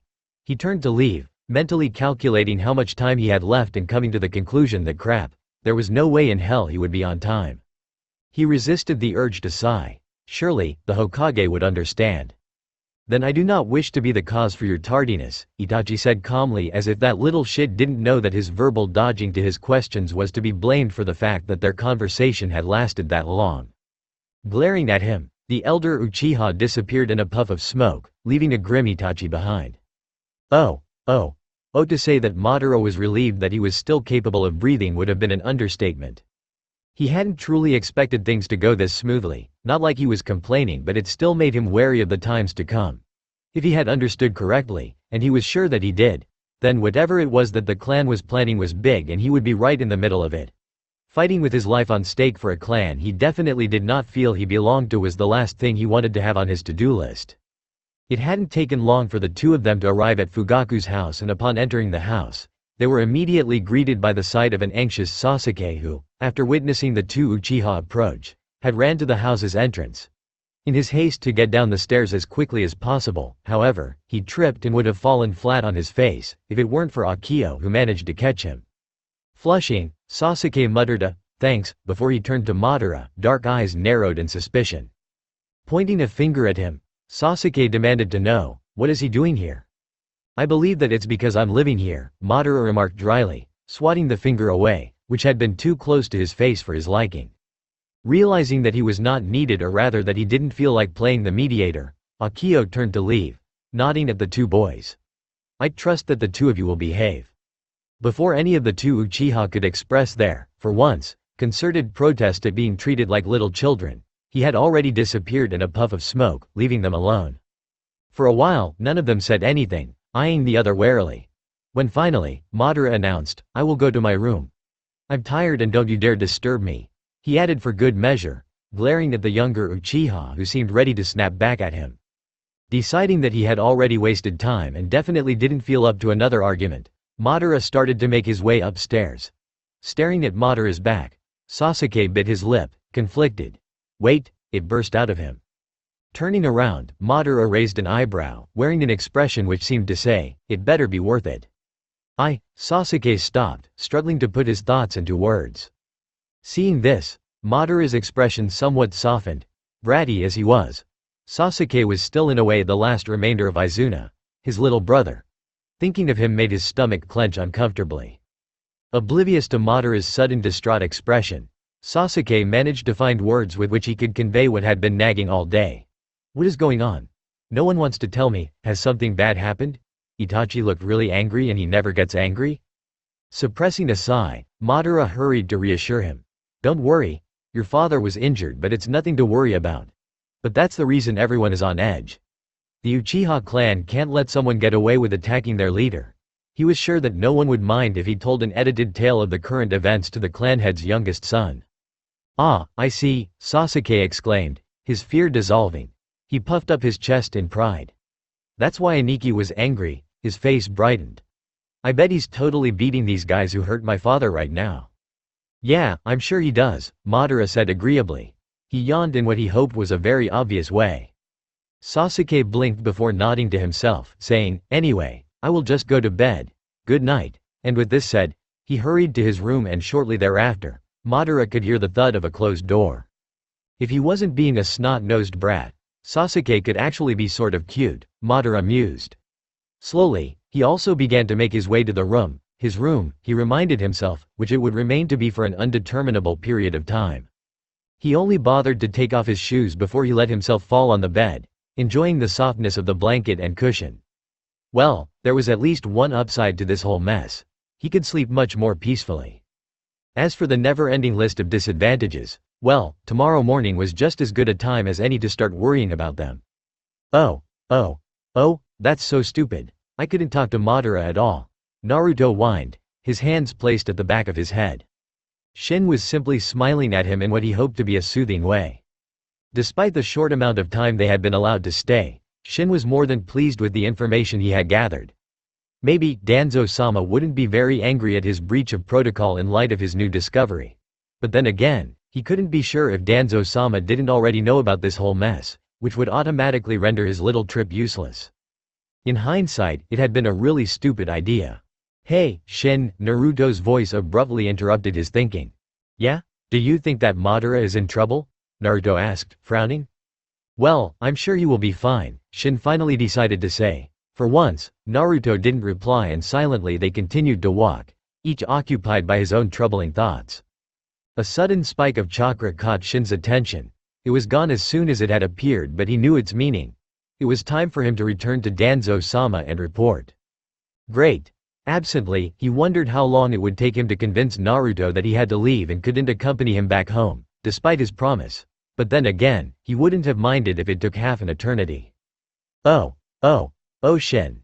A newly appointed genin who, because of special circumstances, had not been assigned to a team yet. If only these records would elaborate on those so-called special circumstances. Kakashi frowned. Maybe he was being paranoid. After all, not every person, who treated Naruto in a way every child has the right to be treated like, had to necessarily have some ulterior motive. As far as he could tell there was nothing suspicious about the records. They looked official enough, everything being stamped and signed correctly and there was nothing out of the ordinary even in these reports' content. For all he knew those special circumstances these reports spoke of could be an issue of health. It wasn't the norm but it was not that unusual for genin to not be part of a team either. Apparently, Shin's report wasn't that special that it warranted suspicion nor was it too normal to the point that it would have become fishy once again. Yeah, maybe he was really being paranoid. After putting the papers back in the drawer, he decided that he would be simply happy for Naruto to have gained yet another friend in hope that the two of them wouldn't be in for a rude awakening. The first sight which greeted Madara upon waking up was the sight of a bland-looking ceiling. Unlike the last time, he had no moment of disorientation but this did not lessen the amount of dread he felt as memories of recent events started to surface in his mind.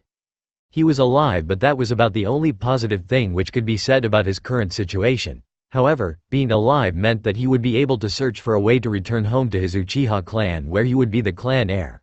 Back to the familiar killing. Back to his idiotic Senju friend and back to his little brother. And this time around, he would make sure not to snap and set some monster on the village. Maybe, if he was the one to become the Hokage, he could also issue a decree, stating that no little blonde boys named Uzumaki Naruto were to be mistreated. Great. Now, he was getting optimistic again. He should really stop this habit of getting his hopes. I'll go now, Ka-san. Otouyu-san. "Bye," a childish voice loudly exclaimed. Madara could hear the sounds of feet hitting the ground and then the one of a sliding door being closed rather loudly. Well, at least he didn't have to deal with the little brat, he thought dryly to himself, as he slowly started to stand up. He slowly started to descend the stairs and made his way to the room where he could hear the voices coming from. Once Madara arrived, he was greeted by the sight of Makoto making breakfast and Fugaku reading something. It was hard to describe, it looked like many overly large, folded sheets. Feeling Madara's gaze on him, Fugaku looked up, frowning. He nodded in greeting. "Come to my working room after you've finished eating breakfast." He didn't wait for an answer as he quickly stood up, putting that paper thing on another desk nearby. Another thud, albeit a quieter than the one before, could be heard as the clan head exited the room. Narrowed eyes bore into his back until he was completely out of sight. Whatever it was that Fugaku wanted to talk to him about would mean trouble. Once he had ceased his staring and turned back, he was met by the calculating gaze of the clan head's wife. However, it instantly vanished and was replaced by an amicable smile. "Now, what would you like to eat, Madara-kun?" No, this woman could never replace his mother. They were distant memories, but Madara could still recall the times with his mother before she died, giving birth to Izuna. His mother had been warm, a reassuring and comforting presence, and while Makoto often showed exactly this same kind and caring side, there was more to her. Hidden and well concealed was the subtle strength and cunning, typical of a kunoichi, but there was no mistake, it was there. He had been only too blinded by emotion and shock to realize this. However, judging from what he had seen so far, females in general seemed to have a more active role in the goings of the village and clan. Strange, but not a change he felt too uncomfortable about. After all, there are a lot more which definitely needed more time to adjust to.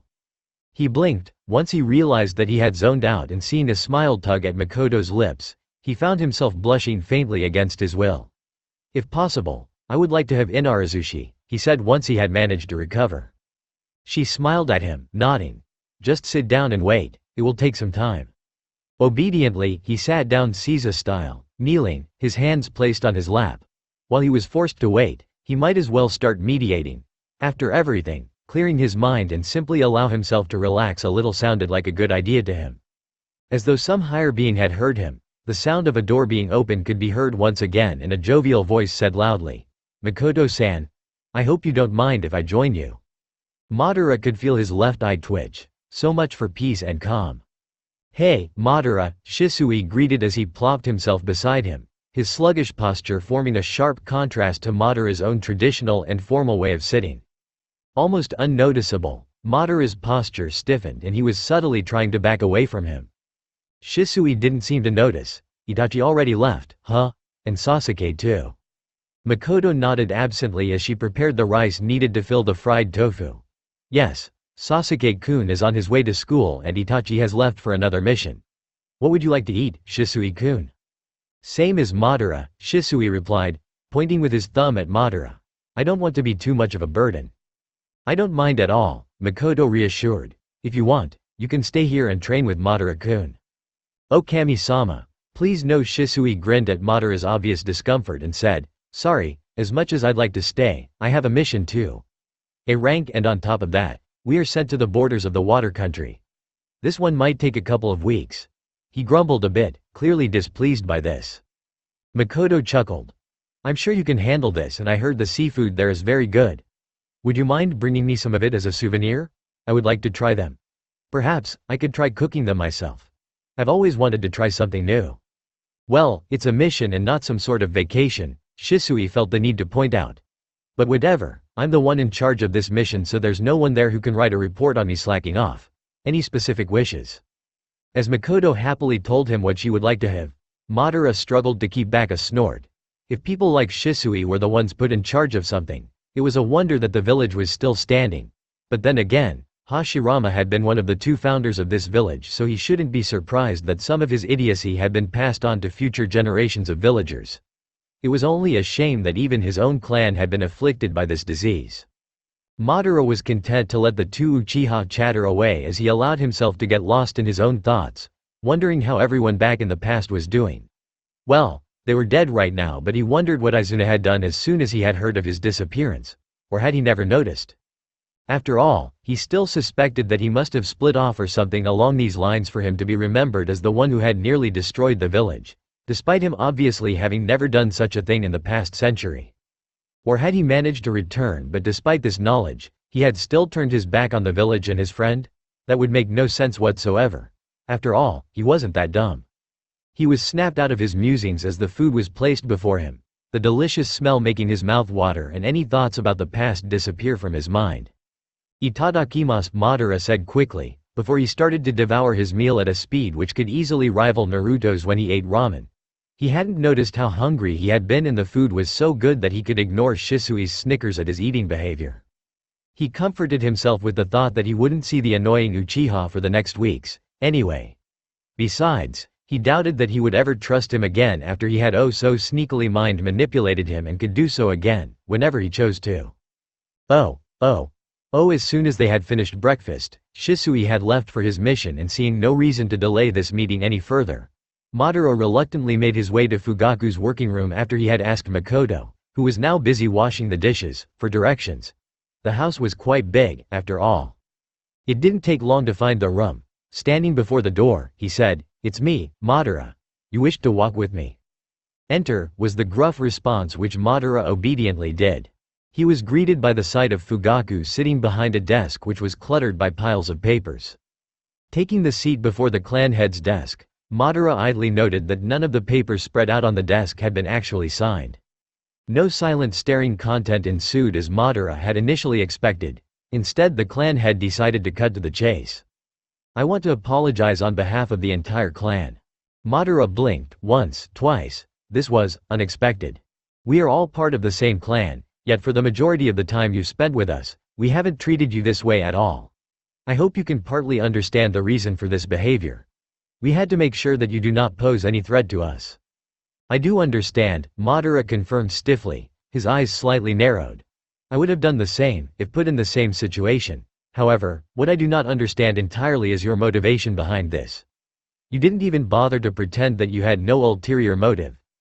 Even though I do not know the Uchiha clan in its current form, I'm still an Uchiha as you've already said. So I do not think there's a reason for you to withhold information, if it's for the sake of the clan." Fugaku smiled grimly upon hearing this. "I have never doubted your loyalty, at least not after I have found out who you truly are. Which is why I didn't try to hide my plans regarding you." "So you would actually tell me?" Madara questioned, disbelieving. "Yes," the clan head said calmly. "However, first of all, I would like to remove your seal." "My seal?" Fugaku impatiently gestured towards his stomach. "The seal with which I can pinpoint your location among various other things." "Other things?" Madara echoed warily, rubbing his belly. "If the seal had triggered, you would have experienced great physical pain to the point that it would have rendered you immobile and most likely unconscious too. You leaving the village borders would have been the trigger," he explained as he rose from his seat and began to walk to Madara. "Oh, that's good to know," Madara noted dryly. "Well, seeing as I am about to remove the seal, it doesn't matter anymore," Fugaku retorted as his fingers flashed through a number of hand seals. Wordlessly, Madara lifted his shirt, exposing his stomach. He hissed when fingers pressed against his skin which was starting to feel like it had been set on fire. However, like the last time, the pain didn't last long and as soon as it was gone, he looked down to his stomach which was bare of any drawing or signs. Adjusting his shirt, Madara asked, "Will you tell me now?" The clan head took his time answering as he returned to his seat. Once seated again, he said in much the same way Madara had done when he dropped the time travel plan, "We are going to stage a coup against the village." What followed was stunned silence. "We, the Uchiha clan, have been shunned by the village which we have helped found," Fugaku calmly went on, ignoring Madara's disbelieving expression. "They treat us with mistrust and it's only a matter of time before we will be absolutely restrained in our movements. Why should we continue to serve a village which only acts against us? A village which suspects us of something we had no part in?" "What do you mean?" Madara questioned, frowning. He wasn't sure what it was he had expected, but a coup had been definitely not part of his expectations. "The Kyuubi incident," the clan head clarified, his expression grim. 7 years ago, it attacked the village. Because of our mastery over the Sharingan, we're suspected to be the ones behind the attack. The village doubts that its attack had been on a whim." He still didn't feel like this was reason enough to fight against the village he had helped found and apparently had fought against too. Why? Why would they think that? Where is the connection between our Kekkei Genkai and them suspecting? Uchiha Madara was known for being able to control the Kyuubi with the power of his Sharingan alone. The Biju had been one of his many weapons he had used against the village and he abruptly stopped as he realized that it was, well, Uchiha Madara he was talking to.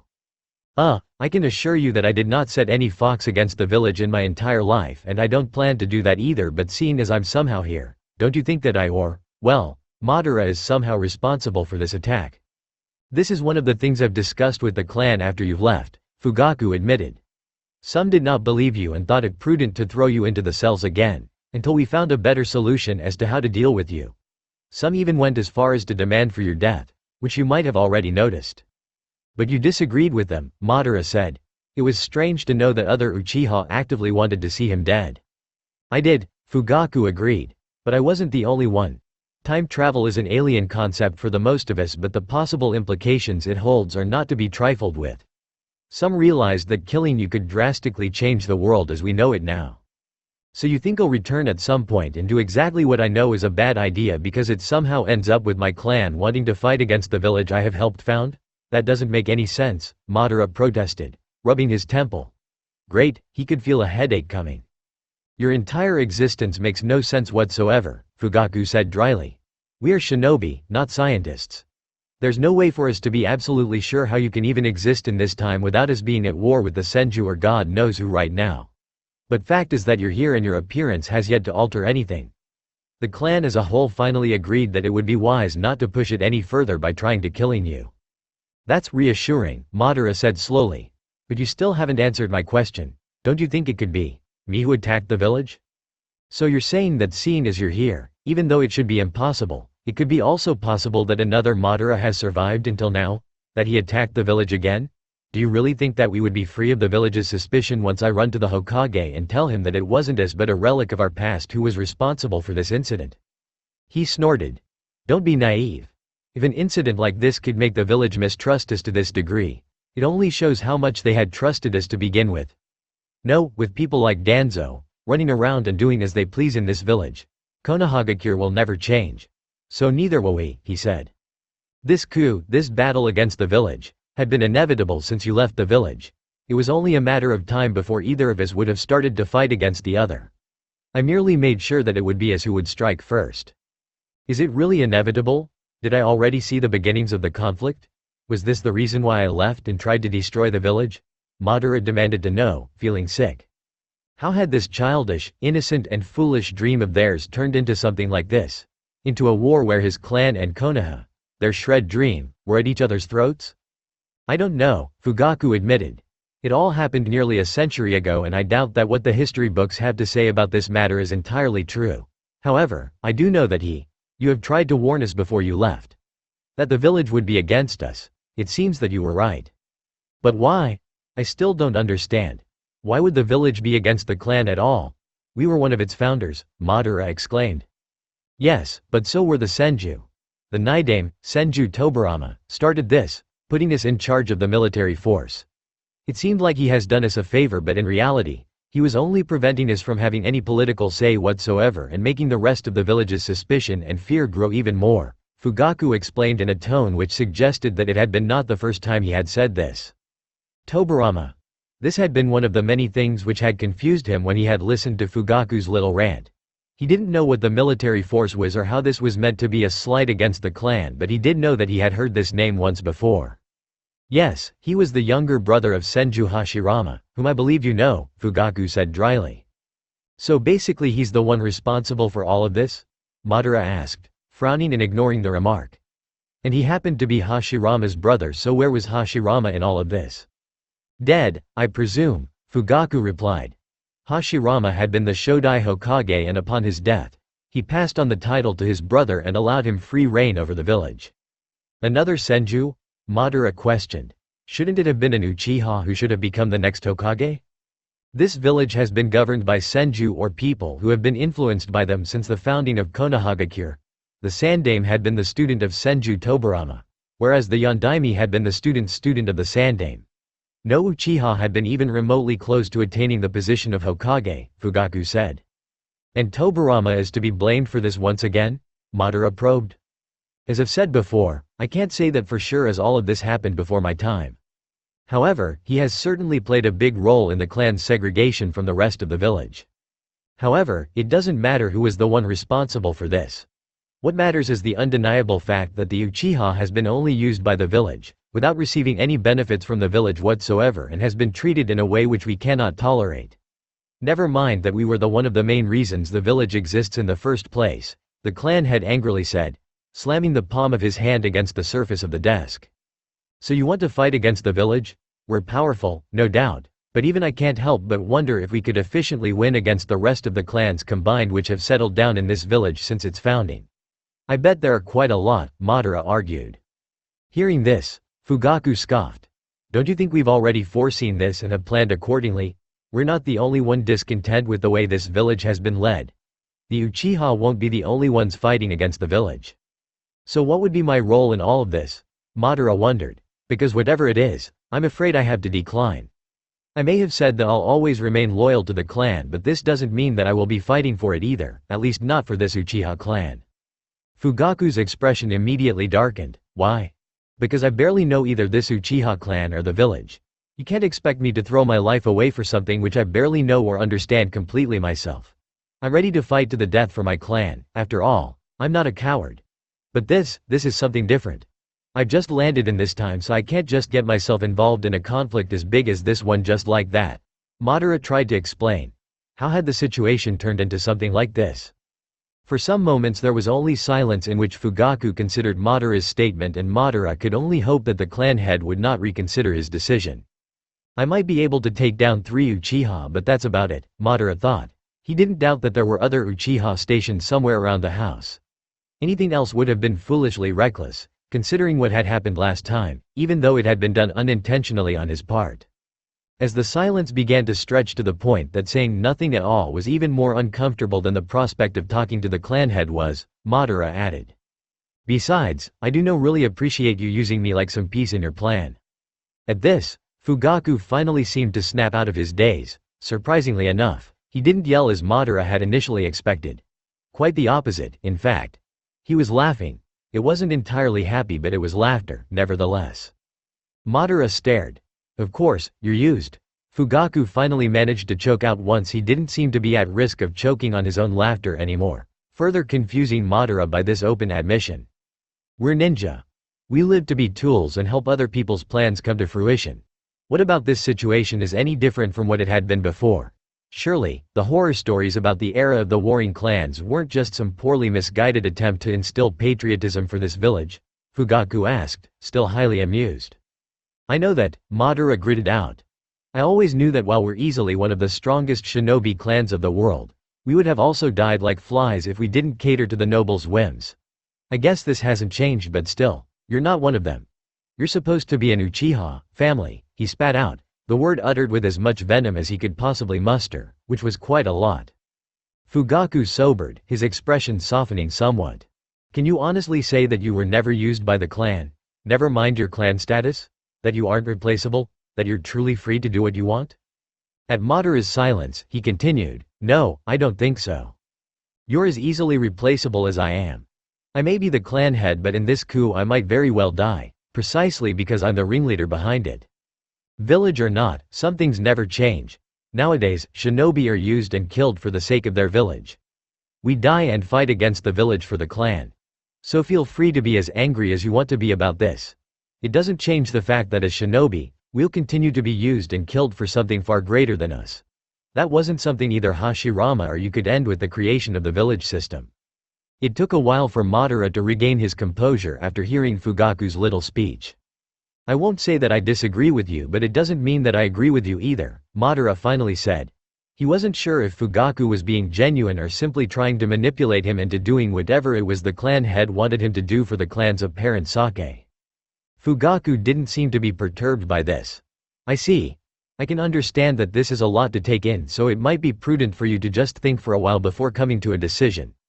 The task I have in mind for you won't succeed, if you do not have the necessary conviction for the cause.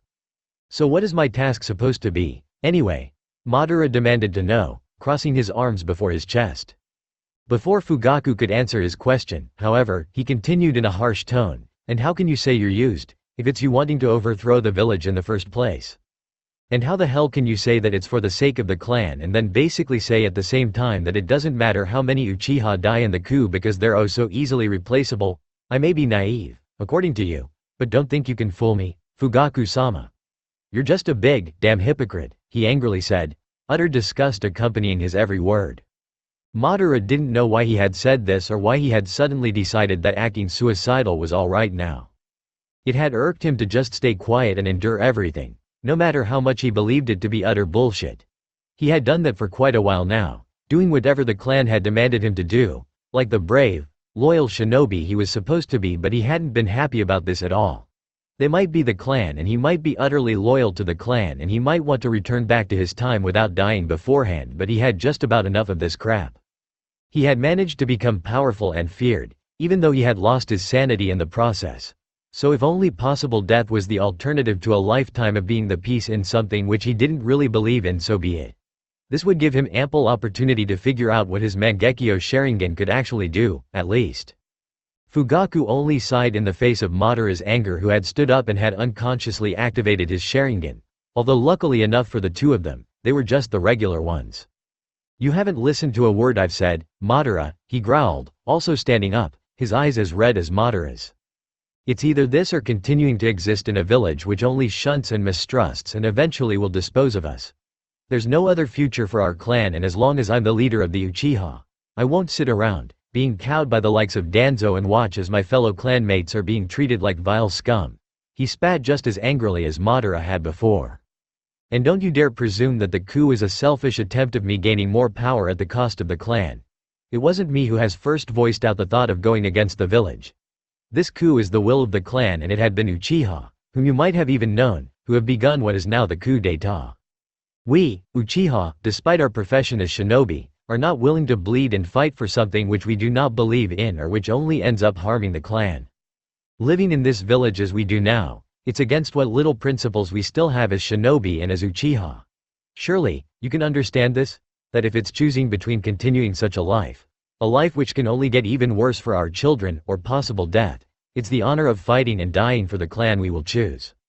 It wouldn't have such an impact on him if it hadn't been exactly what he had thought only moments before Fugaku had gone and started another grand and ridiculously long speech of his. Madara could understand. Those were principles, beliefs, every Uchiha child had been taught to basically consider sacred. It was just as much a part of the Uchiha as was the Sharingan and their mastery of Kaiden Jutsu. It defined them. But still, if this coup fails, the entire clan will be annihilated. I don't think the village takes too kindly to treason on such a grand scale. The clan, we have all lived and died for, will be gone just like that. You'll have sacrificed yourself for nothing. Even the ones you have killed would be nothing but empty sacrifices. Madara argued in a desperate tone, the thought of a world without the Uchiha unsettling him in a way he had never felt before. I'm aware of this, Fugaku said quietly, looking at some spot over Madara's shoulder, eyes dark again. We all are. Despite years of careful planning, we know that it's entirely possible for us to fail and die and become the name which Konohagakure will curse for as long as it exists. Despite its many faults, it's still powerful, after all. He let out a harsh laugh.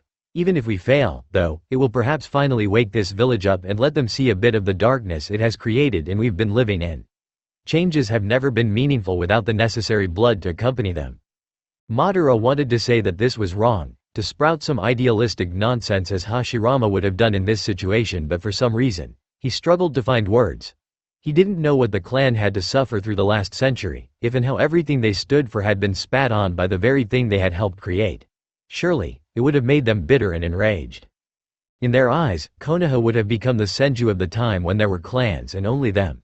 He didn't know, but he could understand the hatred, the bitterness, all those feelings which in the past had made him want to burn everything that had caused these feelings in the first place. But the continued existence of the clan had never been at stake before, and somehow, the thought of the village, with its strange people and Naruto, being turned upside down and drenched in blood wasn't one he particularly enjoyed either. You care for the clan, I can tell that now, so I'm sorry for accusing you of doing this for your own selfish wants, Madara apologized. But I don't want our clan to die for something as empty as making something which they despise share the pain they have suffered through. He was channeling Hashirama now, but he knew that somehow, it was his, or his other self's, fault that things had turned out like this. It was a novel experience for him to preach about forgiveness and peace and such in a way which would have made the Senju idiot proud and on top of that, go that strongly against the clan's wishes. Madara wasn't sure if this could be considered an improvement. Fugaku sighed, for a moment looking as old as the Hokage himself. Even though we pride ourselves in our self-control, it may be our pride and feelings which could be our downfall. The Sandaime told me that. He smiled grimly, a bitter edge to it. For an old leader, he can be very blunt sometimes. He paused, briefly lost in thought before his eyes sharpened once again and he fixed his gaze on Madara. I wanted you to become a spy, to become the backbone which will connect this village to our clan, but I can clearly see that even if I give you time to think, this won't change what you've already decided on. But whatever you think I'll do, I or the clan for this matter won't harm you, no matter what you have decided on. And if you don't trust my word, then at least trust in the fact that being someone from the past, killing you would be very risky and throwing you into a cell would alert village which we have managed to avoid until now. I only ask of you to remain neutral then and keep what we've said a secret. When the coup occurs and you have still not found your way back to your time, you will be evacuated with the other civilians, children and elders in our clan beforehand. This was more than Madara had possibly hoped for after pulling this stunt. You have my word that I won't do anything which will harm the clan, he hastily said. Madara only hesitated for a brief moment before he added, and if you excuse me, I will leave now. Without waiting for a reply, he turned and left hurriedly, not caring that he was being incredibly impolite as he didn't wait for the clan leader to dismiss him. He wanted to be alone and simply think. Think about what he was supposed to do now because he sure as hell had no clue. Oh, Tobirama, that's Izuna. Izuna, that's my younger brother, Tobirama. I'm sure we're going to work great together, Hashirama said enthusiastically, ignoring the way the two boys glared at each other. However, as the two of them continued to stay silent, he decided to intervene. Do you know each other, or what's with those glares? We've met each other, on the battlefield already, Tobirama admitted, eyeing the Uchiha before him warily. I can't believe that I didn't remember when you told me his name. I should have known. It's not going to be a problem, right? Hashirama asked, frowning. His brother shook his head, sighing. I've agreed to work with an Uchiha. It doesn't matter who that Uchiha is. I concur, Izuna stiffly confirmed. It had taken Hashirama a while to convince Izuna that no, they weren't going to attack and no, his brother wouldn't rat them out and that yes, he was actually going to help them. Fortunately, the amount of accusations and kanai the Uchiha had hauled at him prior to that had been reasonable. Maybe he wouldn't actually do that badly at being the Senju clan head later on, seeing as he apparently had all that diplomatic stuff down pat. Great, he exclaimed, clapping his hands together. So have you figured out a way for us to communicate with each other? Yes, I have, Izuna said as he took out a scroll out of his pocket. What's that? Tobirama demanded to know, eyes narrowed. It's the contract to the cat summons, Izuna explained. It was a present from Madara. A present? Both of the Senju brothers questioned at the same time. Contract scrolls to summons were quite rare and hard to obtain, so it was hard for them to imagine that Madara would just give it to his little brother without the clan's interference. Madara got it on some mission and managed to keep it a secret, Izuna told them, absently spinning the scroll in his hands. He gave it to me on my birthday and told me that I could use it first before he would tell the rest of the clan about it. He wanted to be there when I did it, but he was gone by then. Did you forget about it, or was there some other reason why you didn't tell me about this earlier? Hashirama asked, more out of curiosity than anything. I forgot about it after Madara just disappeared, Izuna admitted. Just slipped my mind, and by the time I met you, I had already forgotten about this. I found the scroll hidden in one of my bags 2 days ago, and I figured that if we both signed the contract, we could use the cat summon as some sort of messenger. That's brilliant, Hashirama exclaimed brightly, grabbing Izuna by his shoulders. It didn't take long for the Uchiha to shove him away, prompting Tobirama, who had remained silent for the most part, to snort. It would be very useful, indeed, if we could manage to do this. Tobirama eventually agreed after he watched Hashirama slowly get up again, rubbing his back. However, are you sure that you won't regret this decision? He asked in a challenging tone. The scroll belongs to Madara, so I want to give it back to him, Izuna simply replied, his tone calm despite the intensity in his dark eyes. I see, Tobirama said, equally calm and intense at the same time. Hashirama was watching their exchange with wide eyes. Wait, it couldn't be. You've become eternal rivals? The two younger boys gave him a startled look which was nearly identical to the one Madara had given him when he had first heard this word from his mouth. I don't even want to know, Izuna mumbled, somewhat resigned, shaking his head. I'm surprised how fast and easily you manage to make people just accept your moronic antics as something which they can't change no matter what they do, Tobirama remarked. Forgive me for my stupid antics, Hashirama said, shoulders slumped and clouds of gloom hovering over his head. Has he been always like this? Izuna asked, incredulous, pointing at Hashirama who had sunk to his knees by now. Yes, Tobirama confirmed, rubbing his temple. I think that's the first time I felt genuine pity for a senju, the Uchiha finally said. Anyway, we should probably just get this done already, he said, gesturing at the scroll he was still holding. Oh, that's going to be great. I've never seen a summoning before, Hashirama said excitedly, all bright and happy again. The trio quickly turned silent as Izuna carefully unfurled the scroll on the ground. Names and fingerprints made in blood were imprinted onto the worn paper. Seeing this, Izuna didn't hesitate and bit his thumb, drawing blood. He then smeared his name messily on the paper and finally, he pressed his already bloody thumb on the paper. The nearly sloppy way it had been done formed a sharp contrast to the neat handwriting and clear fingerprints of the scroll's previous owners. Okay, Izuna said. He paused. What now? Good question, Hashirama said, shrugging and turning to his little brother. Any ideas, Tobi? No, however, the Uzumaki clan is going to pay us a visit soon. I'm sure that some of them will know more, Tobirama said. Oh, they do? I'm sure Mito-chan can help us, Hashirama agreed enthusiastically. When will you meet with the Uzumaki then? Izuna inquired uneasily. No idea. I don't know either, Tobirama told him. I've only heard of it in passing. And I'm not surprised that you didn't hear of this, Hashirama. You rarely spend any time with the other clan members these days. Well, I see. Izuna cut him off briskly as he rolled up the scroll once again and pocketed it. Then what do you propose are we supposed to do in the meantime? Finding my brother is still our main objective, after all, and we have already wasted enough time as it is. There's not a lot we can do. I suggest the two of you should just try to get something out of the clan heads. Since both of you are the clan heirs now, it shouldn't be too difficult. After all, they are our only lead to Madara's whereabouts right now, Tobirama suggested. Izuna frowned. This is what Hashirama and I have been doing for a while now, and while there's some progress, it's so slow that it isn't really something we can rely on in regards to finding out where my brother is. I didn't say it was the best solution. It just happens to be our only at the moment. Neither of us has come up with something better yet, so I suggest we should just stick to it and see whether we can find something along the way. You shouldn't complain if you haven't got a better idea either, Tobirama added, unimpressed, when he saw Izuna open his mouth to retort angrily. Fine, he reluctantly agreed, giving the white-haired boy a venomous look. Well, if that's everything, I'll return to my clan now. When are we going to meet again? Before Hashirama could reply, Tobirama beat him to it.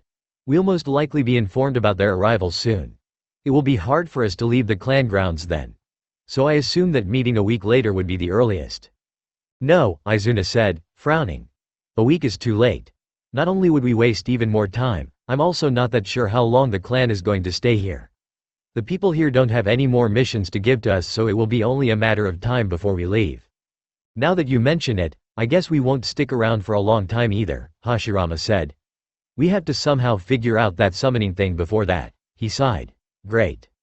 I'll try my best to find the way to summon something as fast as possible, Izuna reassured him. There might be some Uchiha I could ask about it out of pure curiosity. That's a good idea, Hashirama said happily.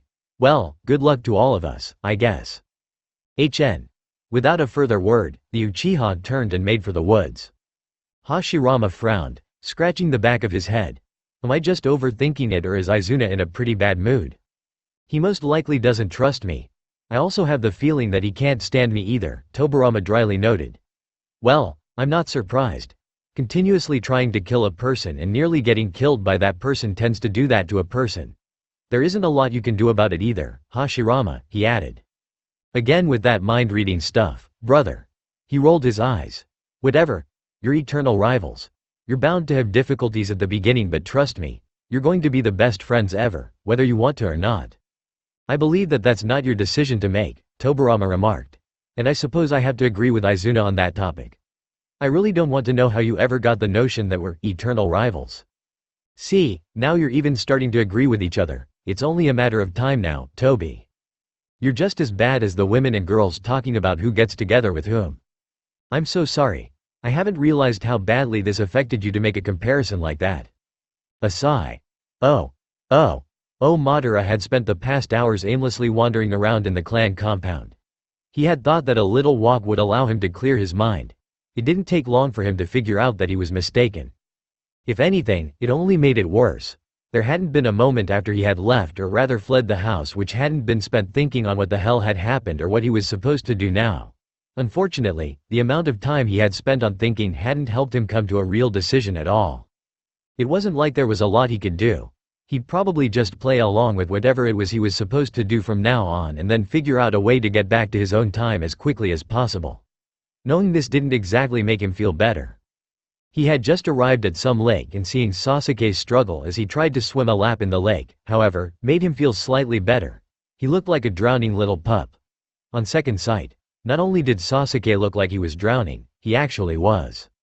Crap. He didn't thought a lot afterwards. He just ran, though he had enough sense to pour chakra to the bottom of his feet before he did so. A blink of an eye later and he was hauling Sasuke out of the water, trying his best not to let him drop into the water again as he wildly trashed around him, smacking Madara more than just once in the process. The brat better be grateful for that, he angrily thought as he ran as quickly as he had previously back to the shore. Once he was on firm ground again, he let Sasuke drop to the ground, allowing him to finish his series of coughs and choking. What the hell were you thinking? Madara shouted, once Sasuke didn't look like he was about to keel over. I was just swimming, Sasuke muttered, looking at no particular spot on the ground.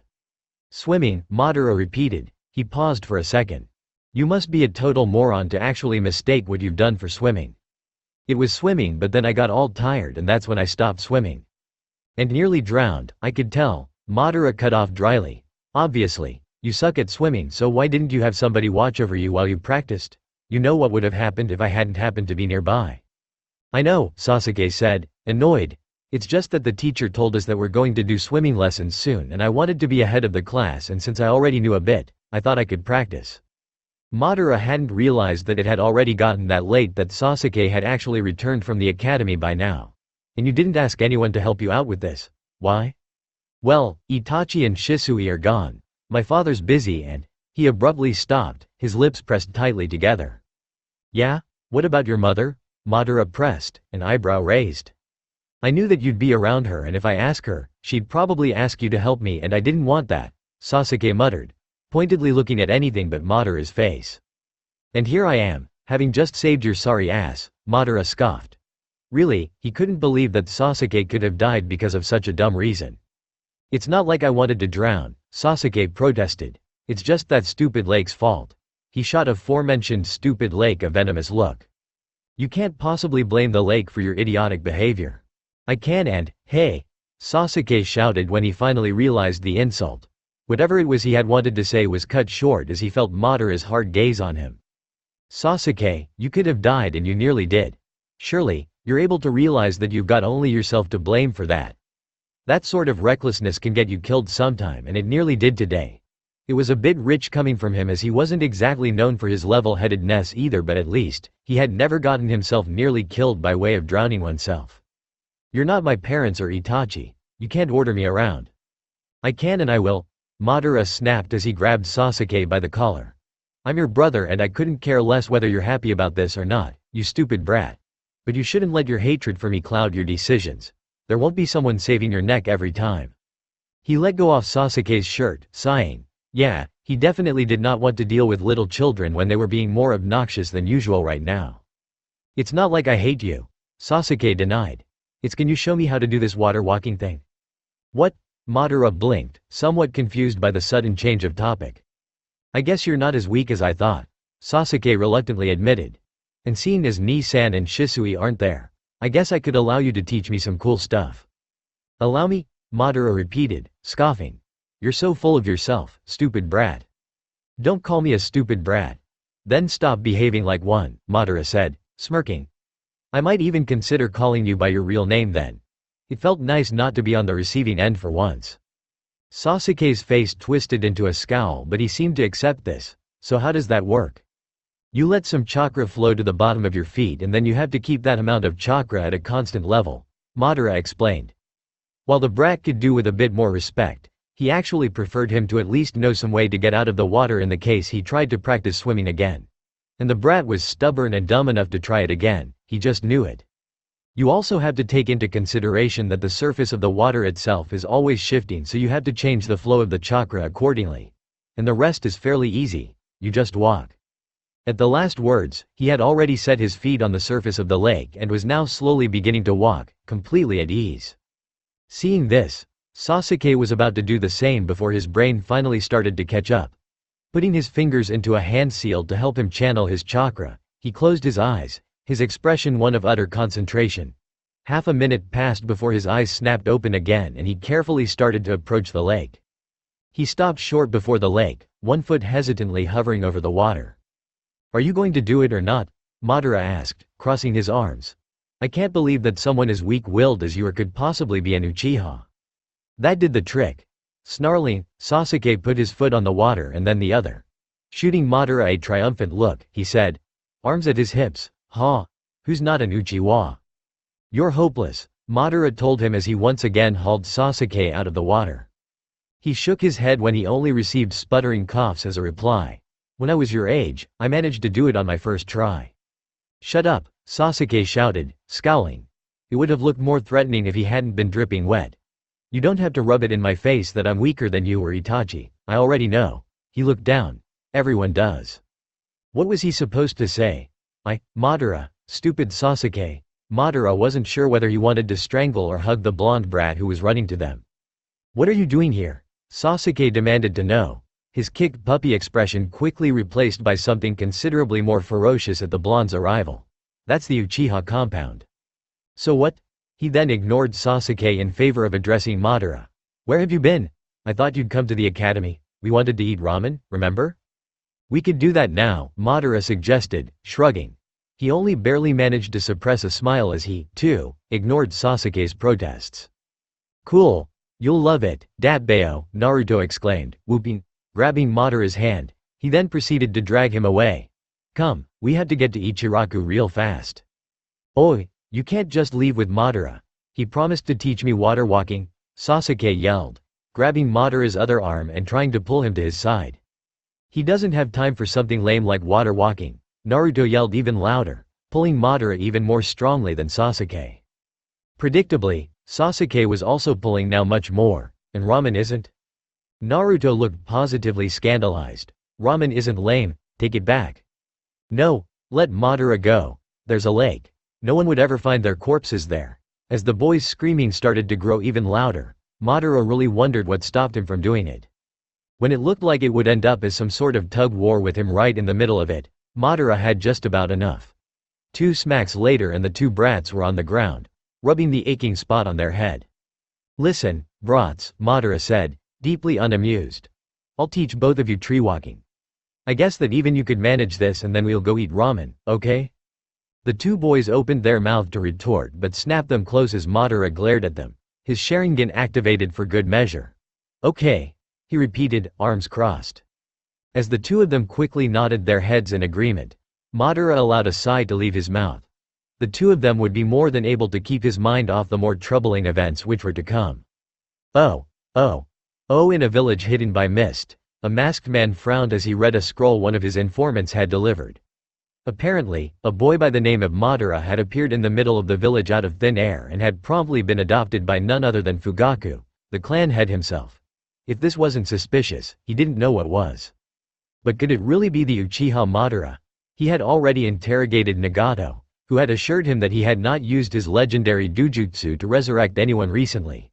And if the information he had received was correct, and his spies were rather reliable in that regard, this Madara was only a child. Maybe it was just a coincidence. But then again, Madara had told him that he was supposed to revive him at his prime. So if it was possible, then why not go a step further and be resurrected as child? But for what reason? Was there some plan Madara decided to keep quiet about, something that he wasn't supposed to be aware of? The timing was suspicious too.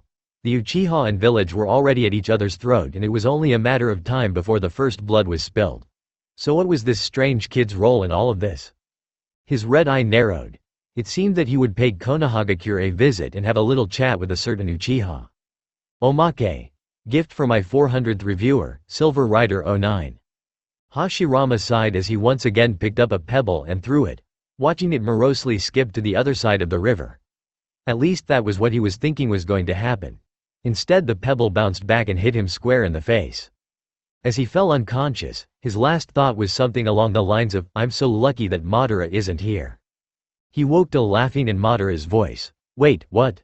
He immediately opened his eyes and made to stand up when he suddenly realized where he was. He gulped. That was a long way down.